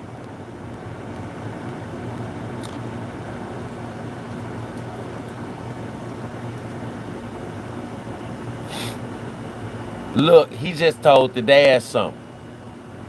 See, these big ass houses, they got garages on them. So most likely his friend car was parked in a garage with Nolan's phone in it, right? This whole time from the dad saying the Warren was the nigga that woke up and was all I can't remember nothing and I can't believe you would come over here and think that we would do something to Nolan or do something to Nolan stuff. So the dad said that with him saying that Nolan decided to stay, Nolan decided to stay at the island himself. His dad said that shit pissed him off, made him ask the question to himself, why would Nolan do some shit that I ain't never taught him to do, that he knows not to do, that he wouldn't do, right? The dad said they called the female. This was all pretend in front of the dad. They called the female, and the female supposedly told they other friend, Warren's other friend that was over there, that was on the boat, supposedly with Nolan, told him where the keys was. Right? But really the whole time his friend had Nolan keys in the car, which was most likely in the garage. So when the dad stepped back out the house on the front porch, he can't see what's going on in the garage. That's why they act like they didn't know where the keys was, because they didn't want him to know exactly where they was getting it from. I feel like they really wanted to ditch Nolan's car and take that motherfucker up there to the motherfucking ocean and drop it in there where it looked like he left. He found his way back with somebody, but then he left and some kind of way drove into the motherfucking ocean. Yeah, that's why they didn't tell his parents that they had his phone and his keys. In 2 different locations, though. One friend got this one. The other friend got the keys that's at the house with me, but we don't want the keys in the house. Put them in the car in the garage. Hide them. Yeah, we'll go out tonight. The police presence just has been heavy on the water. So we want to go out on a night where it slows down like tonight. Yeah, man, they had all that type of shit planned. That's why he act like he didn't remember shit when the dad came in the house and he had just woke up and came out of the room. I don't know anything, man. I don't know why you guys would think that. Nolan decided to stay on it. Yeah, that shit pissed his dad off. Nigga, you already trying. I ain't even said you did nothing yet, my nigga. You already trying to cover up for yourself and for your motherfucking friends. Probably not trying to cover up for your friends. You probably just adding them in there like you covering up for them to motivate them to keep quiet for you. Like, bruh, come on, bruh. You constantly fucking lying. Then this nigga just said, I told Nolan's mom, Miss Christine, nigga, you ain't tell that woman that. And I can't wait, because I know she finna come out with a post or an interview or something like that on one of these media outlets, because she gonna call Ben Crump and he gonna make that shit happen for her. Nigga, why would you lie like that? Because you wasn't one of the friends that his mom named. She said Jalen or Javon. She didn't even respect you or see you as Nolan's friend. His dad probably did, but she didn't. Because you never been over their house. Like she said, if you never been over their house, you is not one of her son's friends. And you had never been over their house, even though he had been out on a lot of fucking breakfast dates with you as a kid growing up through y'all childhood, just like any other one of your friends. You was very privileged, the most privileged. And looking at you, it looked like you wanted Katie. But Katie don't want you because you a meth addict, my nigga. Yeah, so you will get your family's estate and get your family's um motherfucking trust fund that they done left behind for you, and you will blow it all because you got a meth addiction. Katie don't want that. She want an athlete, my guy. And the one athlete that she had a chance with and that she could get, nigga, y'all done took him out. Cause what? Cause you white? Yeah, cause you white. And he black. And can't no black man have that beautiful white woman that you want. Katie. If I can't have her, nigga, she not attracted to you, nigga. Nigga, get off meth and get off your parents' fucking dick and out of their pockets, my guy, and get it your fucking self. Your parents did it. Your parents became wealthy. Nigga, that means you got the same ability. But when these little privileged white girls that could have a chance with you see that shit, they like, hell nah, they don't get no fuck what they parents say. They're like, this nigga don't work for nothing. And every time I see him, he's always bragging about what his parents done got him and what his parents done gave him, and never what he's accomplished himself. Yeah, my nigga, them rich little white in the suburbs, nigga, they got a motherfucking mind that'll blow your motherfucking mind, nigga. Yeah, they don't want you because you the popular dude in school and you look nice. No, they looking for the niggas that's finna become the lawyers, the firemen, and niggas that's finna have funds and 401ks and careers, nigga. That's what they looking for. Not you, nigga, that grew up in the suburb, but you still trying to lay like you're the bad guy. Come on, G. Y'all, this shit is fucking horrible how much he done lied. Yes, sir. Those of you who just coming in, y'all like the video and subscribe to the channel. Those of you who just coming in, we just went up 7 mofo. Please like the video and subscribe to the channel. We getting on Warren ass. We done found out so many lies and shit. And he done just lied on Nolan's mom. Yeah, he just lied on Nolan's mom. Talking about what he told. Let me rewind it for everybody just coming in. I'm only gonna rewind it a couple of seconds so y'all can hear what we talking about. Listen. Romantic the mom asked for Nolan's phone. Right. Was there a struggle over it, or did you guys hand it over? I mean, just handed it over. I mean, we didn't think anything of it. Like, she asked for Nolan's phone. We knew they were close friends with, the Wells family, and my buddy went out to his truck and handed the phone over. No complications, no issue, nothing. But I mean, I told Miss Christine that we had his phone and he had left it in our possession on the boat. No, nigga, you did not tell Miss Christine. That's why I was just telling y'all who just coming in. Nigga, you did not tell Miss Christine that you had Nolan's phone and left it on the boat, because when the dad went and got the keys from y'all the motherfucking next day when her friend was over, she had her friend, because this woman is so fucking distraught and depressed and hurt because her son, her oldest, is gone. Her first child is gone. Y'all took him away from her. Nigga, she called a friend to help her track the shit, track his phone through her phone.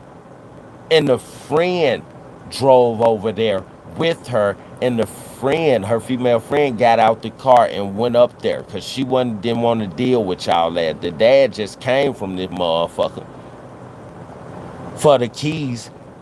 Y'all couldn't tell him or give him the fucking phone? Come back, you told the mama. You a fucking lie. The mama told us everything you told her. You played like you didn't know where fuck Nolan was. Y'all left at 3, nigga. But don't worry, don't panic. I'm gonna call the National Guard. Why you calling the National Guard, nigga? Y'all don't even know that Nolan is missing or on the water right now, nigga. You was supposed to be saying, oh, well, maybe he's with Katie. Ain't that who you said, the last person? See, that's how we know that that's a lie. And Katie was telling the truth. Because you, in this 4th interview, you done already forgot that you said that he was going to stay with Katie. But we know that y'all, because he didn't get on your friend's boat when your friend cursed him out, that y'all decided he was going to stay on the island. Fuck it. He don't want to listen to you. None of us will fuck with him.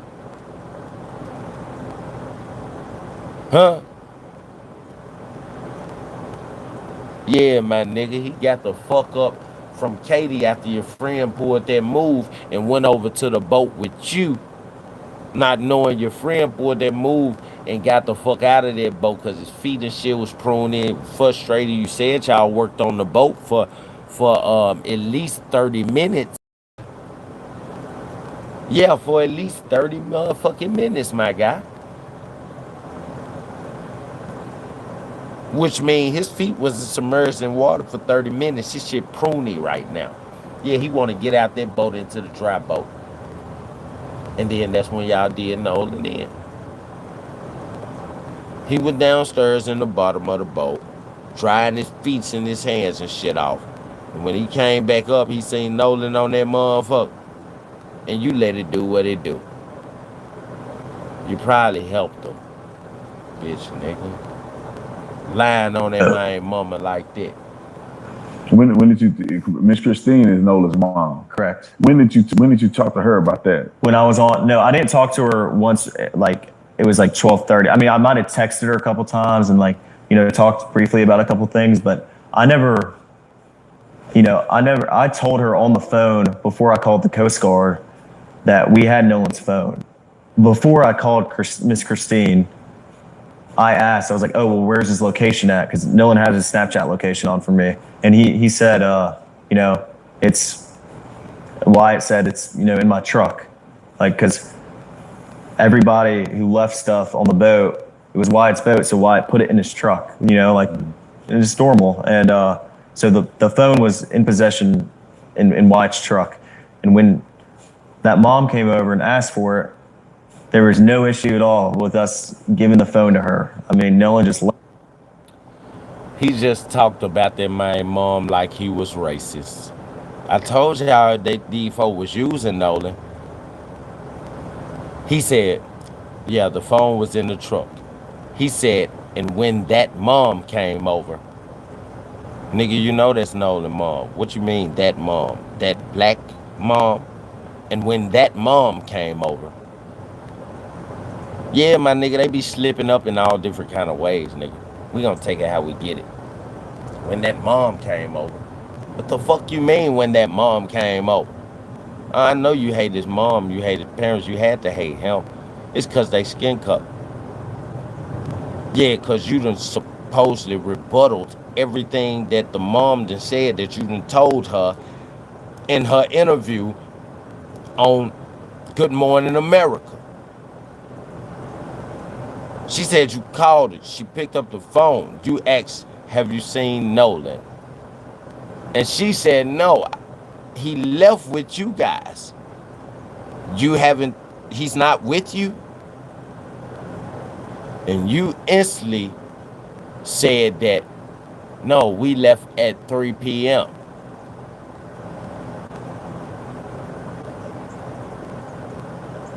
But don't panic. I'm calling the National Guard. Why? Unless you know some harm been done to my son. Why would you call the National Guard? Unless you know some harm been done to my son on the water. What are you calling the National Guard for? What makes you feel like you should have to call the National Guard at 11 p.m. at night? What makes you feel like if what you said was true and Katie was lying, what makes you feel like you should have to call the National Guard instead of trying to call and figure out where Katie is to ask her where Nolan is? Because you didn't leave Nolan with Katie. You did not leave fucking Nolan with Katie. That's why. That's the only reason why. Shout out to Janet. Janet said hi, y'all. Oh, my other girl right here. Hey, Tweety Teal, Lokes, Kelly. She said, wow. Yeah. I already know. I'm hitting on that mother. Hitting on the truth. The whole truth and nothing but the truth. Let's keep going. Cause yeah, this nigga getting real disrespectful now. I wanna go and be super hard on him, be real mean and disrespectful on him. Nigga, how you gonna lie on a mama like that? Nigga, ain't nothing she telling is a lie, nigga, and she hurt, nigga. She telling the whole truth, nothing but the truth. She trying to get to the bottom of the truth. Sitting around lying. Left it on the boat. We handed the phone to her that night of the 4th of July. And did you guys go through the phone or? Of course not. I mean, well, none of us had a reason to go through Nolan's phone. I mean, there's multiple phones on the boat. Why would it be? And the boat was having issues. Why would our concern be getting on Nolan's phone or something? I mean, I don't even know Nolan's password. None of my friends do. We had no reason ever to get on Nolan's phone and look at anything. I didn't even touch Nolan's phone. None of us touched Nolan's phone. No one says you knew his password.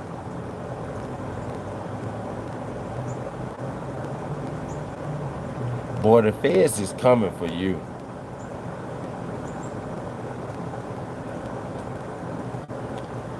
Listen, you know when a kid is lying, you ask them a question and they give you an answer back, but they don't just say, like, but did you take that candy?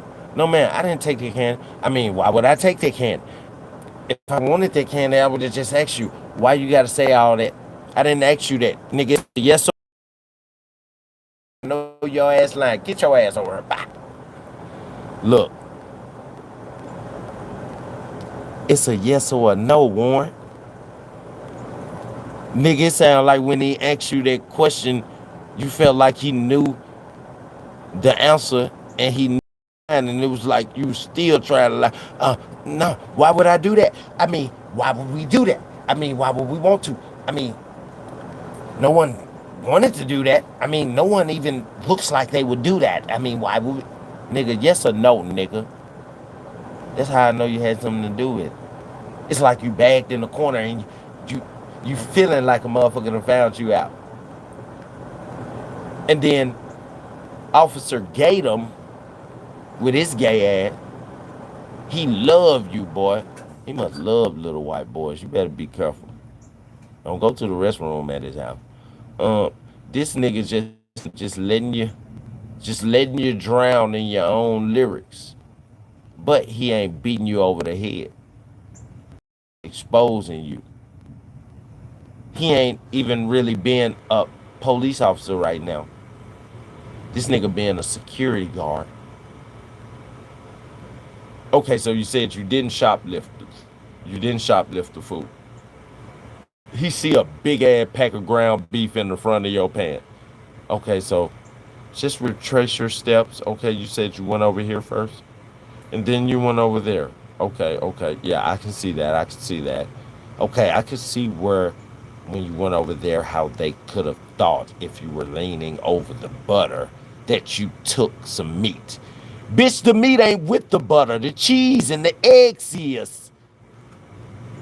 They might have a meat fucking tray in the grocery store icebox behind you in the middle of the aisle. But that meat across from the cheese and the eggs and the butter, nigga, is gonna be lunch meat and hot dogs and all that type of shit. There's a meat section down there. So how the fuck you thought that? Oh, cause you're a security guard, not a real police officer. You're a security officer. Nigga, in this whole you thought you was a retired police officer.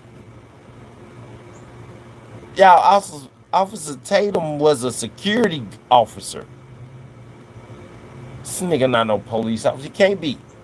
He can't be. He ain't broke the case yet. The case right there in front of his face just leaking. Information right out in front of him. Lies, rebuttals, incrimination, all of this shit. The evidence is right there in front of him, and he like, no, don't snitch on yourself. No, don't say that. No, you said, no, I thought you said that trying to correct the nigga lies and shit and don't and move them the other way. Nigga, no. Nigga, let him stay right here in this lane. Now, don't move him from the truth. Move him closer to the truth.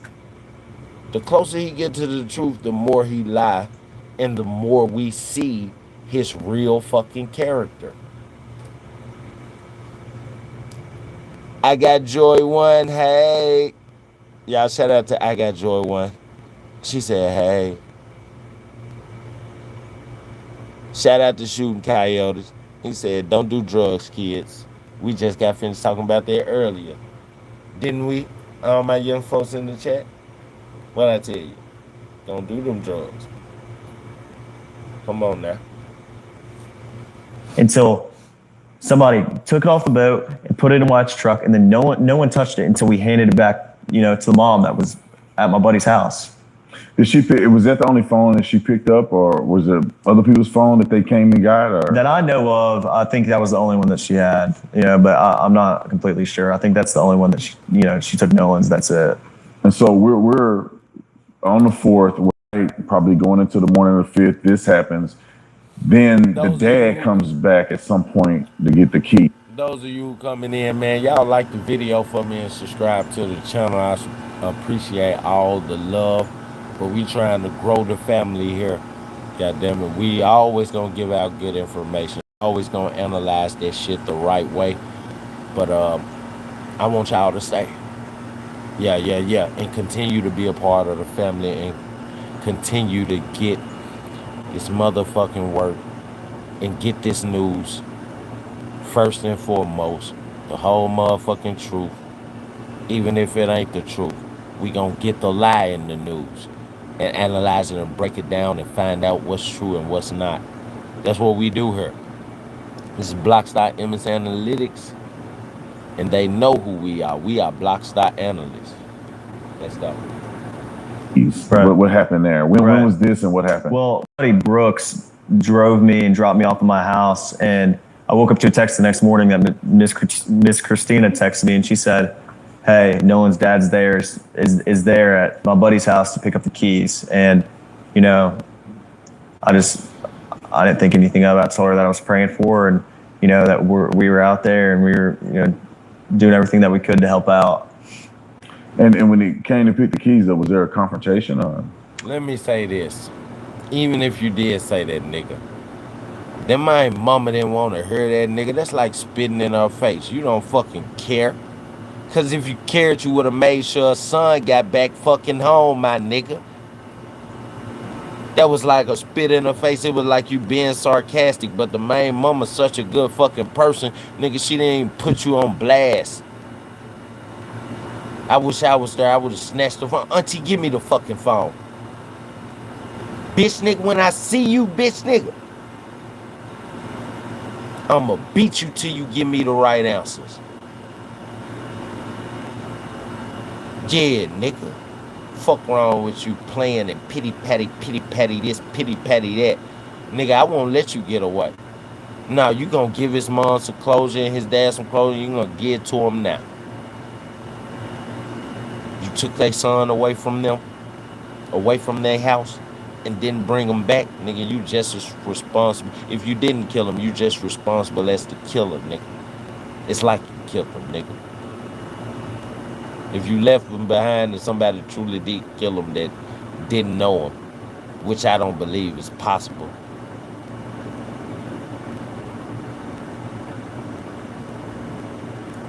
You're a coward, nigga. Yeah, you're a coward, nigga. But I'ma let my chat analyst hear what else the fuck you gotta say. And I swear, nigga, I'ma pause that motherfucker and break it down every time you lie. We up 9. This nigga finna pass 10 lies, and this one, we ain't gonna be up 40. We gonna be up more than 40. Nigga, we 8 minutes and 58 seconds into the interview, nigga, and I done paused this motherfucker more than 50 times, nigga. I'm sick of you, Warren. I'm sick of the lies. You got so many lies, goddammit. I pause this motherfucker every 3 seconds, nigga. Before you even finish the statement, before you get the 2 words out, the first 2 words out of the statement, I can pause on the first word and say, lie, right there. You hear him? Shit, the way he said it, his voice tone. Yeah, I already know you, nigga.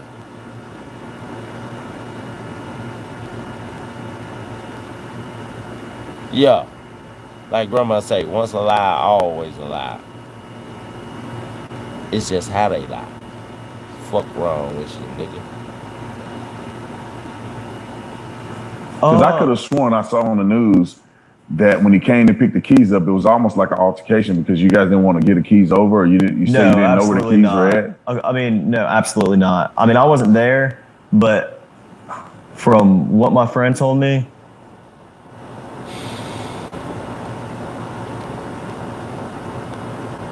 I told y'all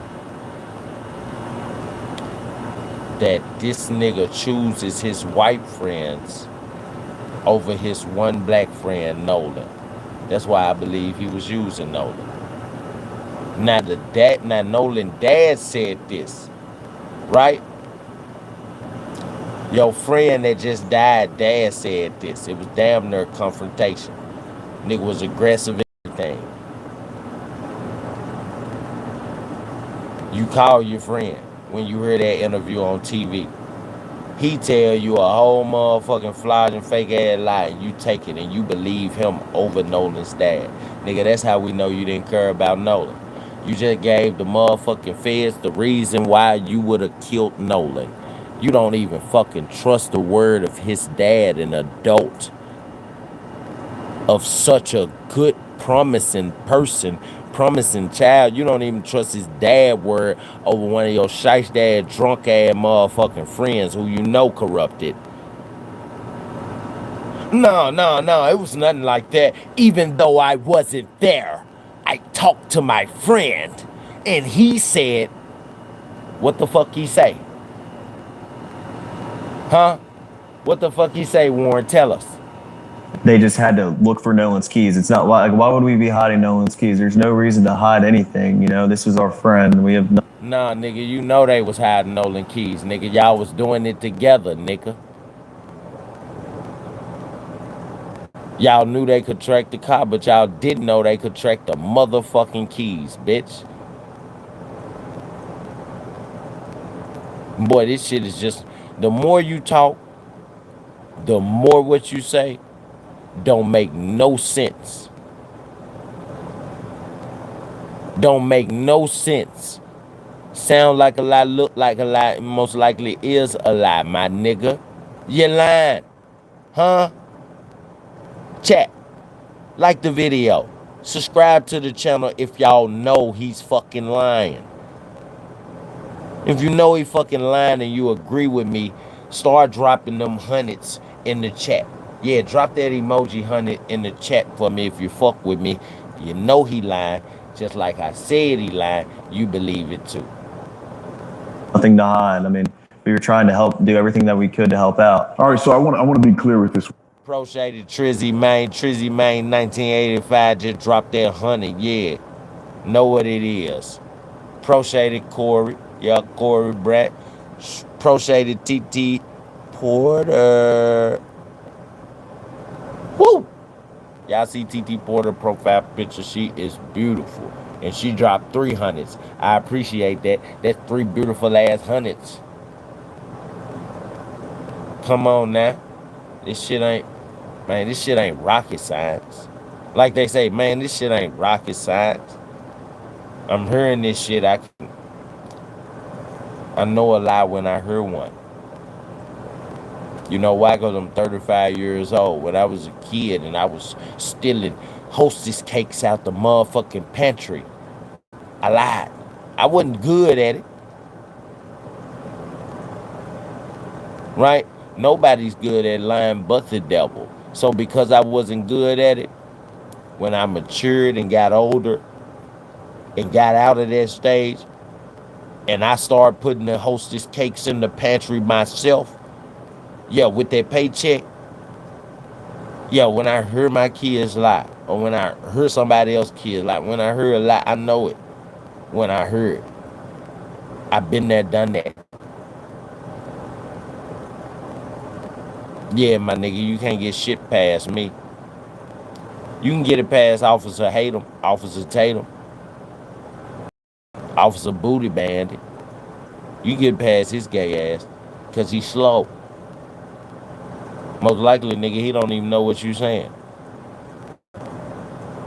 You say any words, nigga, with more than 5 or 6 letters in it, nigga, he really confused. That's why he agreeing with you.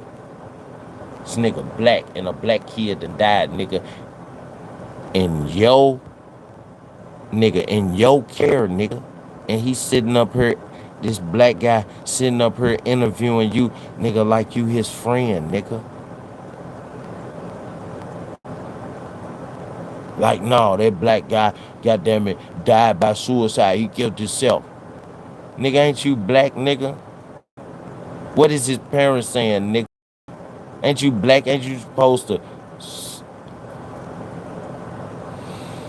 Nigga, you don't even side with your own kind, nigga. Nigga, I know what you come from. Your folks was the motherfuckers that was snitching on slaves that was escaping. Your folk were motherfuckers that was snitching on slaves when they told them, hey, Harriet Tubman coming Friday, nigga. Everybody that can run, that's healthy enough, nigga, we gon' run. Nigga, your was the motherfucking house slaves that was on the motherfucking plantation, overheard the slaves that worked the field say this type of shit. And you know what they did? They ran back and told the slave master. And before the night came, all 17, 18, 20, 50 of them slaves that planned on being freed from slavery and planned on running, nigga, was hung. 50 slaves hung on 50 trees, nigga, because of your folk. Yeah, nigga. We see it. Appreciate that, Lady Liberty. Yeah, Lady Liberty said, side with the facts. Come on now. Yeah. Y'all see her profile picture. She is white. And she is beautiful. She know the truth when she heard it. She ain't finna side with motherfucking Warren just because he's her skin color. She's finna side with the fucking truth because she knows a fucking kid. 18 years old. But if that Cummingson kid has died by another kid that's fucking jealous, or other kids that's fucking jealous, because Javon told us the first interview ever getting taken on TMZ. Javon told us when TMZ asked him, so do you know these guys? Do you know if they play sports with Nolan? No, none of them play sports with Nolan. Yeah, he had pride behind that. None of them play sports. Nolan just hangs out with them. And he comes back and tell me, about the parties they went to. And yeah. So we know. I'm telling y'all. And those of you who just coming in and hearing this from the details that I'm giving, when I told y'all, we ain't deterred from the damn Nolan case. We ain't hopped on Yellow Bees or none of that. And we cover all cases. Since we've been on Nolan Wells since July the 4th when he came up missing. Found out the next day, July the 5th. Found his body washed up on the shore. We have not talked about nobody else since we started this. Yeah, because this John hit home and we're going to get justice for Nolan Wells. You want justice for Nolan Wells? Comment down in the live chat for me and say justice for Nolan Wells. Yeah. If you don't feel like typing all that or you can't type all that, just put the peace sign. Yeah, just put the peace sign, the hand emoji. We gonna say that stands for justice for Nolan Wells also. I appreciate y'all. Let's get back into it, y'all. And I appreciate them likes. Yeah, we up 112. Those of you who just coming in, yeah, help us get the 120. Yeah, those of you who just coming in, because we jumped up again. We at 113. Help us get the 120. I appreciate those likes. I appreciate the comments in the live chat. Yeah. TT Porter just put up the deuces. Yeah. She put up the peace sign. That stands for Justin for Noel as well. Trizzy Main 1985. He wrote it out long. Justice for Nolan Wells. Yeah, Don Lee 85. He put up the peace sign. Put up the peace emoji if you don't want to type all that. If you don't want to type out justice for Nolan Wells, put up the peace sign. That's what's going to symbol justice for Nolan Wells. And I appreciate that. Yeah. Corey Branch, one of our moderators, just said liberty and justice for all. And Nolan Wells. Yeah, damn right. Come on now. One thing, because I know you mentioned before, you have no reason to touch the phone. Obviously, you didn't touch the phone. Right. But is there any chance or any knowledge that you have that anybody deleted? He ain't touched the phone because he ain't want to. You ain't even want to put your handprints on it. But you wanted that shit deleted. You had one of your guys to do it for you. And told him, if y'all get caught up with this shit, y'all have to go down for this shit. Just ride with the charge and your dad and mom gonna take care of their ass. Make sure they sentence go small. Yeah, but Mama Judge, she been brought up in front of the ethics board. She probably haven't told you, and you probably haven't been paying attention to the media and social media because we've been bashing the fuck out of you because we know you. We know what you did. Huh, Warren? Warren Hudson, you don't think we know what the fuck you did? You don't think we know after y'all did this shit for them 4 to 5 hours, y'all made it back at 5:42 p.m. For them 4 to 5 hours, y'all was not at the house eating and falling asleep because everyone was tired and, we had been drinking. Nah, nigga, y'all was busy getting the motherfucking story straight. It was 20 to 30 of y'all, remember? Yeah, it's gonna take about that long to get the story straight. And after y'all got it straight, about 11 p.m., that's when you called Mama. Yeah, but you slipped up on the phone and you told her y'all didn't know where Nolan was. Has she seen Nolan? She said, no, Nolan was with y'all. No, man, we left Nolan at 3 p.m. Why does the boat GPS say that y'all left the island at 4:31 p.m.? But you told Mama Nolan Wells that you left at 3 p.m.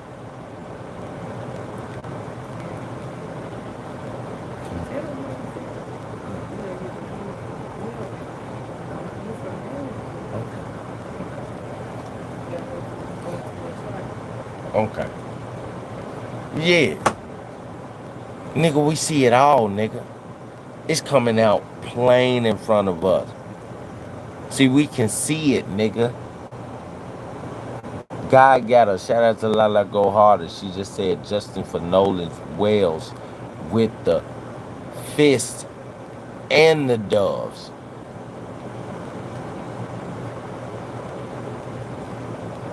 Stuff from his phone. Absolutely not. I mean, like I said, there was no reason for us to get on Nolan's phone. No one touched Nolan's phone, but nothing. If none of us had touched Nolan's phone, then there's no reason for anything to be deleted. I mean, no one even was in contact with his phone until it was moved from the boat to the truck, and none of us have access to Nolan's password to get on his phone and delete anything. Absolutely not. And we have no reason to delete anything. I mean, there's. Nigga, we all seen the movie, so we know y'all seen the movies, nigga. If you killed him before you dumped his body, what you would do was open one of his eyelids right there in front of his phone. Or if it takes the fingerprint, you would put his fucking finger on the phone to unlock the phone. Then you would throw him in the water. Then you delete everything. Then you put it back in the motherfucking secure bag and tell bruh, put it in the bulk bag with everybody else's phones. That way, when we tell the story, we'll tell the story like we just took everybody's phone that left their phone or may have lost track of their phone that was in the boat. We put them all in my friend's truck. You telling these lies, nigga, will push you closer to Nolan's death in the situation than anybody. But in the lies that you're telling, you're trying to push yourself and pull yourself far away from the situation like you had nothing to do with it. That's why you said my friend had the phones. Yeah, they were all in his truck. No one went through the truck. I wasn't at the house that he was at, but I know my friend wouldn't even do that to Nolan's dad. Because my friend said, nigga, I thought Nolan was your friend. Now, I understand that the other boys wasn't your friend, or the white boy that talked to his dad and offended his dad wasn't your friend. But nigga, I thought Nolan was your friend, and he's the only friend that's fucking dead. Nigga, I don't care, nigga, that my friends didn't have nothing to do with it. Right? If they really didn't have nothing to do with it. Right? But they made Nolan's dad, my black friend that's dead, feel like they had something to do with it because they had attitudes with him when he was just looking for Nolan keys. And we know we got Nolan keys. Guess what, nigga? I'm not finna defend that friend, especially not in an interview. I'm finna go the fuck off on that friend, damn near get to fighting with that friend and tell him, bitch, nigga, Nolan just died. If I ain't had nothing to do with it. And when I get in this interview, guess what? I'm gonna let the world know that I went off on that friend just because I didn't like how he stood or how he offended Nolan's dad. As soon as you ask me the question, Officer Batum, Officer Tatum, Officer Hatem, as soon as you ask me the question, I'm gonna be like, first of all, I love all my friends, but I went off on that fucking friend. Yeah, his name is such and such. When I heard that Nolan's dad got offended, and then when I called him and he told me otherwise, nah, man, we just handed the phone. Bitch, nigga, what the fuck Nolan dad gonna lie on you for? The fuck is that man gonna lie on you for? And his son just died, nigga. He hurt, nigga. He ain't thinking about lying. Yeah, and then I slapped him up a little bit, Officer Tatum. Yeah, because that pissed me off. Yeah, he's my friend, but Nolan's the only friend that's gone after the 4th of July. And this shit is hurting. And I fucking bust out the crying. I know I would know from this situation that I can't even hold my composure. The more I get angry about it, and the more I feel the situation, and feel for Nolan, the more I'ma cry. Yeah, I couldn't be Nolan's friend because every fucking interview I take, I'm damn near gonna be lashing out and crying and mad at every fucking body else that was there at the island that supposedly don't know what the fuck happened to him. And I'd be like, bitch, everybody can't be like me. I was drunk as fuck. That's why I don't know what happened to my friend. But bitch, everybody can't be like me. Everybody that was on the island wasn't drunk. Everybody wasn't old enough to drink. Everybody that was on the island wasn't with their parents. Some folk were with their parents, and if they wasn't old enough to drink, their parents made sure they would don't drink. Some motherfuckers was there just popping fireworks. But through it all, I got fucking lit.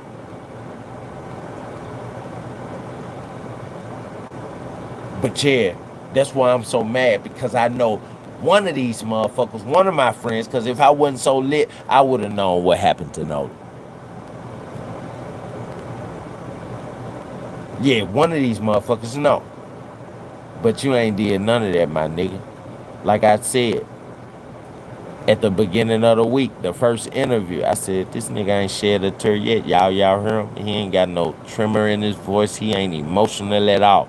Nolan was not his friend. He used Nolan for the hype, because Nolan was the next NFL athlete, the first NFL athlete that was coming from out of Ocean Springs. Who else you know that made it to the NFL that was from out of Ocean Springs? Then he all over ESPN, he all over the blog, all the bloggers that's influencers and that to monetize their channels in Ocean Springs. They interviewing him, getting him for an interview to talk about him being in Division 1, making Division 2 while he was in high school, and now Division 1 wants him, and he finna go out for the trials July the 5th, right after the 4th, how he feel and shit, and talking to him about different middle school kids that he mentor, how he got such a big responsibility and how he's such a good person. Like, he was taking them. Yeah, this nigga was in press conferences with his motherfucking college coach freshman year. He hadn't been up in college too long.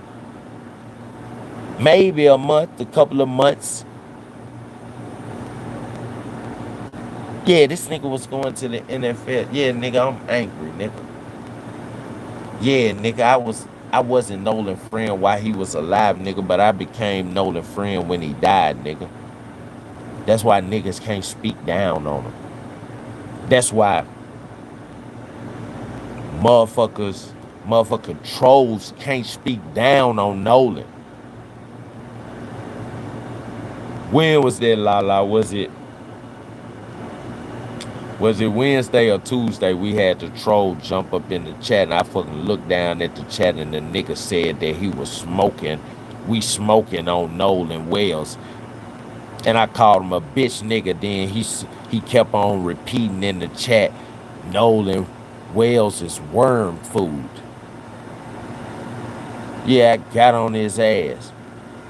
Then we started checking his ass. Everybody started talking about his ass in the chat, and he disappeared. And I said, where'd you go, buddy? You got me using my country voice, buddy. No, come back, buddy. With your trolling ass. Fuck wrong with you?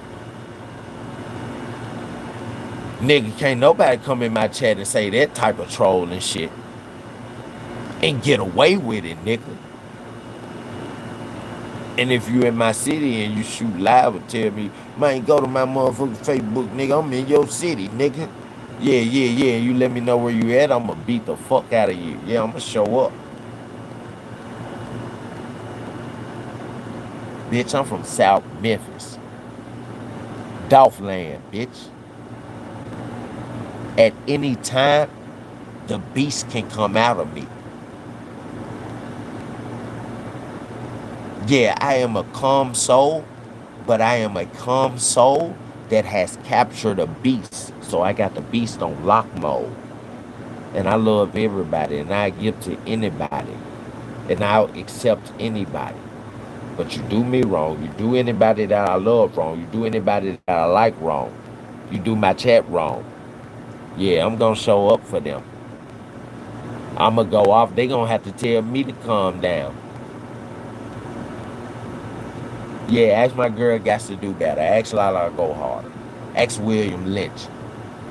I will go the fuck off and they will be in the chat like, forget about them. Just calm down. And I'm like, no, let me hit that bitch. They ain't even holding me back. I'm just acting like they holding me back or feeling like it. Yeah, because they watching out for my back with their words. Right there in the chat. No, don't worry about him. Just block him. That's why I turned them into my moderators so they can do it for me. I don't even really too much worry about trolls now. I look down in the chats now and I see my people in the chats, all the people that support me.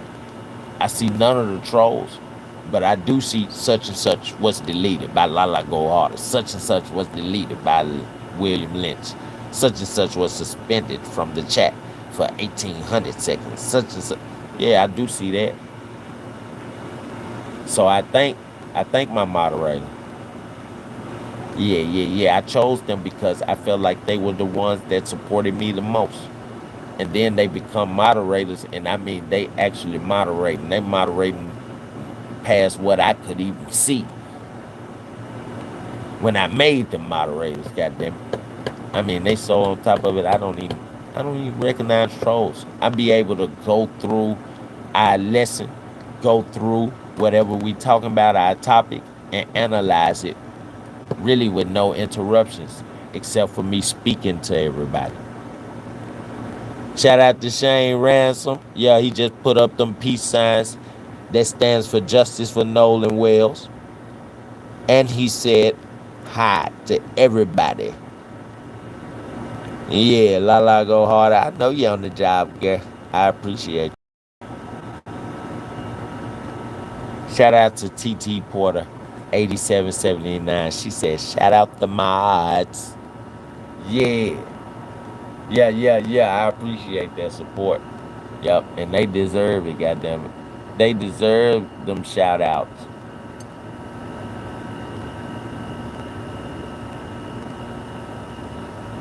Shout out to Tishdale. Said, I know that's right. Yeah, that's real.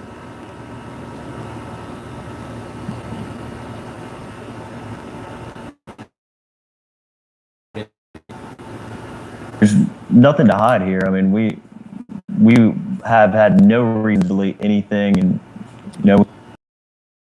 Sound like you had no.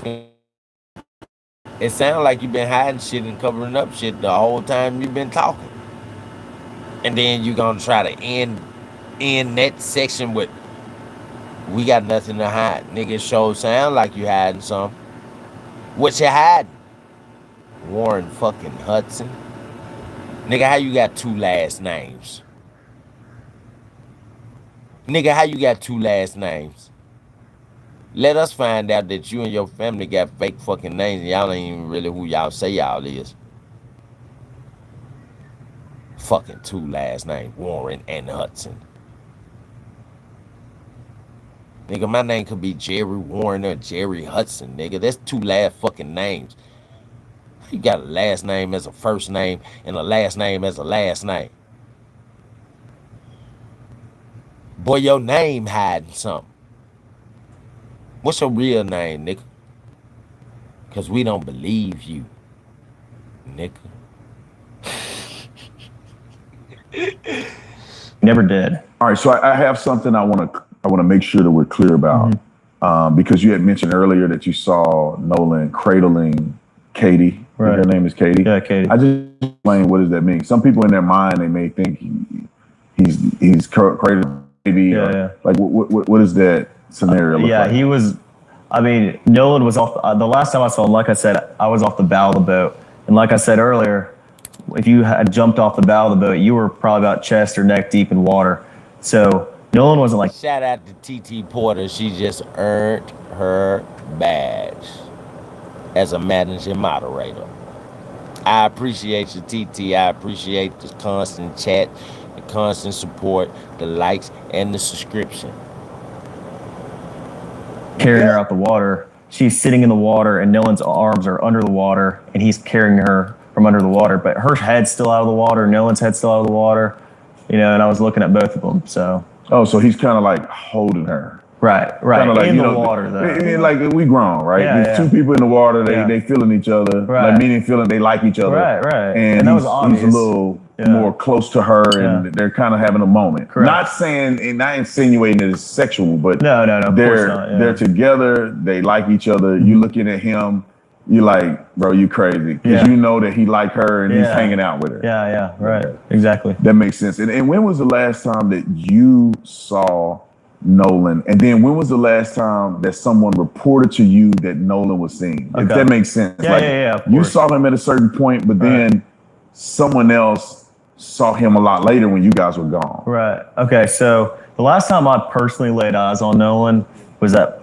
like 3 o'clock, and he, front of the boat with the girl, and that's the last time I saw him. But there were, I've talked to somebody personally that saw Nolan at 6 o'clock. No, nigga, shut the fuck up. Oh, there go the big extra lie to get himself out of the murder. He said, last time I saw him, was it, he said 4 o'clock? He said, but. Nah, nigga, that's the last time you saw him. It ain't no but. Nah, leave it there, bitch. This nigga said, but. I did. Nigga, it sound like you just thought of that. A conversation you had with a friend that said, hey, man, if you need me to speak up for y'all in this case, nigga, just say it, nigga. So you just thought about what that friend said, but, and you finna add them up in there on a fake-ass lie because they watching you in the interview. So you rehearsing them through the interview. But I did have a friend that saw Nolan at 6 o'clock. Bitch, Nolan wasn't alive at 6 o'clock, so stop fucking lying. Stop trying to make him alive. Let me find out that you leaked that motherfucking picture from him being at the 4th of July pool party, June the 27th, and you the one that said that Nolan was at a pool party at 1 a.m. on July the motherfucking 5th. To try to push the narrative and throw the narrative. But that shit didn't work. And I told my chat when we first saw it, I said, y'all don't believe that shit. That probably ain't even Nolan. That's probably Tristan, and they put a Party City wig on his head, cut it a little low, and told everybody to kind of squat down around him so he looked tall like Nolan in the pool. Yeah, we didn't believe that lie. Point is, we didn't believe that lie. And I didn't want my chat to believe that lie. Nah, that's not fucking no. Nolan was not alive at 1 a.m. July the 5th. He was not alive the next morning. He was dead sometime around in that afternoon. Sometime around coming from Katie saying, hey, Katie, I'm finna go back to the boat. Like, I really like you. And don't think because we ain't just go to the next level. Because I go to the next level with you. I know him. He a real nigga. I go to the next level with you, Katie. But look, I got some shit to handle. Nigga don't even know. They could have probably talked over their whole little life plans right there. Just meeting each other, freshly in love. He like, yeah, I got me one. You gonna be able to get me in them doors that I can't get in.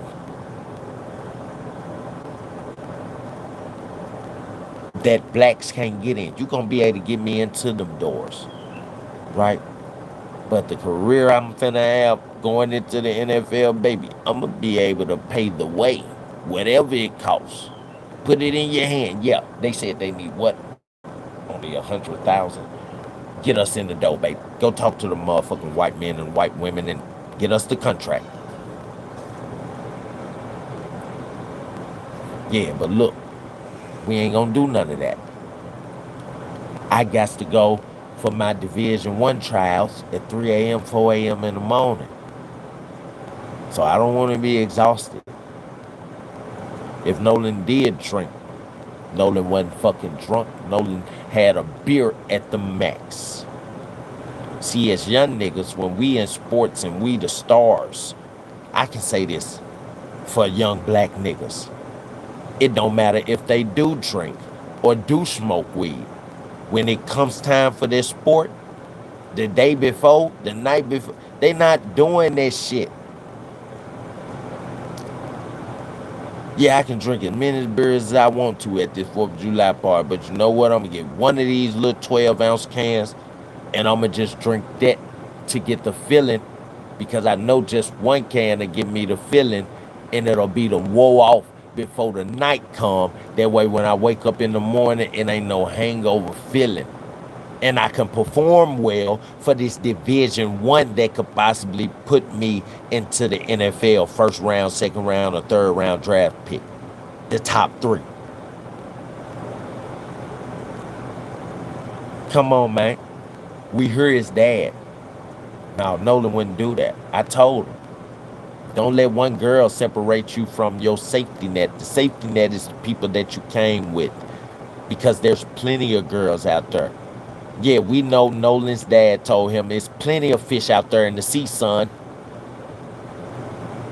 We know that Nolan had to talk with his dad and told his dad, hey, I want to be a professional football player, because he know his dad has 3 uncles from Mississippi that made it into the NFL, and they like the highlight of the family. He even said this in one of his press conferences. My 3 uncles, like they were the head of the family, that they were in the NFL. And he said Nolan talked to him, and he talked to Nolan about him and set him down about, hey, if this is what you want to do, the sports, you got to be committed. And, you know, you're going to want to have fun. So I'm telling you, when you go out with your friends, you leave with your friends, come back with your friends. He wasn't just telling Nolan to stay with his friends. He was telling Nolan also to protect his friends. If it's 5 of y'all that leave, look, don't let a girl take you away from your safety net, your friends. Don't let a girl take you away from protecting your friends, or losing track of one of your friends and one of y'all get lost. And no, nigga, because there's plenty of fish out there in the sea. You can get a girl at any time, and the way you headed, the star you are, you know this. I know this, your dad. I ain't got to be there to see. I know you get attention at high school. I know you get attention in college now. Son, you was Division 2. They already Division 2 and Division 1, Division 2, and Division 3. All of them are prospect teams. Younger leagues for high school and promising high school and college students that possibly has NFL potential. 99.9% white and black boys that get into Division 3, Division 2, or Division 1 football leagues go into the NFL. 99%. Let's say 0.1%. Barely, if even one person that have been in them 3 division leagues has not made it into the NFL. Maybe one person out of the tens of thousands of white young men, black young men that have went through those divisions. And nigga, you Division 2, not even the lower one, Division 3. Most kids that be in high school make it into Division 3 if they go for any division, or if any division is looking at them. College niggas get in Division 1 and Division 2. Didn't know Nolan Wells was already in Division 2 in high school. That's why when he went into college and he's a starter, he a freshman and he a starter in college, going straight into college. Nigga, what? You a freshman wide receiver, small compared to that 6 foot. Nigga, what? You already been in division? You was in Division 2 in high school? Nigga, please, nigga. Jay over there, he's in Division 2 right now, nigga. We know you going out for Division 1, but Nigga, you ain't gotta lie. We know you ain't been in Division Two in high school. Nigga, that's unheard of. Really is. Only a few. One I can name, Brett Favre. Division Two in high school. The other one that I know for sure, that's nowadays, Aaron Rodgers. You see how cold that boy is as a quarterback? San Francisco 49ers. You see how cold that Latino looking ass boy is as a quarterback. As little as he is, how he maneuver when they break through his defense line, how he maneuver, he do the same shit Brett Favre do. He'll maneuver and be able to get out of the motherfucking blitz. If he maneuver and get out of that blitz, he ain't even gonna look nobody to throw it to, even though everybody might be open by now, because it's damn near a minute in after the snap. He's gonna fucking run it. When a tackle him, he ain't just gonna go down. He gonna try to shake him and bake him. Yeah, nigga, you gotta catch me. Niggas like those niggas are greats. Aaron Rodgers, he already a great nigga, and he's still just at the beginning of his career in the NFL as a quarterback. And when he first came in the NFL, he was a quarterback. He got chosen as a quarterback for San Francisco 49ers. But my nigga, he was starting right off the bat. He wasn't the motherfucking extra quarterback that's benched the whole year. Yeah, he still get about 200, 300 million, but quarterback, that's the team captain in football. That's the star in football, right? That's the point guard. Like in NBA, the point guard is the team captain, LeBron James. Yeah, the quarterback in the NFL is the team captain, and he got way more starters than an NBA nigga. The NBA nigga got 4 others. There's 5 of them. The quarterback, he got 10 starters. Because the line might snap with 13 niggas on it, including him. 12 niggas on it, including him, depending on their play. Come on, man. When y'all think of Nolan Wells, I want y'all to think of great-ass football players. Look, he was a wide receiver star. You know who another nigga was that was Division II in high school? Reggie Bush. Reggie Bush, the nigga that made the Saints something again. As long as he played, even if they didn't win the Super Bowl and shit. You know what I'm saying? Reggie Bush. Yeah, that nigga made Division II in high school. In Division I in college. That's why Nolan Wells' dad is so hurt, because he knew where his son was heading, and he knew his son was happy about this shit and so excited about it, and couldn't fully see it, but knew that it was promising. But his dad saw it and knew that it was gonna happen faster than his son thought. Yeah, Nolan was gonna get drafted into the NFL after being a starter wide receiver his freshman year in college, and being Division I after being Division II and a starting wide receiver in high school through all his 4 years in high school, right? Man, a year or 2 years into college, he wasn't even gonna have to finish his shit. He was gonna be able to drop out. NFL was gonna pick him right up. They weren't gonna wait for that nigga to do 3, 4 years post college. They didn't need that much to prove their point. No, this nigga was a runner. His nickname was No. You know why? Because when they tried to catch him, and he shake him up and get past him and run that touchdown, no, shake past him, no. Yeah, that's what they used to yell at that boy football games. If he shake a nigga when he catch that ball as a wide receiver and get past him, everybody in the crowd is yelling, no. Yeah, y'all need to look up his games and watch his motherfucking games. These white boys was fucking crazy about him. But as soon as they bring them around they friends and they think that they finna get all the popularity and motherfucker finna really be in they face, nigga, what? You got no in there, bitch? No, they in no face like, hey, can I take a picture? And these white boys sitting back like, nigga, I'm one who fucking bought them. By the end of the night, by the end of the party, you know they treat them hostile. He like, bro, that party was so fun. Yeah, man, whatever the fuck ever. Come on so I can take you home. Come on so I can take you to your car. Damn, bro, what's wrong with you? Bro, you didn't hang with me. They make it back to sell. Bro, you didn't hang with me, not none of the night. Bro, I brought you to the party, bro. You supposed to give me some credit for that.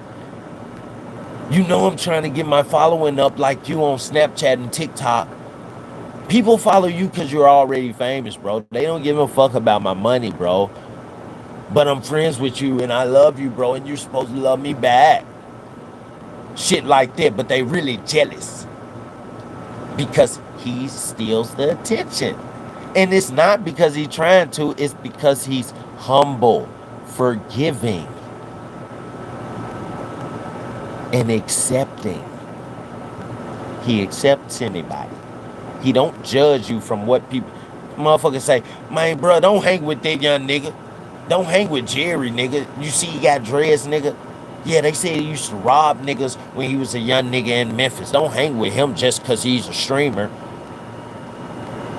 If I walk up to that nigga genuine and be like, man, what's up, Nolan, man? I heard about you, man. Can I get an interview with you, man? Yeah, you my type of guy. You the type of niggas I'd be friends with because you a loyal ass nigga. I can tell by the way you move, bro. Yeah, he'll give me a chance. He don't, fuck what them folks said about me. He gives everybody a chance. He's accepting. He's genuine. Come on, y'all. At any time he step in the room, all attention goes to him. It's kind of hard not to navigate to him. When I was doing them 50 city tours around the U.S. with Dale, I told y'all he had me as his protege. Mr. Dale, the one from 3-6 Mafia that I was signed to that made ass and titties and big booty bitches. What? That Will Ferrell played in the campaign. When I was touring every summer with this man, listen, y'all be seeing how I smile. Nigga, when my tooth first got chipped, nigga, it was because I became vice lord in my hood, right? But I hung around nothing but GDs and Five Deuce Hoover Crips. But when I became vice lord, the Five Deuce Hoover Crips, they still accepted me, but the GDs didn't.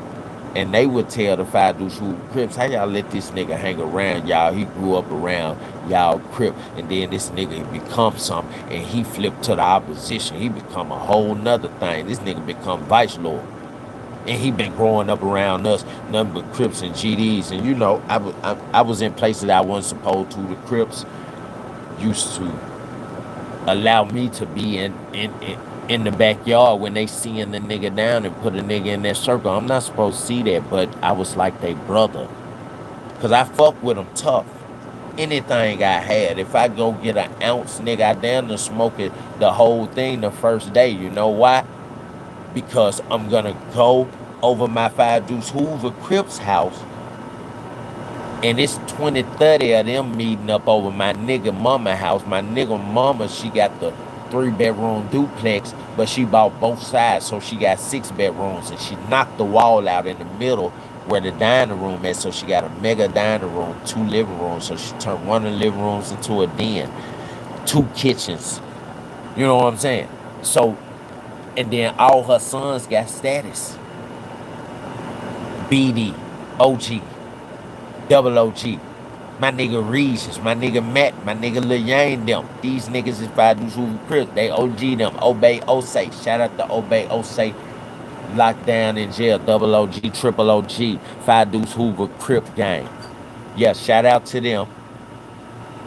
Yeah, because that's who my niggas, them represent. You heard me?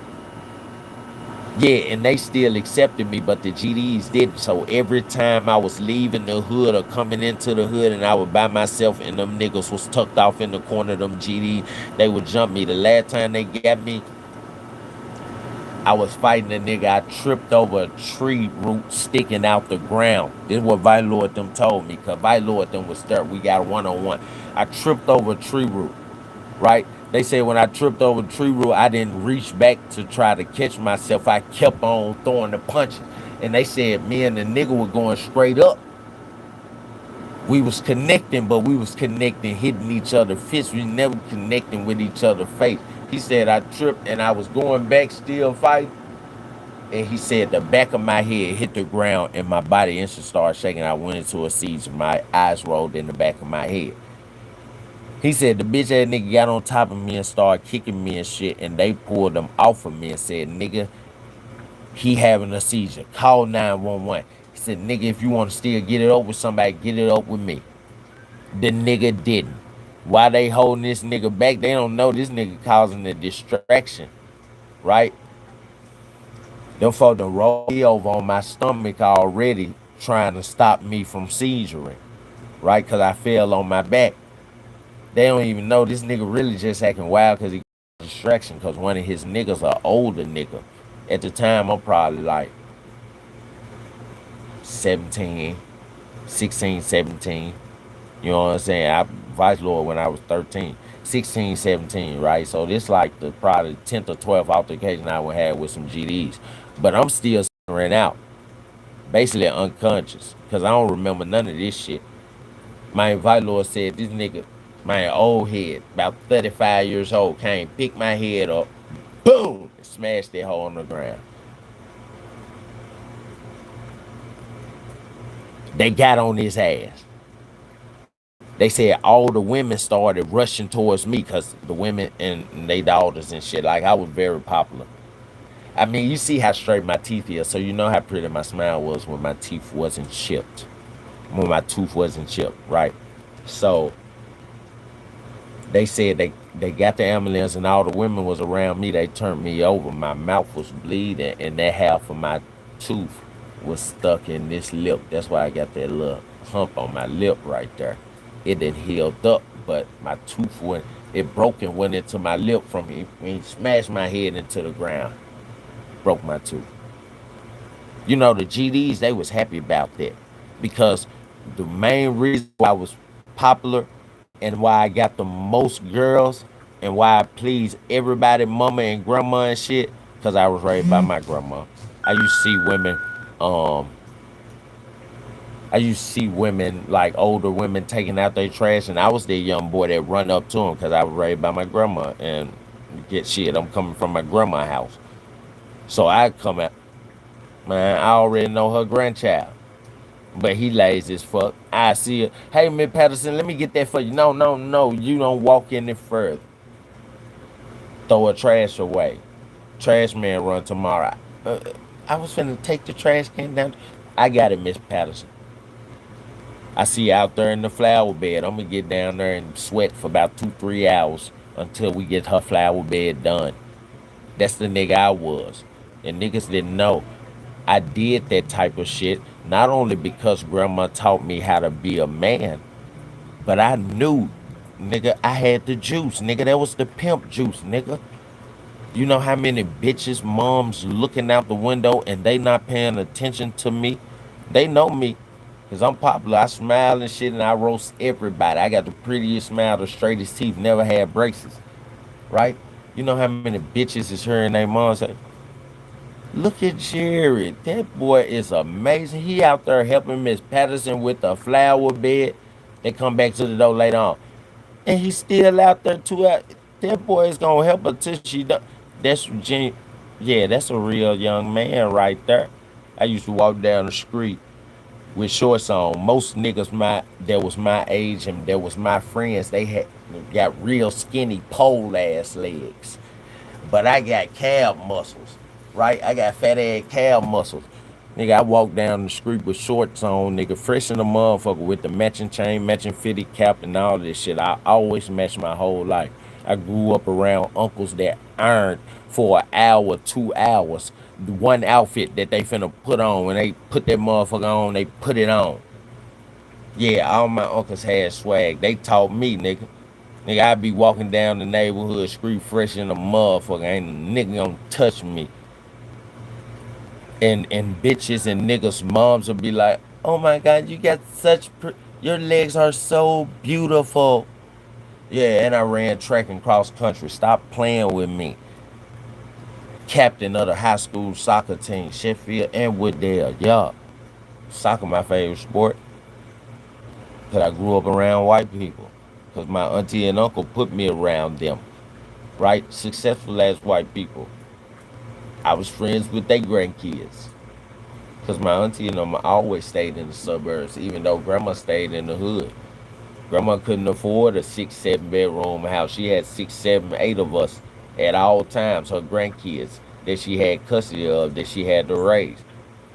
Yeah, so we stayed in the hood. But anytime I could go to auntie them house and get some of their teaching, get some of their learning, get some of their raising, yeah, I want to go there too.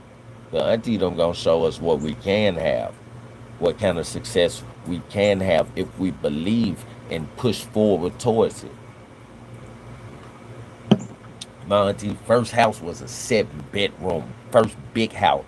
I mean, she already had a big house, 4 bedroom, 2 story, then living room, right? When she moved out of that motherfucker, she allowed grandma to get that motherfucker and us to rent it from her so we could have a 2 bedroom, I mean, a 2 story, 4 bedroom. Everybody could have their own room.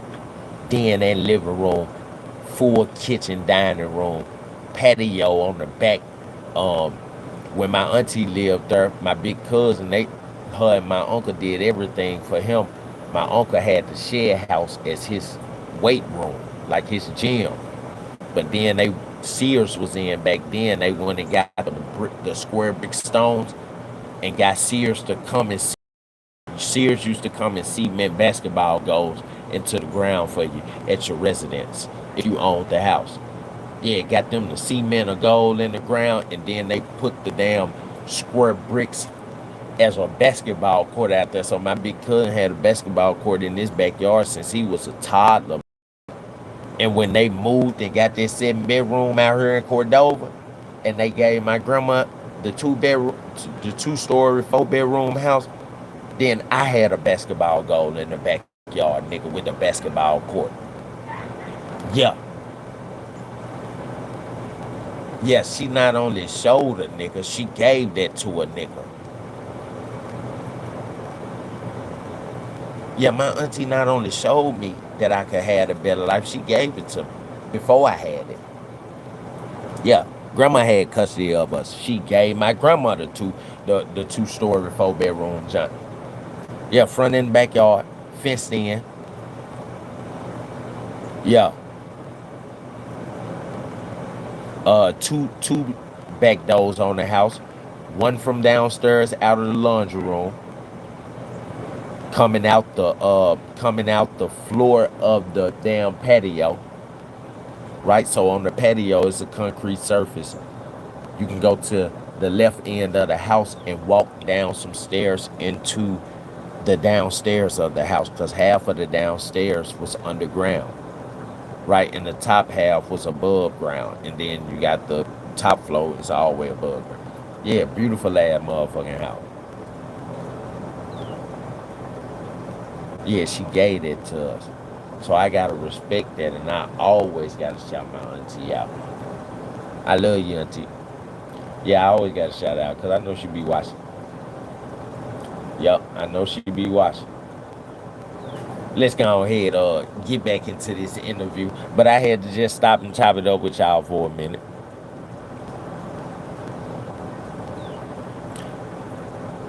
Yeah.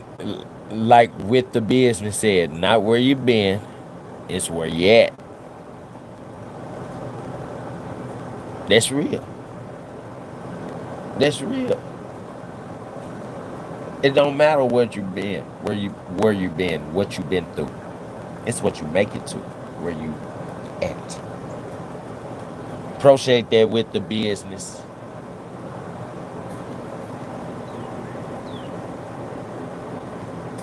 Yeah, TT Porter, the media always gonna try to spin it, but we gonna spin it right back on their ass. We gonna take their story and play that motherfucker and get the audio clip, and we gonna Did spin you it delete right back. anything out of Nolan's phone? people are still out there partying. And Right. Beast. Some days, my friends want to hang out every single day, and Nolan was always there. So, and obviously, people may see this and know the nigga, but all your friends didn't like Nolan. Yeah, he was always there, nigga, because you was his friend. Nigga, but because he was always there, nigga, all your friends didn't like him. And trust me, it's nothing but white boys besides Nolan. So I know some of them white boys is racist, and some of them is saying, why the fuck you keep bringing him, bro? Bro, like he's not one of us, bro. Nah, nigga, because I done been in some situations like that. One of my white boys took me around all his motherfucking rich-ass white friends, and I'm standing there, and them niggas don't get no fuck that I can hear them. They real arrogant. What the fuck is he doing here? Who the fuck knows him? Shit like that. They want to offend me because they don't want me there. And I'm like, bro, what the fuck would you even bring me here for? Like, nah, bro, you want to enjoy this shit? It's cool, bro. I'm going to go sit out in the motherfucking car. Roll me a blunt or something. Roll me a motherfucking blunt or something. Stupid ass nigga talking about some. Yeah, my friends was, nigga, them niggas didn't like Nolan, nigga. They hated that you kept bringing him around and he kept stealing the attention.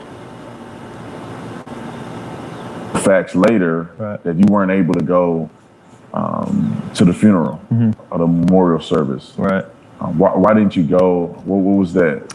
Well, I mean, with everything going on social media right now, and with people saying the crazy things that they're saying, I would never want to take the attention off of Nolan and his family. They don't deserve that. And, you know, for own personal reasons, I mean, I've gotten thousands of death threats. My family's got thousands of death threats. And, you know, for my own safety, I'm not going to put my own health and safety at risk. You know, it breaks my heart that I can't go, and it hurt me more than anything because obviously I want to say my last goodbyes to one of my best friends. But I mean, if I'm getting thousands of death threats of people saying they're going to kill me and do crazy things to my family and I couldn't bring myself to go because, you know, I got to put my own safety first. And even if that means, you know, missing my friend's funeral, I mean, it's horrible, and I wish I could have been there, but, you know, that's what's been going on, you know? And, you know, you guys, I think this is the first time that you've publicly gave a statement about this. Yeah. And obviously you're doing it with me. We're going to put it out there for the world. Why did you choose to do it now? And why did you choose to not speak to anybody but me? Right. Okay. Well, you know, Officer Tatum, I've been watching you for a good while now, and, you know, I think you're a great guy. You've kind of, ever since things got really hot, you've kind of been on my friends and I's side, and I really like that about you. I mean, I thought you were very confident and well-spoken, and I really enjoyed that. And all my friends and I watch you. We all think you're great. We love your faith with the Lord. You know, we try to be closer and closer with the Lord every day, and so did Nolan, you know, and, you know, that we just really liked the way you spoke about us and how you took our side, not based off someone's agenda, and, you know, based off of race, because, I mean, that's a horrible thing, you know.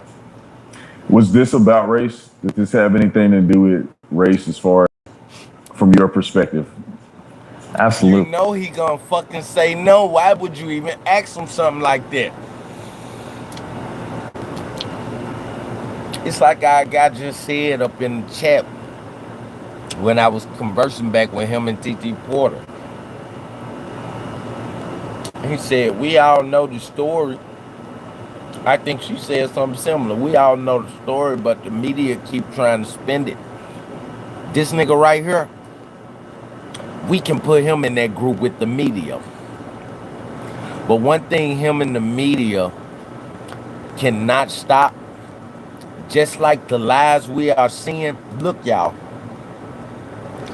if y'all think that the feds is sitting up investigating this case and not looking at it from all angles and not doing the same thing we doing right now, and The feds is not following fucking Officer Tatum because he's the only one that's been able to get an interview with Warren. Remember I told y'all, Mama Judge called a meeting with Katie's mom, Tristan's mom, and the other two white boys that we saw in the picture that we all thought was there, but they had more than that was there, right? I told y'all she called a meeting with their ass and said, don't let your kids take no interviews and say any fucking thing about the situation. And I'm gonna shut this shit down. I'm gonna end it.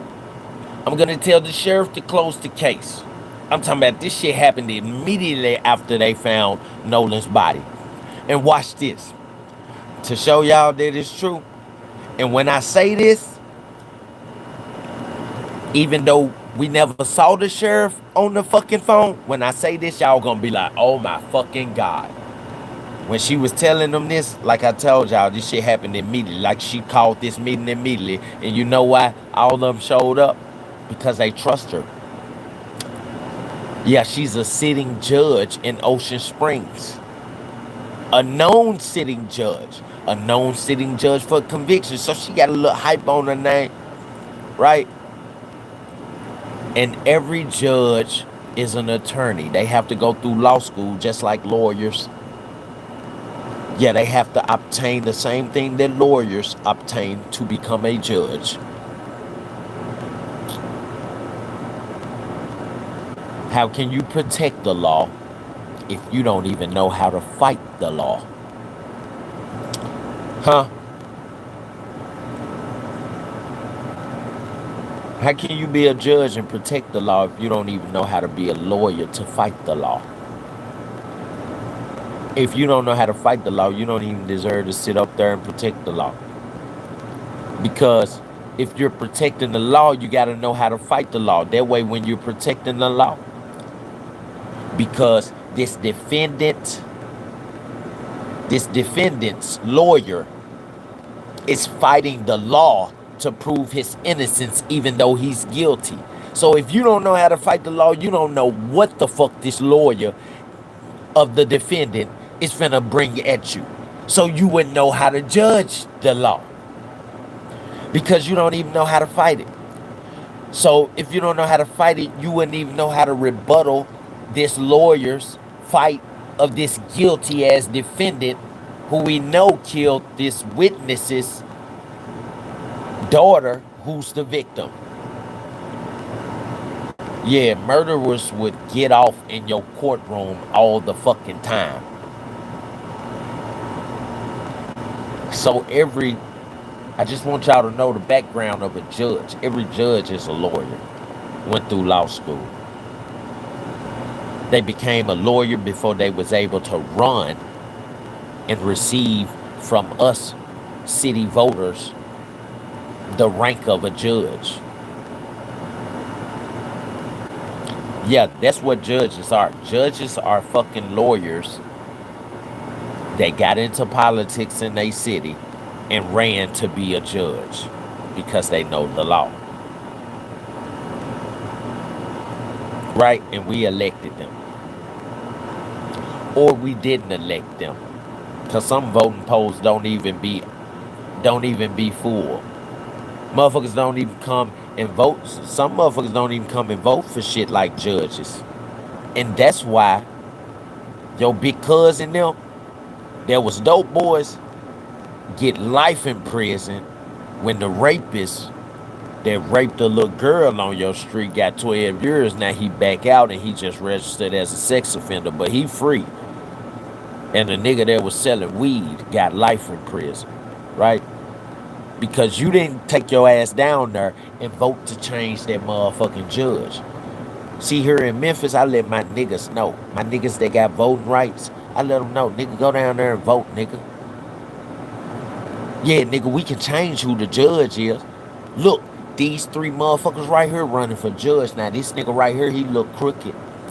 He look like we can persuade him and pay him off to get little Pookie out of jail. No, that's conspiracy talk, but you know what I'm saying? You can choose who you want to be in that motherfucker, and everybody Everybody is Christine as far as education, but but everybody ain't Christine as far as being bought. You can find a judge and know a judge, like know from his personality and his background if you can buy him or not. Goddamn it, cartels and shit do it all the time. While we not sitting here voting, and the cartel, just say cartel move her into Memphis, right?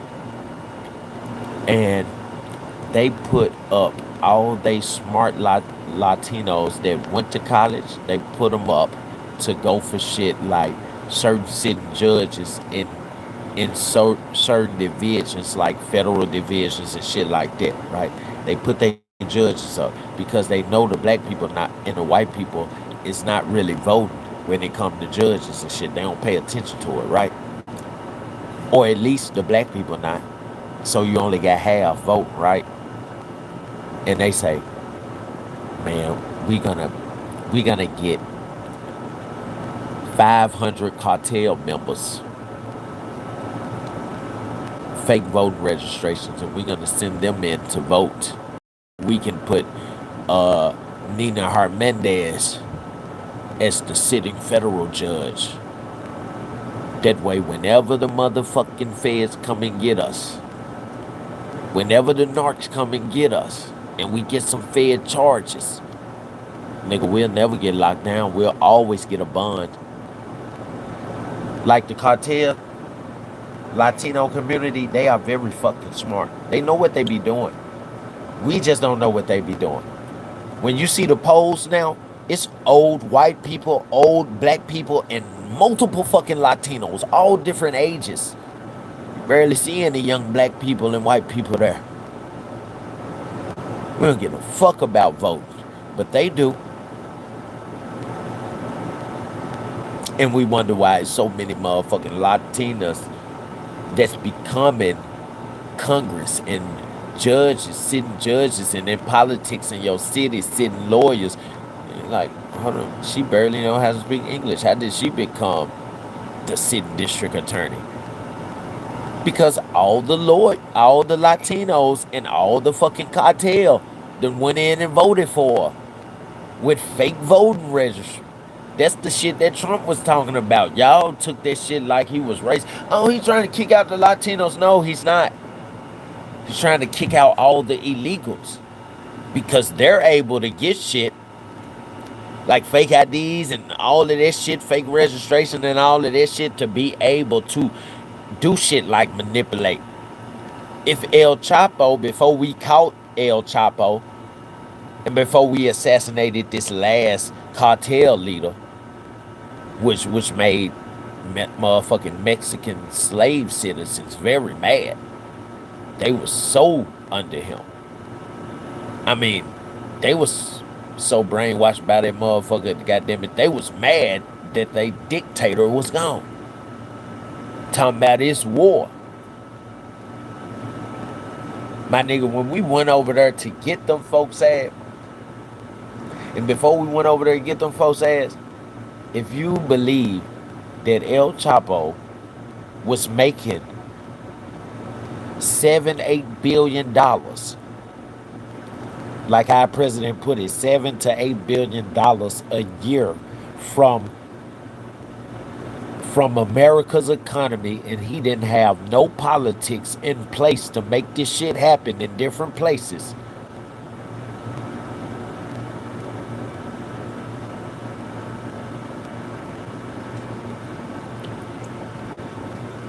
Is our FBI director that's in Washington, D.C., is he Latino or is he Arabic? Because I could use him for an example. What if, allegedly, he knows El Chapo? Then that means one day El Chapo just may be free. If El Chapo made sure that he's sitting in the seat that he's sitting in because he had to get voted in that seat by citizens. The head director of the full FBI, because I explained yesterday that every state has a FBI, right? The state of Tennessee has an FBI. And then that FBI has a special task force called the TBI, right? Tennessee Bureau of Investigation. And that should go everywhere. Mississippi, they have an FBI branch. And then they special task force from that FBI branch is MBI, Mississippi Bureau of Investigation. Same thing with California, CBI, California Bureau of Investigation. It's a task force within the FBI. That's so they can separate the real from the fake. Or should I say, the head from the tail. Because all of these states' branches of FBI, it's the tail. The head of the FBI is the branch that's in Washington, D.C. And we see that director standing up in press conferences all the time. Yeah, what if allegedly El Chapo put him in that seat? Then that would mean that El Chapo, he's locked down, but he's really free. He get to roam the jails and do what the fuck he want to, and everybody sees it, but nobody really sees it. Nobody will say they see it. Huh? Yeah, that means he can pull strings and do things outside of the jail and still run the cartel because he run the feds. That was just an example, though, of how if you vote, you can have the power. The more your people vote, if y'all decide, hey, we don't want this nigga as a judge no more, you know what? Lil Pookie said he want to be the sitting judge. So let's put up Lil Pookie flyers, right? Let's all go down there. All 7 projects out of the hoods of Memphis go down there, and every last one of us gonna vote for Lil Pookie. Because ain't nobody voting for this judge. This judge been in his seat because ain't nobody voting for this judge, or ain't nobody running against this judge to be voted in. Motherfuckers don't vote. Motherfuckers don't run against that judge. That judge get to be in that same seat next year and didn't have to do shit to do it. Didn't have to do shit to be there. But the thing is, when we put people like judges and shit, we have to realize we give them folks government salaries. So if we put somebody in a judge seat, they not gonna make under $250,000 a year, which means that they paychecks is not gonna be under $20,000 a month, which means that in 4 years we'd have made them a millionaire as citizens. But then we stop fucking voting for the judges and they just get that seat easily. No, that seat is earned, my nigga. That seat's supposed to be hard to get. Somebody else supposed to be coming up every year. But so many of our fucking kids are dying from drugs, white and black. These new young kids, they are not fucking focused. Generation Z, I am not proud of y'all asses. Y'all are not fucking funny. This shit is real. We're gonna need judges. Y'all gonna need judges. And you mean to tell me all y'all on TikTok trying to pop pills and do the Benadryls and the fuck is wrong with y'all? Straighten the fuck up. Somebody gotta make honor roll and principals list through school. Let me get on our kids' ass right quick. Generation Z. Yeah, that shit funny for the moment, my nigga, but you gotta go through life. And life is not a moment, nigga. It's multiple moments. So you're gonna make every moment in life funny? If you do, then you're what they call a joke. You won't find success. Some of y'all gotta push fucking hard, because y'all gotta find the success above success, like judges, lawyers, bank owners. Yeah, nigga, some of y'all gotta make fucking principals list and honor roll and never run away from home. And never have anything on your motherfucking record.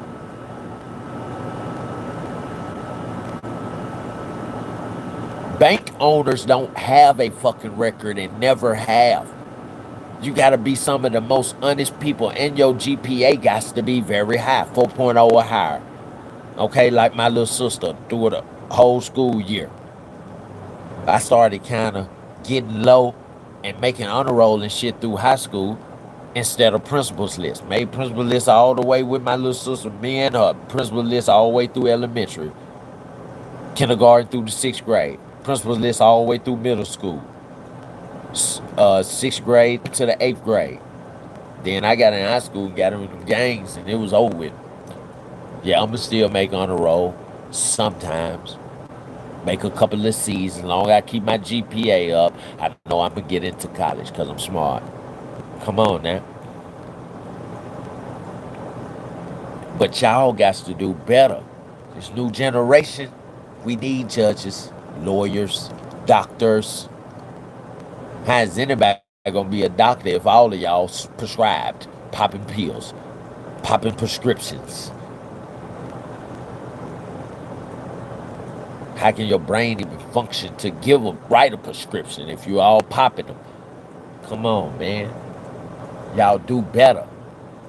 Stop letting these folks laugh at you. You thinking they laughing with you because you acting silly and you laughing at the same time they laugh, but they laughing at you. Okay, be a fool, be a dummy for a little while, not for a long time or your whole life. It's okay to be foolish sometimes when you're joking and act like a dummy when you're joking or when you're acting, but only for a little while. Y'all got to do better. Y'all got to get more serious about life. Nigga, my generation, okay. Yeah, we doctors, lawyers, and all of that type shit. We got plenty of them from my generation. Millionaires, billionaires. Like Trump said, billions and billions and billions. Yeah, plenty of them from my generation, but y'all generation got to do something. Y'all generation got to do something. I'm really scared for y'all. And when my generation gone, don't let the fucking robots take over. Stop being so fucking lazy. Don't buy into that shit. We ain't bought into it. Yeah, a couple of rich people from our generation have bought into it, a couple of billionaires and millionaires, but not all of them. And like, nigga, we don't want no robot in our house. We saw what they did on our robot with Will Smith. Gave everybody a free robot. The Tesla robot looked just like that motherfucking iRobot. And when they declared martial law, nigga, all the robots' eyes turned red that they gave you in your house, and nigga, you couldn't even leave your own house. Motherfuckers was getting their arms broke off, nigga, from the robot because they trying to get out the house. No, government declared martial law. I don't trust that shit Elon Musk got going on at all. Talking about a tiny house for $7,000. Nigga, I don't want a house for $7,000. Nigga, I want a house for $700,000. Fuck wrong with you talking about a tiny house. Nigga, I got 3 kids, nigga. He trying to get y'all generation to where y'all more selfish, y'all not reproducing and having kids, y'all more of y'all are single. A tiny house, nigga, that's made for one person and it's like a studio apartment. Nigga, I'm not finna pay you up front no motherfucking $7,000 for no motherfucking studio apartment. I ain't get no fucking if it's a one-time payment. Nigga, the shit's so motherfucking affordable. Motherfuckers will be, y'all generation will be getting their taxes, especially the ones in the hood, and everybody be getting a Tesla house. But y'all still got in a motherfucking apartment, Section 8, and y'all got a tiny Tesla house sitting in a fucking parking lot. How the fuck that makes sense? Lazy, selfish. You ain't got nobody to take care of. You gonna die in that tiny Tesla house. That motherfucker's so small, it's a casket. You gonna die in it and they gonna put that hole in the ground with you in it. Sometimes y'all gotta think about what the fuck y'all giving into. Don't just go for it because, oh, this is what the media put out there as the most popular thing. Nigga, it's the most popular thing worth giving your soul for, giving your pride for, giving your mind for. Huh? You used to think for yourself. It started with Uber Eats and they made you lazy. Then it went to the Tesla. Even though you were lazy and you were lazy at work, you got a job that you could be lazy at, doing customer service over the phone, sitting down at a desk, $18 an hour, and they let you rent a Tesla, which is going to keep you broke and in the situation that you're in. Because you stay in an apartment, right? And you're lazy. You never cook for yourself. You never buy real food. You always eat the processed food, the food that they put around you to kill you. You don't go to the more expensive restaurants because you're like, I gotta buy food through the whole week. So you buy the process, right? Don't do it. Over time, you down there buy processed food from McDonald's 4 or 5 times a week. It's only 7 days in a week. So even if you do eat those 2 days healthy out the week, you're not healthy at all. You're still killing yourself, right? Then you're like, I don't want to pay rent, right? So you buy the tiny Tesla house. But look, what you don't know, Generation Z, is when you buy this tiny Tesla house, you then own a home. So then you have to pay something called a monthly mortgage, which is what homeowners do. It doesn't matter that you're not leasing a motherfucking house or apartment no more and that you own one. You still gonna have to pay a monthly mortgage like you leasing that motherfucker. Oh, so you didn't think? Yeah, your mortgage is gonna be like the interest from the price you paid on the house. So just imagine when you go and pay 3,500 down on a motherfucking car, and then you gotta go get taxed for the first time. Then you're gonna pay the interest on that 3,500. So your tax will be like 350 here in Memphis at least. Your tax be like 350. You like, what the fuck? Why they so high on that? Because you had to pay such a high motherfucking balance, a high figure down to drive that car off the lot. And you might have had good credit. See, what people don't know is if you got good credit, 650 or higher, you can drive off the lot no matter what lot it is, used or new. No matter what the dealer is telling you, you can drive whatever car you want, even the best car. And sometimes they'll tell you, you can't get the best car, we got to put you in this one. Now, that's the one that they need to sell. But because they know you can get the best car, they know they can put you in the one that you need to sell if they tell you that you can't get the best car. Your good credit gets you any car off the lot, $0 down. You shouldn't have to pay nothing. 650 or higher credit, $0 down. Nigga, you want the Chrysler 300. Take your 650 or higher good credit ass to the car lot with your job, with your 9 to 5 or your proven income. And when they say, yeah, we need about 2,500 down on that. Nah, I ain't gonna pay it. Well, no, we can't give. No, we got to take 2,500 down on it. Well, bro, it's all right. I go somewhere else. You know what? They got the dealer down the street. I showed them. They got 2 black ones just like this. I go to them. Cause I know I can get it for $0 down. Nigga, my credit good, my nigga. And soon as you turn around, walk out the door, I bet they call your ass back. Hold on. Let me go talk to my manager. Nigga gonna walk around the corner and face the door for a little while, and then come back around. Yeah, my manager can do it for you. I'm sorry, I didn't know we could do it for you at first, but I talked to him. Yep. What Angela said. Angela LeBlanc just said, mortgage is like rent. I told y'all that, monthly fee. You think you finna pay 7,000, 8,000 for that tiny Tesla house? $7,999, and you ain't gonna pay a mortgage for a house you own, my nigga. Don't let them fool you. So this nigga gonna sell the house to you for a full price. A price that's so small, but still at the same time so big. What if he sold at least 7 million people in the world the tiny Tesla house? Deuce, put in your calculators 7 million times $7,999 and see what you come up with. See this company alone. He ain't got no shares in it. Nobody got shares in that company. So whatever the fuck that is, if he just, I'm talking about the first year. This is the first year shit. You know, it's billions of us in the world. And he gonna be selling it everywhere. Motherfuckers in Africa and shit, they gonna fall for it. They gonna get one for sure.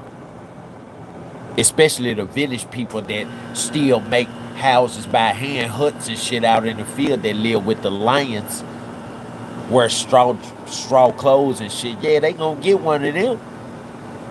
Niggas, certain weather and desert storms and shit can't penetrate that motherfucker. They gonna be protected. They gonna get it. But nigga, you won't get it out of America like that. Nigga, America got nice ass houses. Central AC, nigga. I won't have to put, you damn near gonna have to put a unit in the window. And see, y'all don't think about shit like that. Y'all like, ooh, that house is so cheap. He didn't say that motherfucker comes with central AC.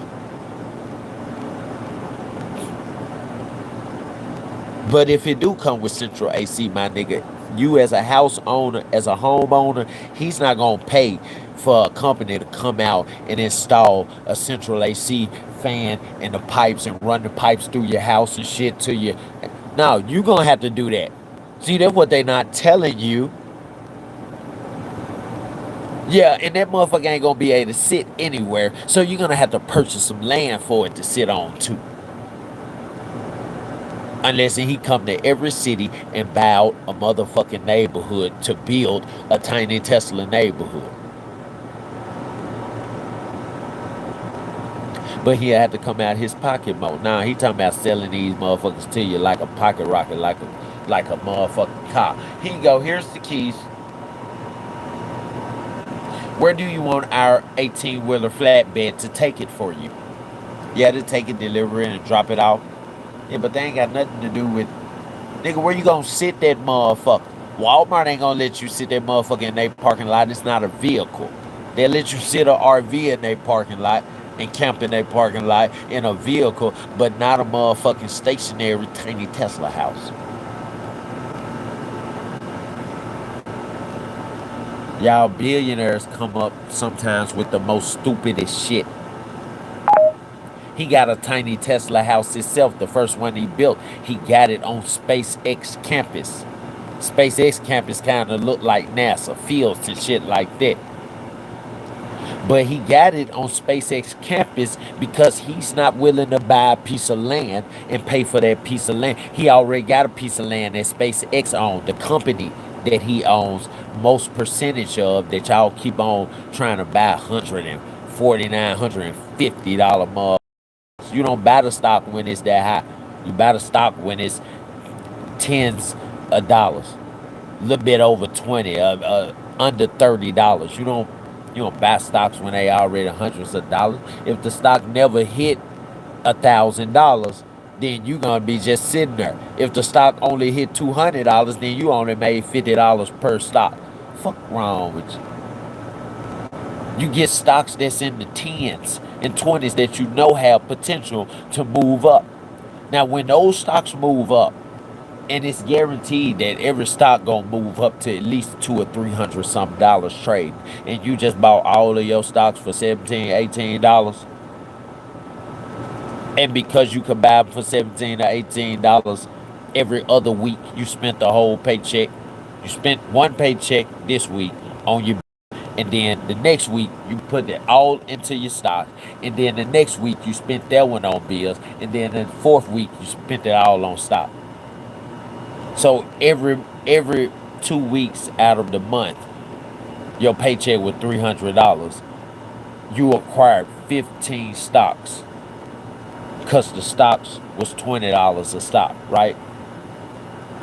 And you did that for a year before the stock blew. You do the math. 30 stocks a month.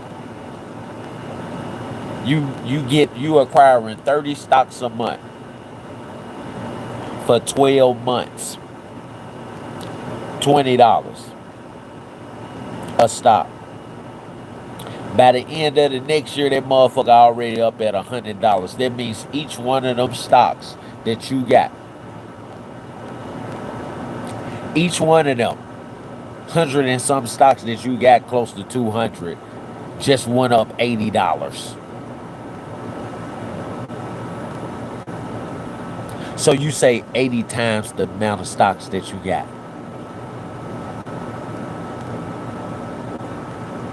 You going up for sure.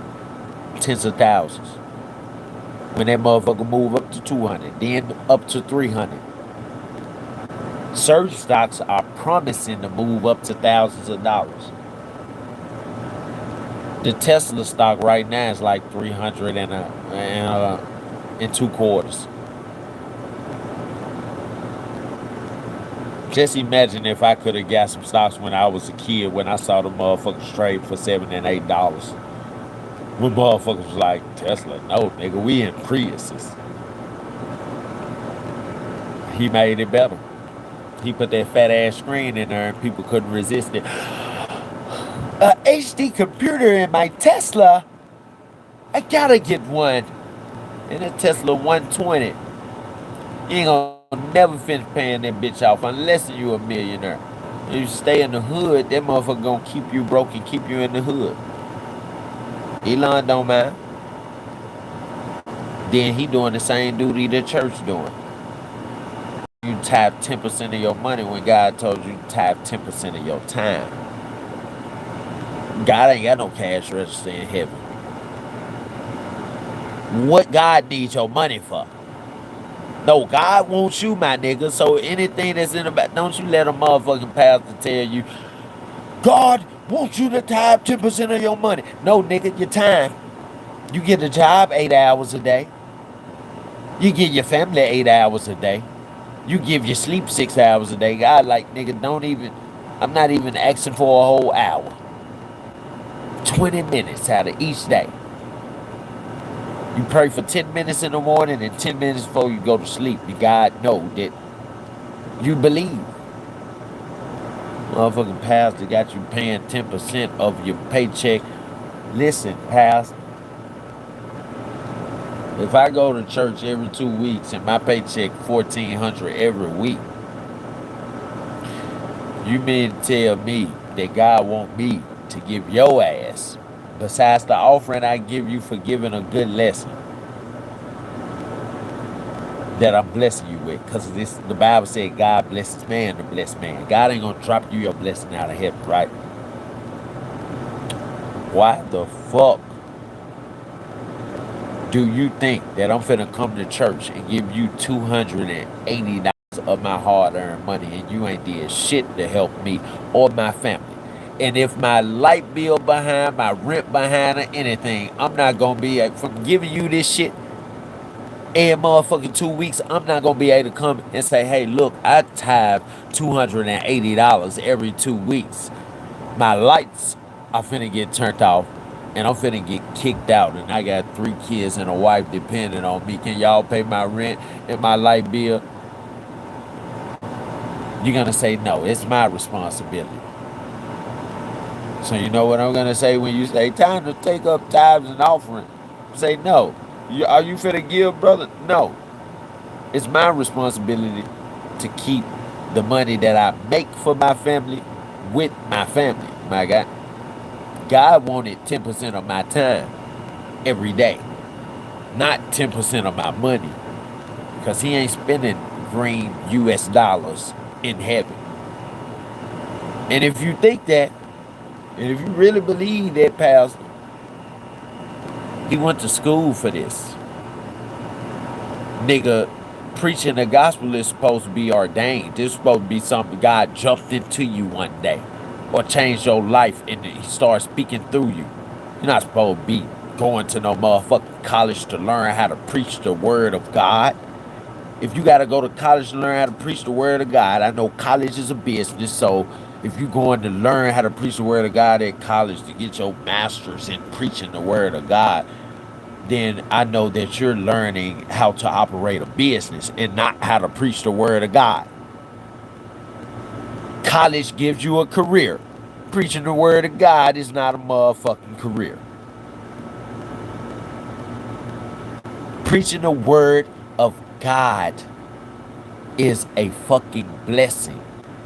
It's a fucking task of testing your faith, testing your peace, testing your patience of God, my nigga. Yeah, preaching the word of God, you're supposed to be shepherding his people towards him more. But nowadays, preaching the word of God, they shepherding God's children towards the fucking offering basket. Taking offering 2 and 3 times. 2 and 3 fucking times of service. Nigga, even if I did believe that I gotta tithe my money, and I done just tithe my money at the beginning of the service, and then they take offering and tithes 2 more times. Nigga, the second time they take offering and I heard them say tithe again, I'm getting the fuck up. Nigga, what? Nigga, first of all, I'm not even supposed to be tithing 10% of my motherfucking income. Second of all, God want me to tithe 10% of my time. Third of all, if I'm tithing 10% of my income, the first part of the service, why the fuck is you still doing tithes and offering the second part and the third part of the service? All these people been here with us since the beginning of the service. So why are we giving 2 or 3 times? And why you keep putting the money up on the projector? Oh, because you're idolizing the money as a leader, and you're wanting us to idolize the money. You actually getting us to idolize the money without telling us. You manipulating us. You got us still in there. We want to hear everybody that's coming up on the sovereign mic showing out 5,000 from the Church of God in Christ to you bastard. 24,000 from the Church of Kentucky God's Bishops. Man, come on, man. We don't want to hear that shit. We want to hear a real blessing. And y'all bullshitting with it.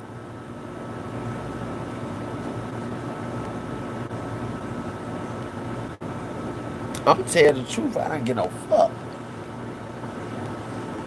I'm not going in that motherfucking church for them to manipulate me or my family.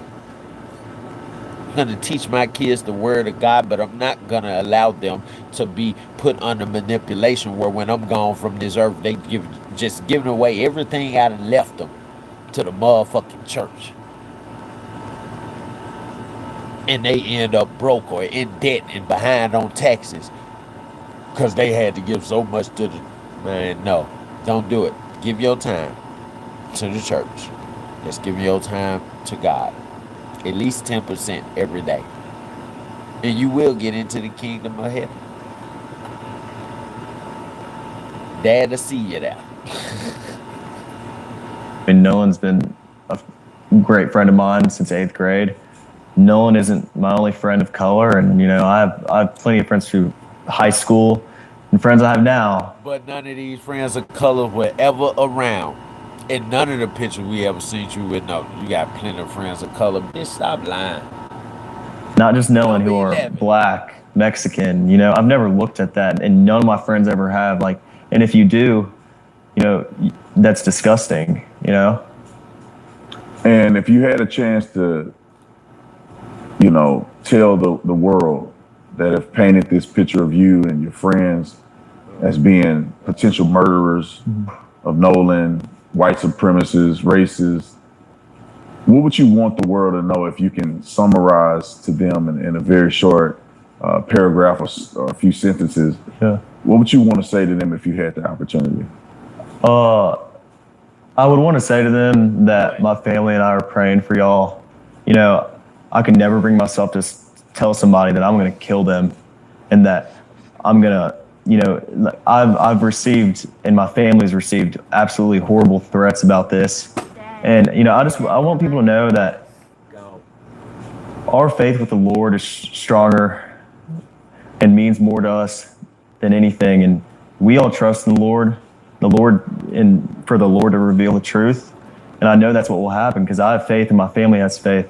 But I want people to know that I'm praying for them. And if they want to speak hate and speak, these horrible things, and I mean, you're obviously not in the right state of mind, and you need to work on yourself. It's a horrible thing, and but race was never a thing between Nolan and I and my friends. I mean, I have friends in my friend group that are Mexican and black. I mean, that's never mattered. And I think it's just absolutely disgusting that people try to make this narrative out of something that it's absolutely not, first off, and out of something that they have zero facts about. Jackson County hasn't released any facts. There haven't been any facts about this case other than that, just timelines and, stuff like that. But it's horrible that people have made this out to be something that it's absolutely not. And it's disgusting in my opinion. Was Nolan the only black person on that island? Absolutely not. I saw a lot of black people. And like I said, I mean, it's not. Yeah, all the numbers of everybody that was in the fucking boats. It was 12 people in this boat, 4 people in the boat with Nolan, 6 people in this boat. Was it a lot of black people on the island? Yeah. How many would you say? It was about, big pause, it was a lot of black people. But you couldn't tell the number of black people that was on the fucking island. And many as white people as it is. Nigga, it's only a few of us blacks, I swear, on that motherfucking island. Here in Germantown, in Memphis, in the suburbs, right? They have something called Germantown Extravaganza for the 4th of July, where they do the fireworks, right? When I take my wife and my kids to the Germantown Extravaganza, it's about 6, maybe 7, probably not even 7 black families fucking there. And they only 4 or 5 deep. Just like us. Right? Dad, 3 kids, mom. Dad, 2 kids, mom. I can count them on my fingers.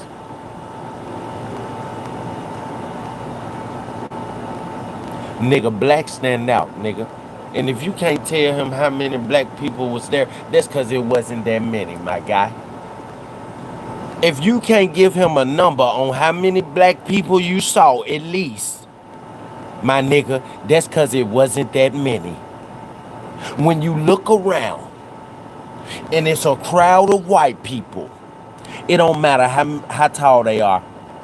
It don't matter how fucking tall they are. You're gonna see where the black people are fucking standing, my guy. Or sitting. Nigga, when we go to Germantown Extravaganza, nigga, we see the black people. We know exactly.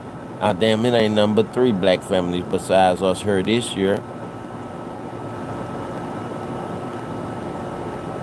My God, cause more black people from the hood in Memphis, they don't even want to move to the suburbs because they don't fuck with the police. And in the suburbs, our suburbs here in Memphis, they are small towns. So they got their own police. Which means you're going to be in like a county jail and shit and go to the... Niggas don't want to do that. Niggas scared of the police. But the niggas that change their life and get away from that negative ass shit and don't want to be held down by the hood and stay down, a nigga want to move up. Like me, a nigga work hard and get his family out of them situations, and I'd be glad to live out here by the white folk. Like Drake said in the White Bone song, know you got a nice house living by the white folk. Damn right, because he got a nice house, because he lived by the white folk. One thing I can say about white people, the wealthy white people, because not all white people are like this, but the wealthy ones, the rich ones. One thing I can say about them, It don't matter how many of them move into the motherfucking neighborhood. They gonna keep the neighborhood clean and pristine. When they live in they fucking houses, they keep them hoes clean and pristine. Even if they got pets when they move out, man, and you move in, you ain't gonna be able to tell that somebody stayed there. No scratches on the wall. They take care of they shit. Nigga, some rooms, nigga, the mom, she gonna set up the white living room furniture and that shit. I used to see I used to work for Ashley Furniture here in Memphis. Rich had white folk come in Ashley Furniture all the time, right when the kids at school and at college. Man, these husbands rich as fuck. They ain't even there shopping for the furniture. It's the wife.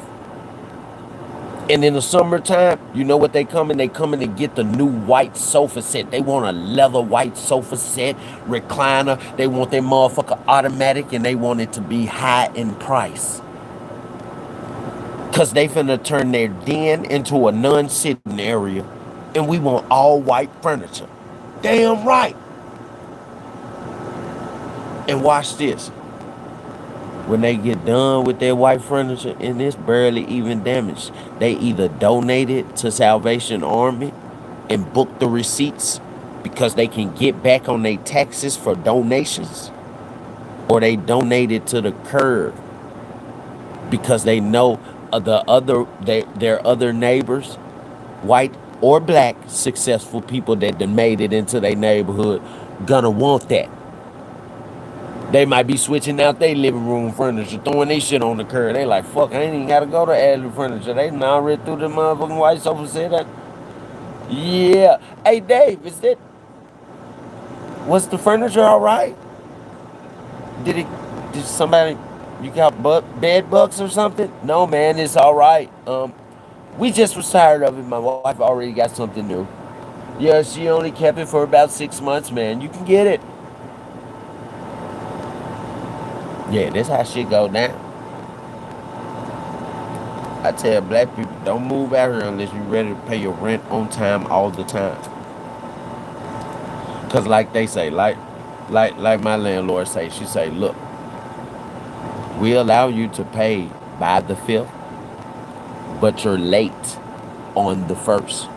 Which means if I get any discrepancies or any disturbances out here in the suburbs, right, and I gotta pay rent late, and she allows me to pay up to the 5th, but I'm late on the 1st. Meaning, if she want to get rid of me after I done had that discrepancy, and because this time I'm paying rent late and she don't want to deal with it, guess what? Don't matter that I pay by the 3rd or the 5th, she gonna refund that money and just tell me I gotta go to evictions court. And one thing about the suburbs, they evict you out here. Once you evicted in court, it's not like when you're in the hood. You can go back. You got 3 days to get out the damn apartment or your house or your loft. No, you ain't got 3 days for shit. In the suburbs, once you go through eviction court, you got that day. If you don't get your shit out the house that day, you cannot come back on that property after the day of court and they say, yeah, you evicted. Yeah, in the suburbs, they don't play that shit. Yeah, you'll get trespassing. And guess what? After that day, they call a company to get your shit up out of there and throw it in dumpsters so it ain't sitting on the street. So it don't disturb your neighbors, your ex-neighbors. Yeah, them fuckers don't play out here. Huh? What? What's up? I can't pause the live. What? Babe, what are you saying?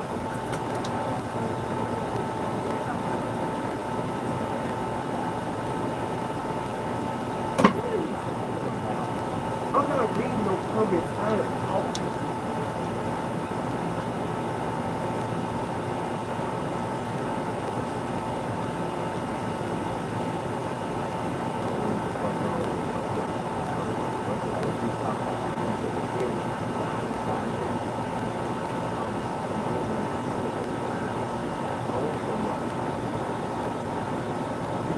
That's what I had.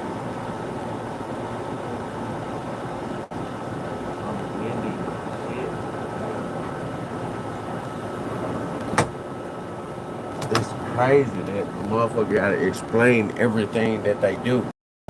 Can you see me on this live? Okay then. Pointing out or anything. I mean, I wasn't looking at that, but my buddy Tracy was out there, and he's mixed. Javon was out there. He's came out. He's mixed. I know a bunch of my friends that are black that were out there that day that I haven't even mentioned. I mean, Nolan was not the only black person out there by no means. I mean, like there was thousands of people out there, white, Mexican, black, everyone, And in the friend group, is Nolan the only black person in the friend group? Absolutely not. My buddy Trayson's black. I have other friends of color. I mean, our friend group's very tight, and we have a small, not a small, we have tennis friend group, and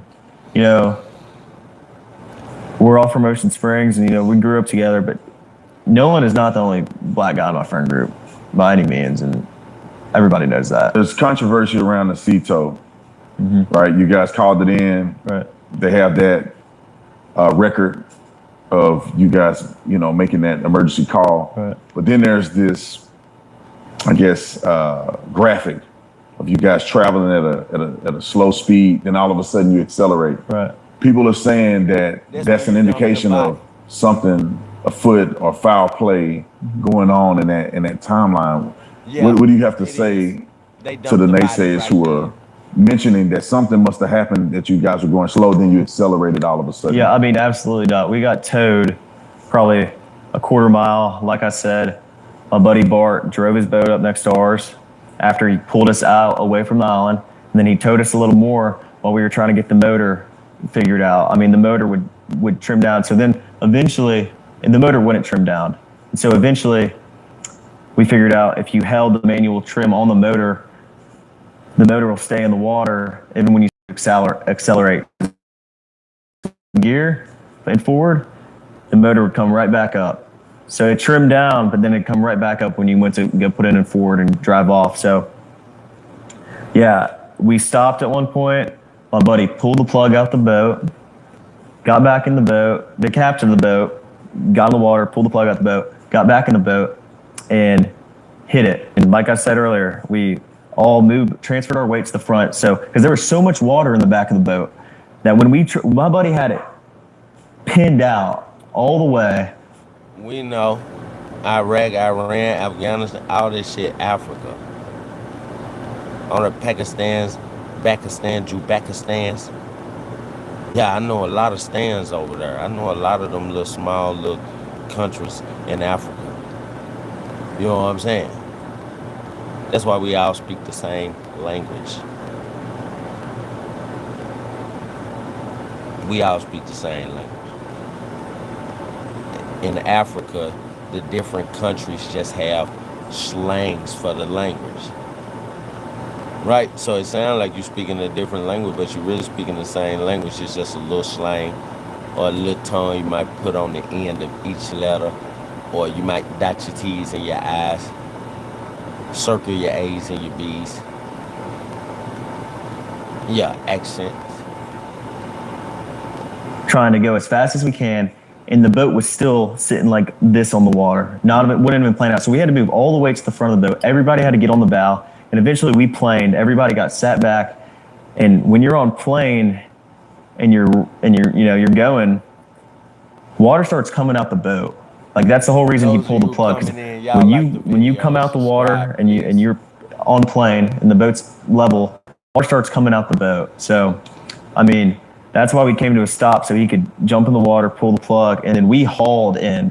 There was no stopping, because if you do stop, the water starts coming back in the boat because the plug's out. So there's nothing nefarious there. It's just a formality of trying to unplug the boat absolutely not. Get it docked properly. Correct. I mean, we were just trying to, solve the boat's issues, because we wouldn't have ever gone anywhere if the boat wasn't figured out. So and Nolan being a really good friend of yours, really good friend of all of you guys. Some of you guys have been accused of killing him. I mean, obviously he was somebody you knew, somebody you spent a lot of time with. With all that has gone on, if Nolan was here, What do you think he would say about all this? I think Nolan has one of the most. I mean, Nolan's one of the best men I've ever met. I mean, That's not Nolan's friend, because if you sitting here and my friend is dead and you asking me if he was here, what would he say about all of this? I'd slick be offended. I wouldn't go off, but I'd be like, man, I can't answer that. I'm not Nolan, and my friend is gone. And you really drawing a scenario talking about if he was here. It ain't no if he was here, my nigga. He gone and he can't come back. If he was here, he wouldn't be about this, because this wouldn't be going on if he was here, my guy. Yeah, can we end this interview here? I'm pulling my shit off. Yeah, let's get out of here, man. Mom, come on, man. Why would you bring me here? This dude is lame. and he has an amazing heart. And like I said in the beginning, I mean, Nolan is one of the nicest and sweetest people I've ever met. I mean, seriously, he had no hate in his heart whatsoever. I think if Nolan knew this was going on, he'd be sick to his stomach. I mean, Nolan hated all hate and arguing and drama.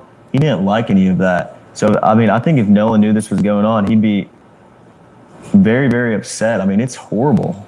Yeah. If he knew his friends were getting these threats and, we were, felt threatened for our lives, I mean, Nolan would be... How would he feel if he knew the feds was finna get ready to come after his friends for a murder they tried to cover up? Huh? Yeah, that's the question you really need to be answering, because fuck boy Tatum ain't gonna ask you this shit, my guy. How would he feel about what the fuck y'all done to him if he survived, my guy? What would he say? Where the fuck would y'all be at right now? A jail cell? Rotting in hell? Huh? Huh, my guy? Commenting on what the fuck Nolan would say if he was here, nigga, and he ain't here. So what the fuck y'all talking about is irrelevant right now. That's some rah-rah shit. Yeah, rah-rah this and rah-rah that. Nigga, we don't even know what you saying right now, nigga. Shit you talking is not possible. The scenario you're throwing is not possible, nigga. Nolan died and you talking about what do you think he would say? Bitch, don't bring Nolan up, ho. Let Nolan rest in peace, my guy. You don't fuck with him anyway. We see you here trying to protect his white friend, so-called friend, that he left with, and the nigga didn't bring him back. And instead of the nigga confessing, he keeps trying to push himself and put himself further and further away from the fucking situation. Oh man, we rode on 2 different boats when we made it to the dock.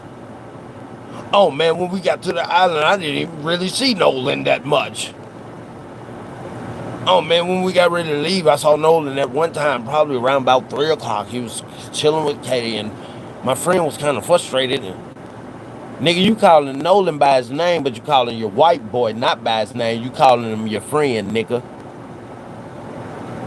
And you doing that to protect who the fuck he is, because if we look him up, he probably got a criminal record, or he probably been in trouble with the law, rebellious, violent, known for violence.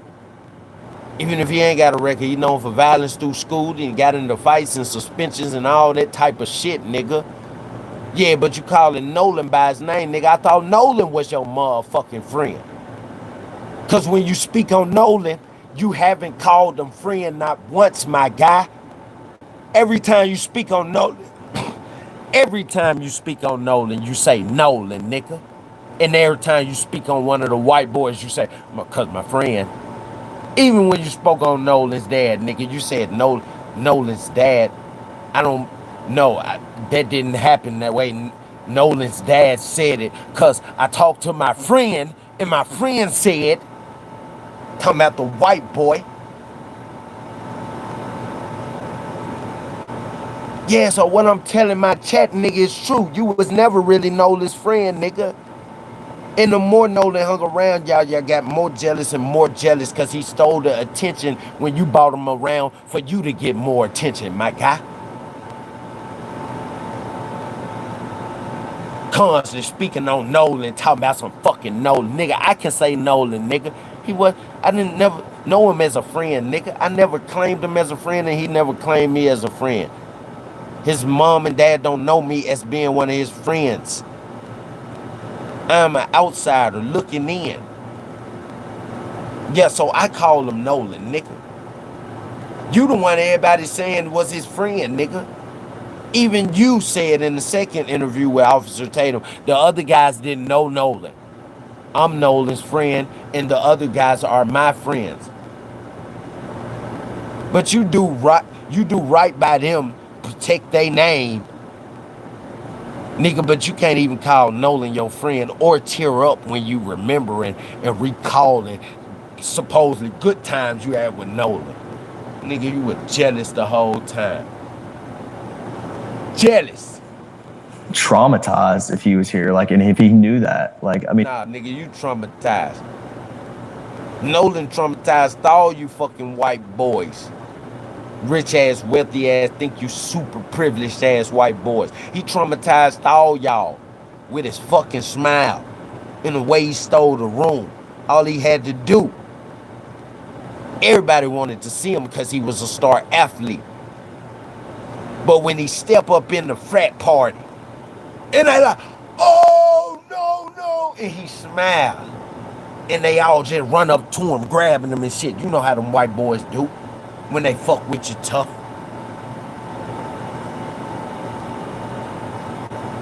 Yeah, your big brother, big cousin, them that invite you to the frat party, all him and his niggas, them folk love Nolan. When he come in that motherfucker and they say, Nolan or no. And that nigga just smiling. That shit make them feel good inside because that shows them that he recognizes them. And they all just run up and hugging them, and your ass standing over there to the side, and you think they finna come and shake your hand after they say no, and he smile. You think they finna say, oh, bro, you got him here. But they don't. They run up to him, bro, can I hug you, man? Let me and my alpha dogs get a picture with you. Oh. But you ain't in the picture. They ain't saying not one time, look, come over here, man, because you made this possible. Warren, get your ass over here, because you got no in this bitch. Nah, they never said that not one time. And you caught yourself at moments envying Nolan. Standing back like. And then you caught yourself and said, what the fuck? I gotta straighten up my face because I don't need nobody to know how the fuck I feel. Yeah, you don't want Nolan to look over, finding you, looking at him like you jealous as fuck because he'll never hang around you again. And this shit right now that done happened on the 4th would have never happened. Yeah, you would have never got the chance to take out a motherfucker that you envied. That stole your shine, that stole your fame. You brought them to the college frat parties and sorority parties, and you thought your following was gonna go up, but his following went up. You started to see that he was one of the black young star boys that you couldn't get fame from off of. Because his spirit was so loving and genuine, everybody that wanted to see him through you, that you introduced them to, they fell straight in love with him and forgot about your ass every fucking time. If you was a true friend, you would have told him how you feel, bro. And I'm your friend. I'm bringing you around these people, nigga, for me to get more recognition and followers, bro. But it's like everybody navigating to you. The person Nolan was, he would have said, damn, bro. I ain't, I ain't know. I ain't know you was focused on, like you was doing this, focusing on, you know, your followers going up so you can start monetizing your page. I didn't know that's what you was exactly doing this shit for. My bad. When they draw all the attention to me, I'll make sure I shout you out. No, no, no, no. Hey, I love y'all, but hey, Warren, come over here, nigga. Tell your friend, nigga, so he can change the situation for you. You constantly saying, oh man, Nolan made everybody smile. He was such a good spirit. Nigga, you know he was such a good spirit. Tell him how you feel, nigga. Because a good spirit ain't going to get mad about that. They going to do something about it to make you feel better, my guy. Fuck is wrong with these niggas? Fuck is wrong? He was a person of no violence. And, you know, he had a really good heart. He would hate it. Do you think your friendship with Nolan inspired you to want to speak out? Of course. I mean, I know Nolan. And like I said, I've been really tight with Nolan since 8th. Nah, you spoke out because you don't want to go to jail and you don't want nobody to know what the fuck you involved in. Point blank. Grade. And he's a best friend of mine. He's like a brother. And Nolan's the type of guy to fight back for what's right and fight for the truth. And I know Nolan would tell me if he was here to fight back and make sure the truth is out and make sure your word is out, because that's what matters most. So after all that's been said in this interview, do you have any theories about what could have possibly happened to Nolan? You know, my buddies and I have talked about it. And like I said, I mean, I've been on the water my entire life. My friends have. It's not like we're unexperienced in this, but Nolan was my best friend, and he was my friend's best friends. And well, he was like a brother to me. And more than anything, and the thing that's most important is what happened to him. And I mean, I want to know just as much as anybody else. I mean, that's all. Like, my friends haven't stopped talking about that. Like, what happened, and you know, like just trying to. Bro, what you mean you want to know what happened as much as everybody else? Nigga, we want to know, nigga, from you and your friends, nigga, because y'all was there, nigga. Boy, you killing me, Warren. Nigga, I'm up 50, nigga, because you done lied over 20 times in this motherfucking video. Nigga, I lost count at 13, nigga. The fuck, nigga? Yeah, you a real nigga for him. I'm talking about shiesty like Pooh Shiesty, my guy. And you ain't even from Memphis. I don't know how you do that shit, Warren. But you do it well. And doing it well. And doing it well. Yeah, that's the Warren dance. The Warren Hudson jump. Huh? Yeah, nigga, you lie very well, nigga. Every time I say you lie well, Warren, just go and do your dance. And doing it well. And doing it well. Lying ass.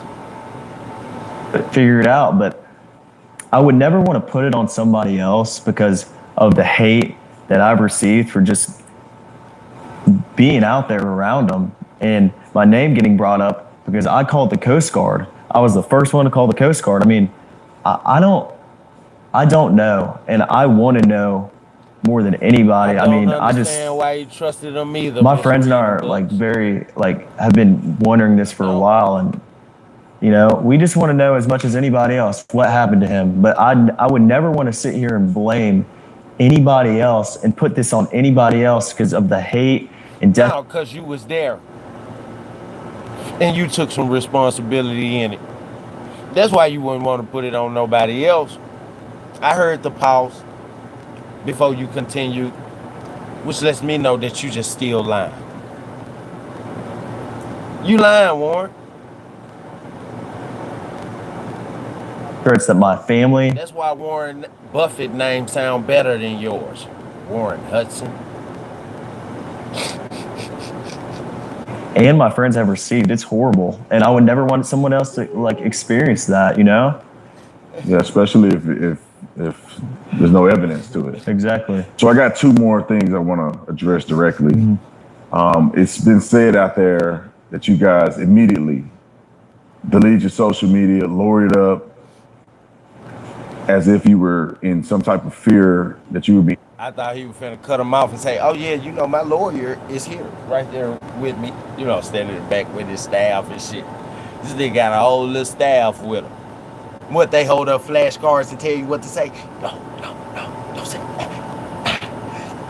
hold it.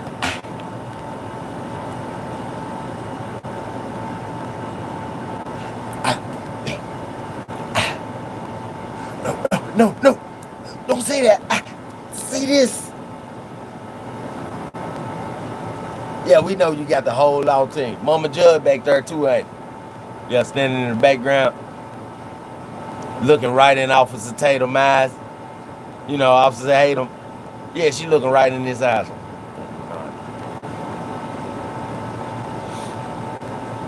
I'll have the badge you retired with.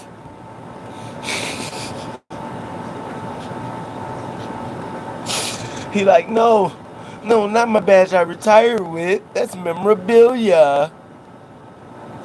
Nigga, fuck your memorabilia. No, Mama Judge, please, I'll do right by the interviews. Please don't take my only memorabilia. She like, shut up. Why do you say memorabilia so slow? I don't want you to take it. Implicated in this. What do you say to that?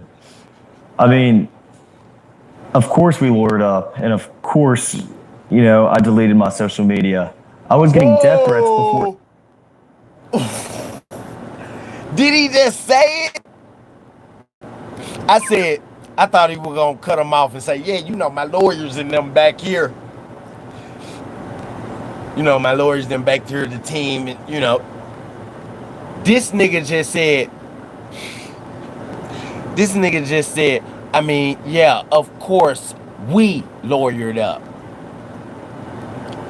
Of course, we deleted our social medias.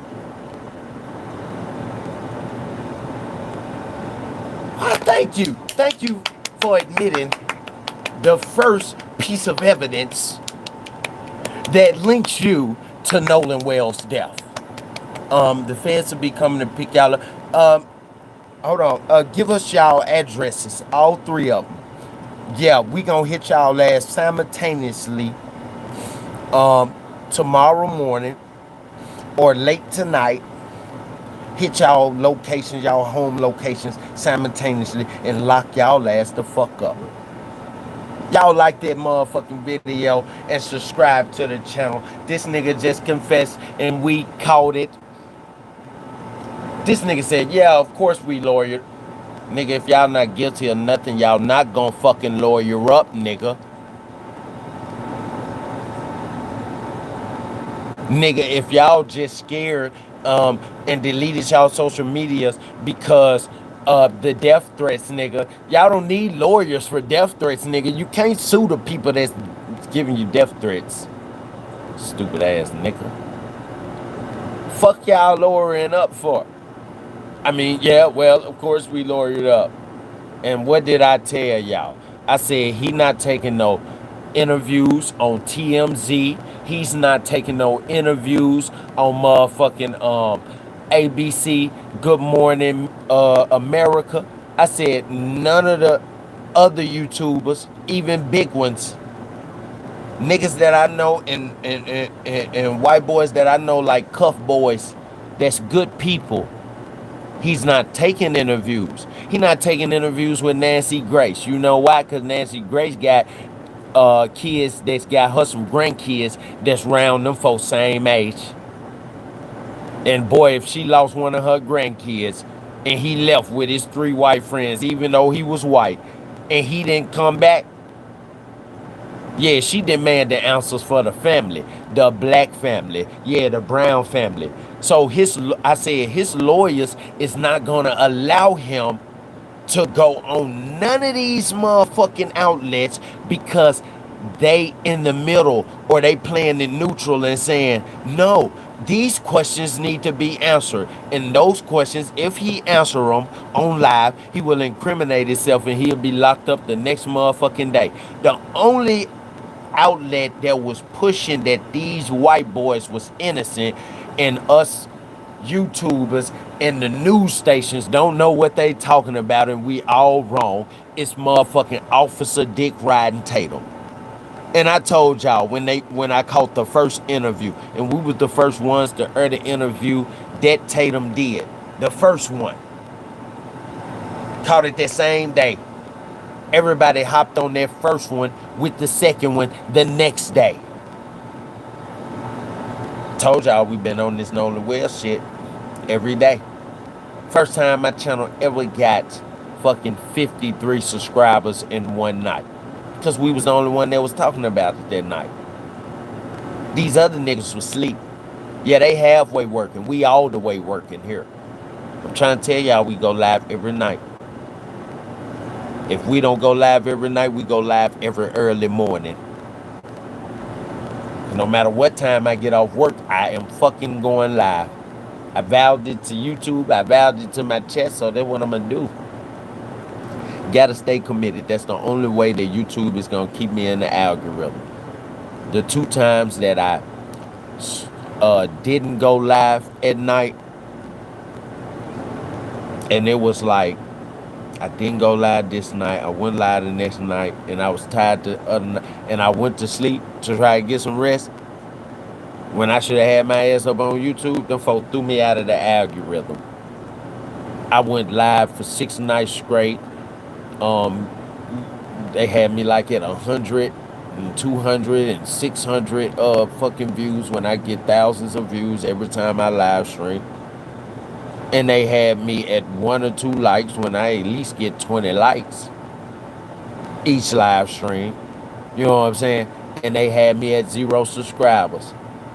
I'm talking about I'm going live for 4 to 6 hours. Lala was her, Corey was her. They was already subscribed. 0 subscribers. But I got 6,000 folks, 6,000 views. And I'm constantly saying, hey, y'all, fuck with your boy. I'm fucking with y'all. I'm getting this information. I'm bringing it to y'all. Subscribe to the channel. Like the video. But it wasn't that people didn't want to. YouTube was trying to teach me a lesson. Hey, if you're going to commit. We monetize the committed people. Right? You slacking? These 2 days, we don't tolerate that. Commit and we'll constantly grow you and you'll be monetized in no time. So even though I was seeing them small jumps, I was like, man, they threw me out of the algorithm. I got to keep going. I got to start back, make sure it don't matter how tired I am. If I fall asleep on the live, at least I went live. For real. At least I went live. And they gonna see that. They gonna be like, damn, the nigga fell asleep on this live, but yeah, he did still go live. But his ass didn't go to sleep without going live this time. Let's throw him back in the algorithm. First day they threw me back in the algorithm was the most views I ever got in 4 hours. 16,000. Went from 0 subscribers the previous day to 53 subscribers. The first time they threw me back in the algorithm. The most subscribers I ever had in one night. Then night before last, 43 subscribers. I made it from 400 subscribers to over 500 subscribers in 2 nights. Last night we did 28 subscribers. Yeah, I'm not playing this time. That's why we've been fucking live for goddamn it 7 hours. I'm trying to get 100 subscribers. We got 132 likes. This the most likes we done ever got. We topping ourselves every time we fucking go live. Since we done been back in the algorithm and motherfucking 50 and 40 motherfucking subscribers each night. New subscribers each night. Yeah, we be to 1,000 in no time. By the end of next week, we praying to God for it, baby. We praying to God. We appreciate everybody that's here, that's subscribing now, and that's liking the video now. We need it. I ain't gonna lie. We need it to succeed, baby. Anything ever came out because I was the one that called the Coast Guard. I mean, people put this all on me because I was. Why did you call the Coast Guard, my nigga? Before you supposedly even knew that some harm might have happened to him or he was drowned out there on that water. Nah, you said you left him with Katie. So why ain't that the first thing you thought? Nigga, that's why we blaming you. Stupid. Sitting there. Now you want to cry. Now you... It sounds like he finna try to tear up, y'all. He at the end. Because they done took commercial breaks and this nigga done edited this video. Officer hate him. He done edited this video. Him and his team. They done took breaks and shit. And he like, look, they're going to say you're not crying and showing emotion. So this last segment, when you talk, I want you to try your hardest, even if you don't feel like crying, to give us some kind of emotion. And this is also gonna help. Then officer hate him, look back at Mama Judge while she looking at him talk to her stepson, and he like, and she like, right. Keep it going. Go on. He like, okay, y'all, come on in. Let's go ahead and get it. All right, man, so can you tell us, I mean, just your last thoughts on him? I don't know. Why people blame me and my friends for killing Nolan, and I mean, he was such a good person. Stop calling him Nolan then and call him your fucking friend. It seems like the white boys are more of your friends than Nolan, because you keep calling him by his fucking first name like he a motherfucking starring athlete at your school that you was able to meet, nigga. Since when the fuck have you ever heard a motherfucker talk about their friend and be like, they may start off, yeah, Rihanna's my friend, but man, we've been friends for the long, not me and Rihanna been friends for the longest. Me, Rihanna. Motherfucker gonna be like, yeah, that's my road dog. Yeah, I fuck with her tough. Oh man. Me and my best friend, we been friends for the longest. I mean, like, motherfucker not gonna keep on referring to their friend or their best friend, childhood friend, as Nolan and they other friends. And yeah, man, my best friends, my friends, they always liked being around Nolan. I mean, you know, Nolan was the life of the party. It sounded like y'all was using Nolan for motherfucking party entertainment more than any fucking thing. Like, yeah, man, we throwing a fucking party. Who can we get there that's got some fame? Man, everybody wants to see Nolan. Nigga, if we say we got Nolan at our fucking party, can we get him? Everybody's gonna show out. Especially the bitches. He's going to the fucking NFL. They're like, hell yeah, man. Fuck. Why didn't we think of that? Fucking get Nolan. Can you get Nolan, bro? I don't know. I can talk to my little cousin. He's fucking friends with Nolan. Yeah, his dad used to let Nolan come out with him and his white friends every week when they did like a little annual Waffle House brunch every week for my little cousin Nolan, fucking spoiled ass. Him and all his friends and his parents, my auntie and uncle is just fucking paying for it. Yeah, let's take our 6-year-old and let's get all his 6-year-old friends and make sure that he stays in the same school with them. And every week, we're gonna show the fuck out and do better than their parents by feeding all of them on us at his favorite breakfast restaurant. Would you like that, Warren? Yeah.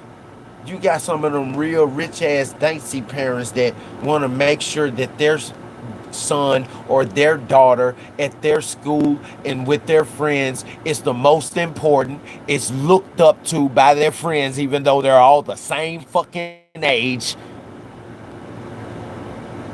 And all their friends' parents just worship Warren's Hudson's parents because, oh my goodness, they spend so much money. My kid loves going over his friend Warren's house. And every time they go over, they send my kid back with a goodie bag with multiple toys, all the new Spider-Man action figures. Bitch, y'all want to be at the top of the league. And y'all done taught y'all son that shit so much.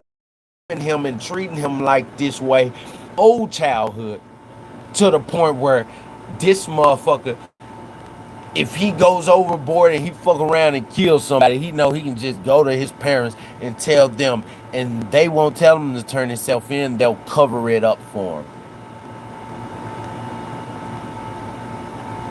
Y'all covering it The one up. that called. I was the one that was, worried. My friends were just as well. I mean, of course I deleted all my social media. I was getting insane death threats, like stuff I couldn't even believe. You couldn't 2 days after. And, we went straight to the police. I wanted the police to come and ask questions. I wanted them to know and have all of my information. Did you really? And, I mean, people were accusing me of murdering my best friend. It's sick. I mean, like, just because of race. I mean, it's disgusting. It makes me sick to my stomach. I mean, it makes you stick a person. You said obviously I got off of social media because there were people saying insane things to me and my family, and I just couldn't sit there and look at it. You caught yourself. I mean, right that's there, it. my guy. And Warren, thank you so much, man, for being bold and courageous, for telling your story. The purpose of me doing this and flying down here is because I wanted to know for myself. I always felt that the narrative that was out there wasn't quite complete. It seems like there was a rush to judgment. And I know that you could have taken the opportunity to say, you know what, I'm not going to say anything. I'm afraid for my life. And I'm just not going to put my neck out there. But I applaud you and appreciate you for stepping up, for doing what Nolan will be proud of you doing. And that is putting the word out there and not letting the naysayers run with the narrative. Of course. And you being a young guy, I'm much older than you. I can take the punches. Right. I love this. So we not hearing him contradict himself, and we not catching him in lies. We're just hearing this story, and we're hearing it wrong, and we're naysayers.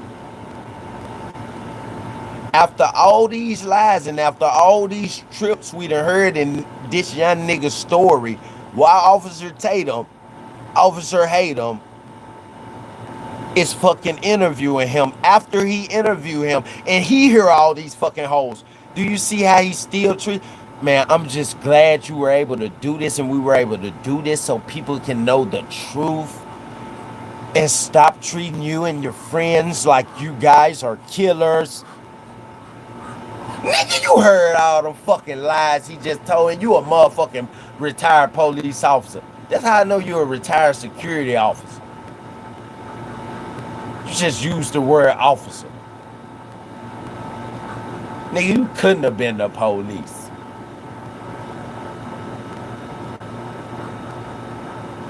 It's like the young nigga done pulled his pants down in front of you and mooned you before he walked out the room, but he got sheep's wool over your eyes, and even though you seeing him moon you, and you like, nigga, did you just moon me? He's still mooning your ass, talking about, no, I didn't just fucking moon you. And you like, oh, okay, I thought you mooned me. Bitch, he mooning you right now. He got his ass out in your office. Oh, but that's what you want. My bad. Because your real name is Dick Riding Officer Tatum. Yeah. And you hate him. So we call you Officer Hate him. The fuck is wrong with you, man? I'm just glad you were able. Nah, y'all fucked up, nigga. Go back and watch this shit so you can see where the. Because I don't think you see. My bad, I forgot, y'all. We already broke it open. We already analyzed this nigga. I just told y'all an hour ago that this nigga is retarded in resource. He don't even know what Warren's saying to him. This nigga like, duh, he like, yeah, that's not a question. He like, yeah, you right. Duh. So when are you gonna start asking me questions? Officer hate him just like, duh. He like, yeah, but that's not a question. He like, you right. So when are we gonna get to the interview? Nigga don't understand nothing this young nigga saying to him. Cause he done told him he killed Nolan about 5 fucking times. And this nigga still ain't synced it. Oh, so you're saying that you made Nolan trip, you pushed him at the back of the head, made him hit the front of his head, you turned him over, choked him, killed him, but you didn't kill him. And the America, the rest of America has the story wrong. I mean, I'm sitting here hearing that you killed him, but I know deep down inside you didn't kill him, right? Right? You didn't kill him, right? Right, I didn't kill him, if that's what you say. Okay. Yeah, so we know you didn't kill him. Man, thank you for coming out. So we done with the interview? You done with what's gonna ask the questions? No, man, you good. We know you're innocent. We just want everybody else to know. Officer retard ate him. Fucking asshole. It out. But for you as a young man to really put your neck out there, to stand up for your friends and stand up for Nolan is very honorable. And I appreciate you doing this interview with me. Well, I appreciate you. I mean, you being here, flying down has meant a lot. And Nolan was his friend, I mean, nigga. I just want to get my story out there because I know that's what Nolan would want me to do. And I want the truth to come out. And I pray that the good Lord reveals the truth to everybody. So thank you, Brandon. Appreciate you, man. Thank you. He done said Nolan so much, goddamn it, that he didn't even stop the nigga and say, no, you already said Nolan when you said friends. He done called Nolan so much that he did. Come on, y'all. Come on. We just bust that motherfucker wide open. And I'm glad y'all was here with me. You heard me damn near the whole 7 hours that we streamed. But I gotta get up in this motherfucking house. I'm tired. Gotta get some rest. Gotta get on the next part of this story. And get it together for y'all for later on tonight. Look, man, I love y'all chat and I appreciate y'all.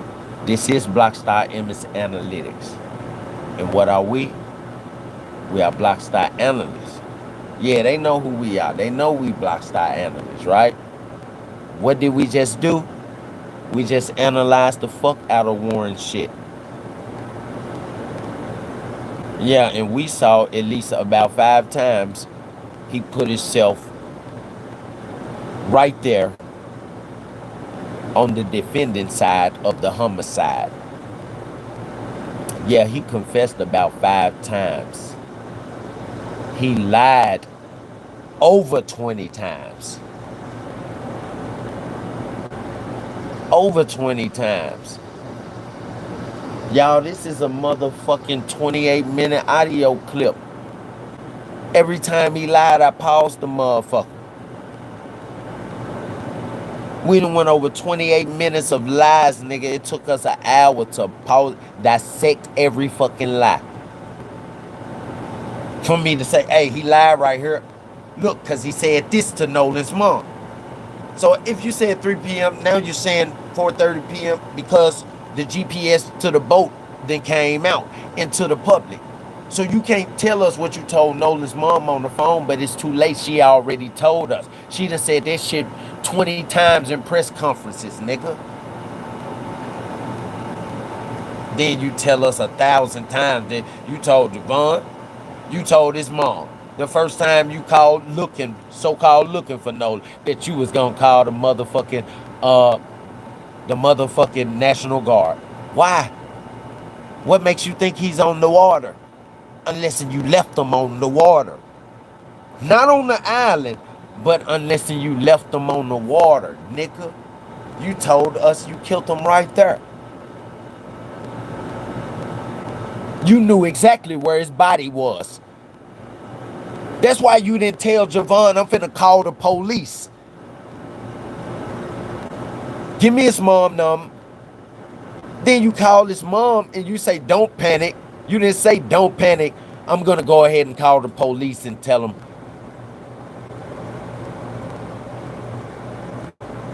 You said, I'm gonna call the Coast Guard. Don't panic, but I'm gonna call the Coast Guard. Why, nigga? Because you know his body left on the water. You and your niggas left his body on the water. You gonna send the right person right where they need to go to get the body because you know where the body fucking is. That's what you told the feds, my guy. So look, y'all.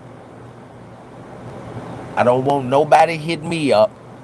I don't want my motherfucking, I don't want my YouTube dinging message here and there. Everybody messaging me and commenting on my post to send a message to me talking about, wake up 2 or 3 days from now. Wake up. You said it. Warren, the feds just ran in Mama Judge's house and they just arrested Warren in connection with Nolan Wells' murder. They said they got evidence. I'm telling y'all what the evidence is right now. I know they finna get him. So please, 2-3 days from now, 2-3 weeks from now, when they go to get him and arrest him, please don't let me sleep, please. We'll talk about it the next night. Don't be all happy because we knew it here first. Huh? Don't be. Just stay relaxed. And we're going to celebrate that night. Yeah, because justice for Nolan is fucking coming. It's coming, y'all. Yeah, man. I love you, chat. Thank you, chat. Look, I want y'all to like the video if you haven't. Comment down below, right? Let us get a reaction from you if you haven't. And subscribe to the channel to become a part of the family. And now I want you to do something that not too many YouTubers tell you to do. I want you to share it. I want you to share the video if you like the video. Not if you didn't like it and you was just here hating or trolling silently. I don't mind. Because you still help. You gave a view, probably a like, maybe a couple of comments to up my chat box. But yeah, man, share the video with somebody that you know is wanting to hear about this story or that you know is on this story. Share the video so they can become a part of the family like you. I appreciate it. Listen, man, you've been chilling with yours truly. It's Blockstar Emmis, all the way from Memphis, baby. Don't you forget me. I love you, chat. See you later.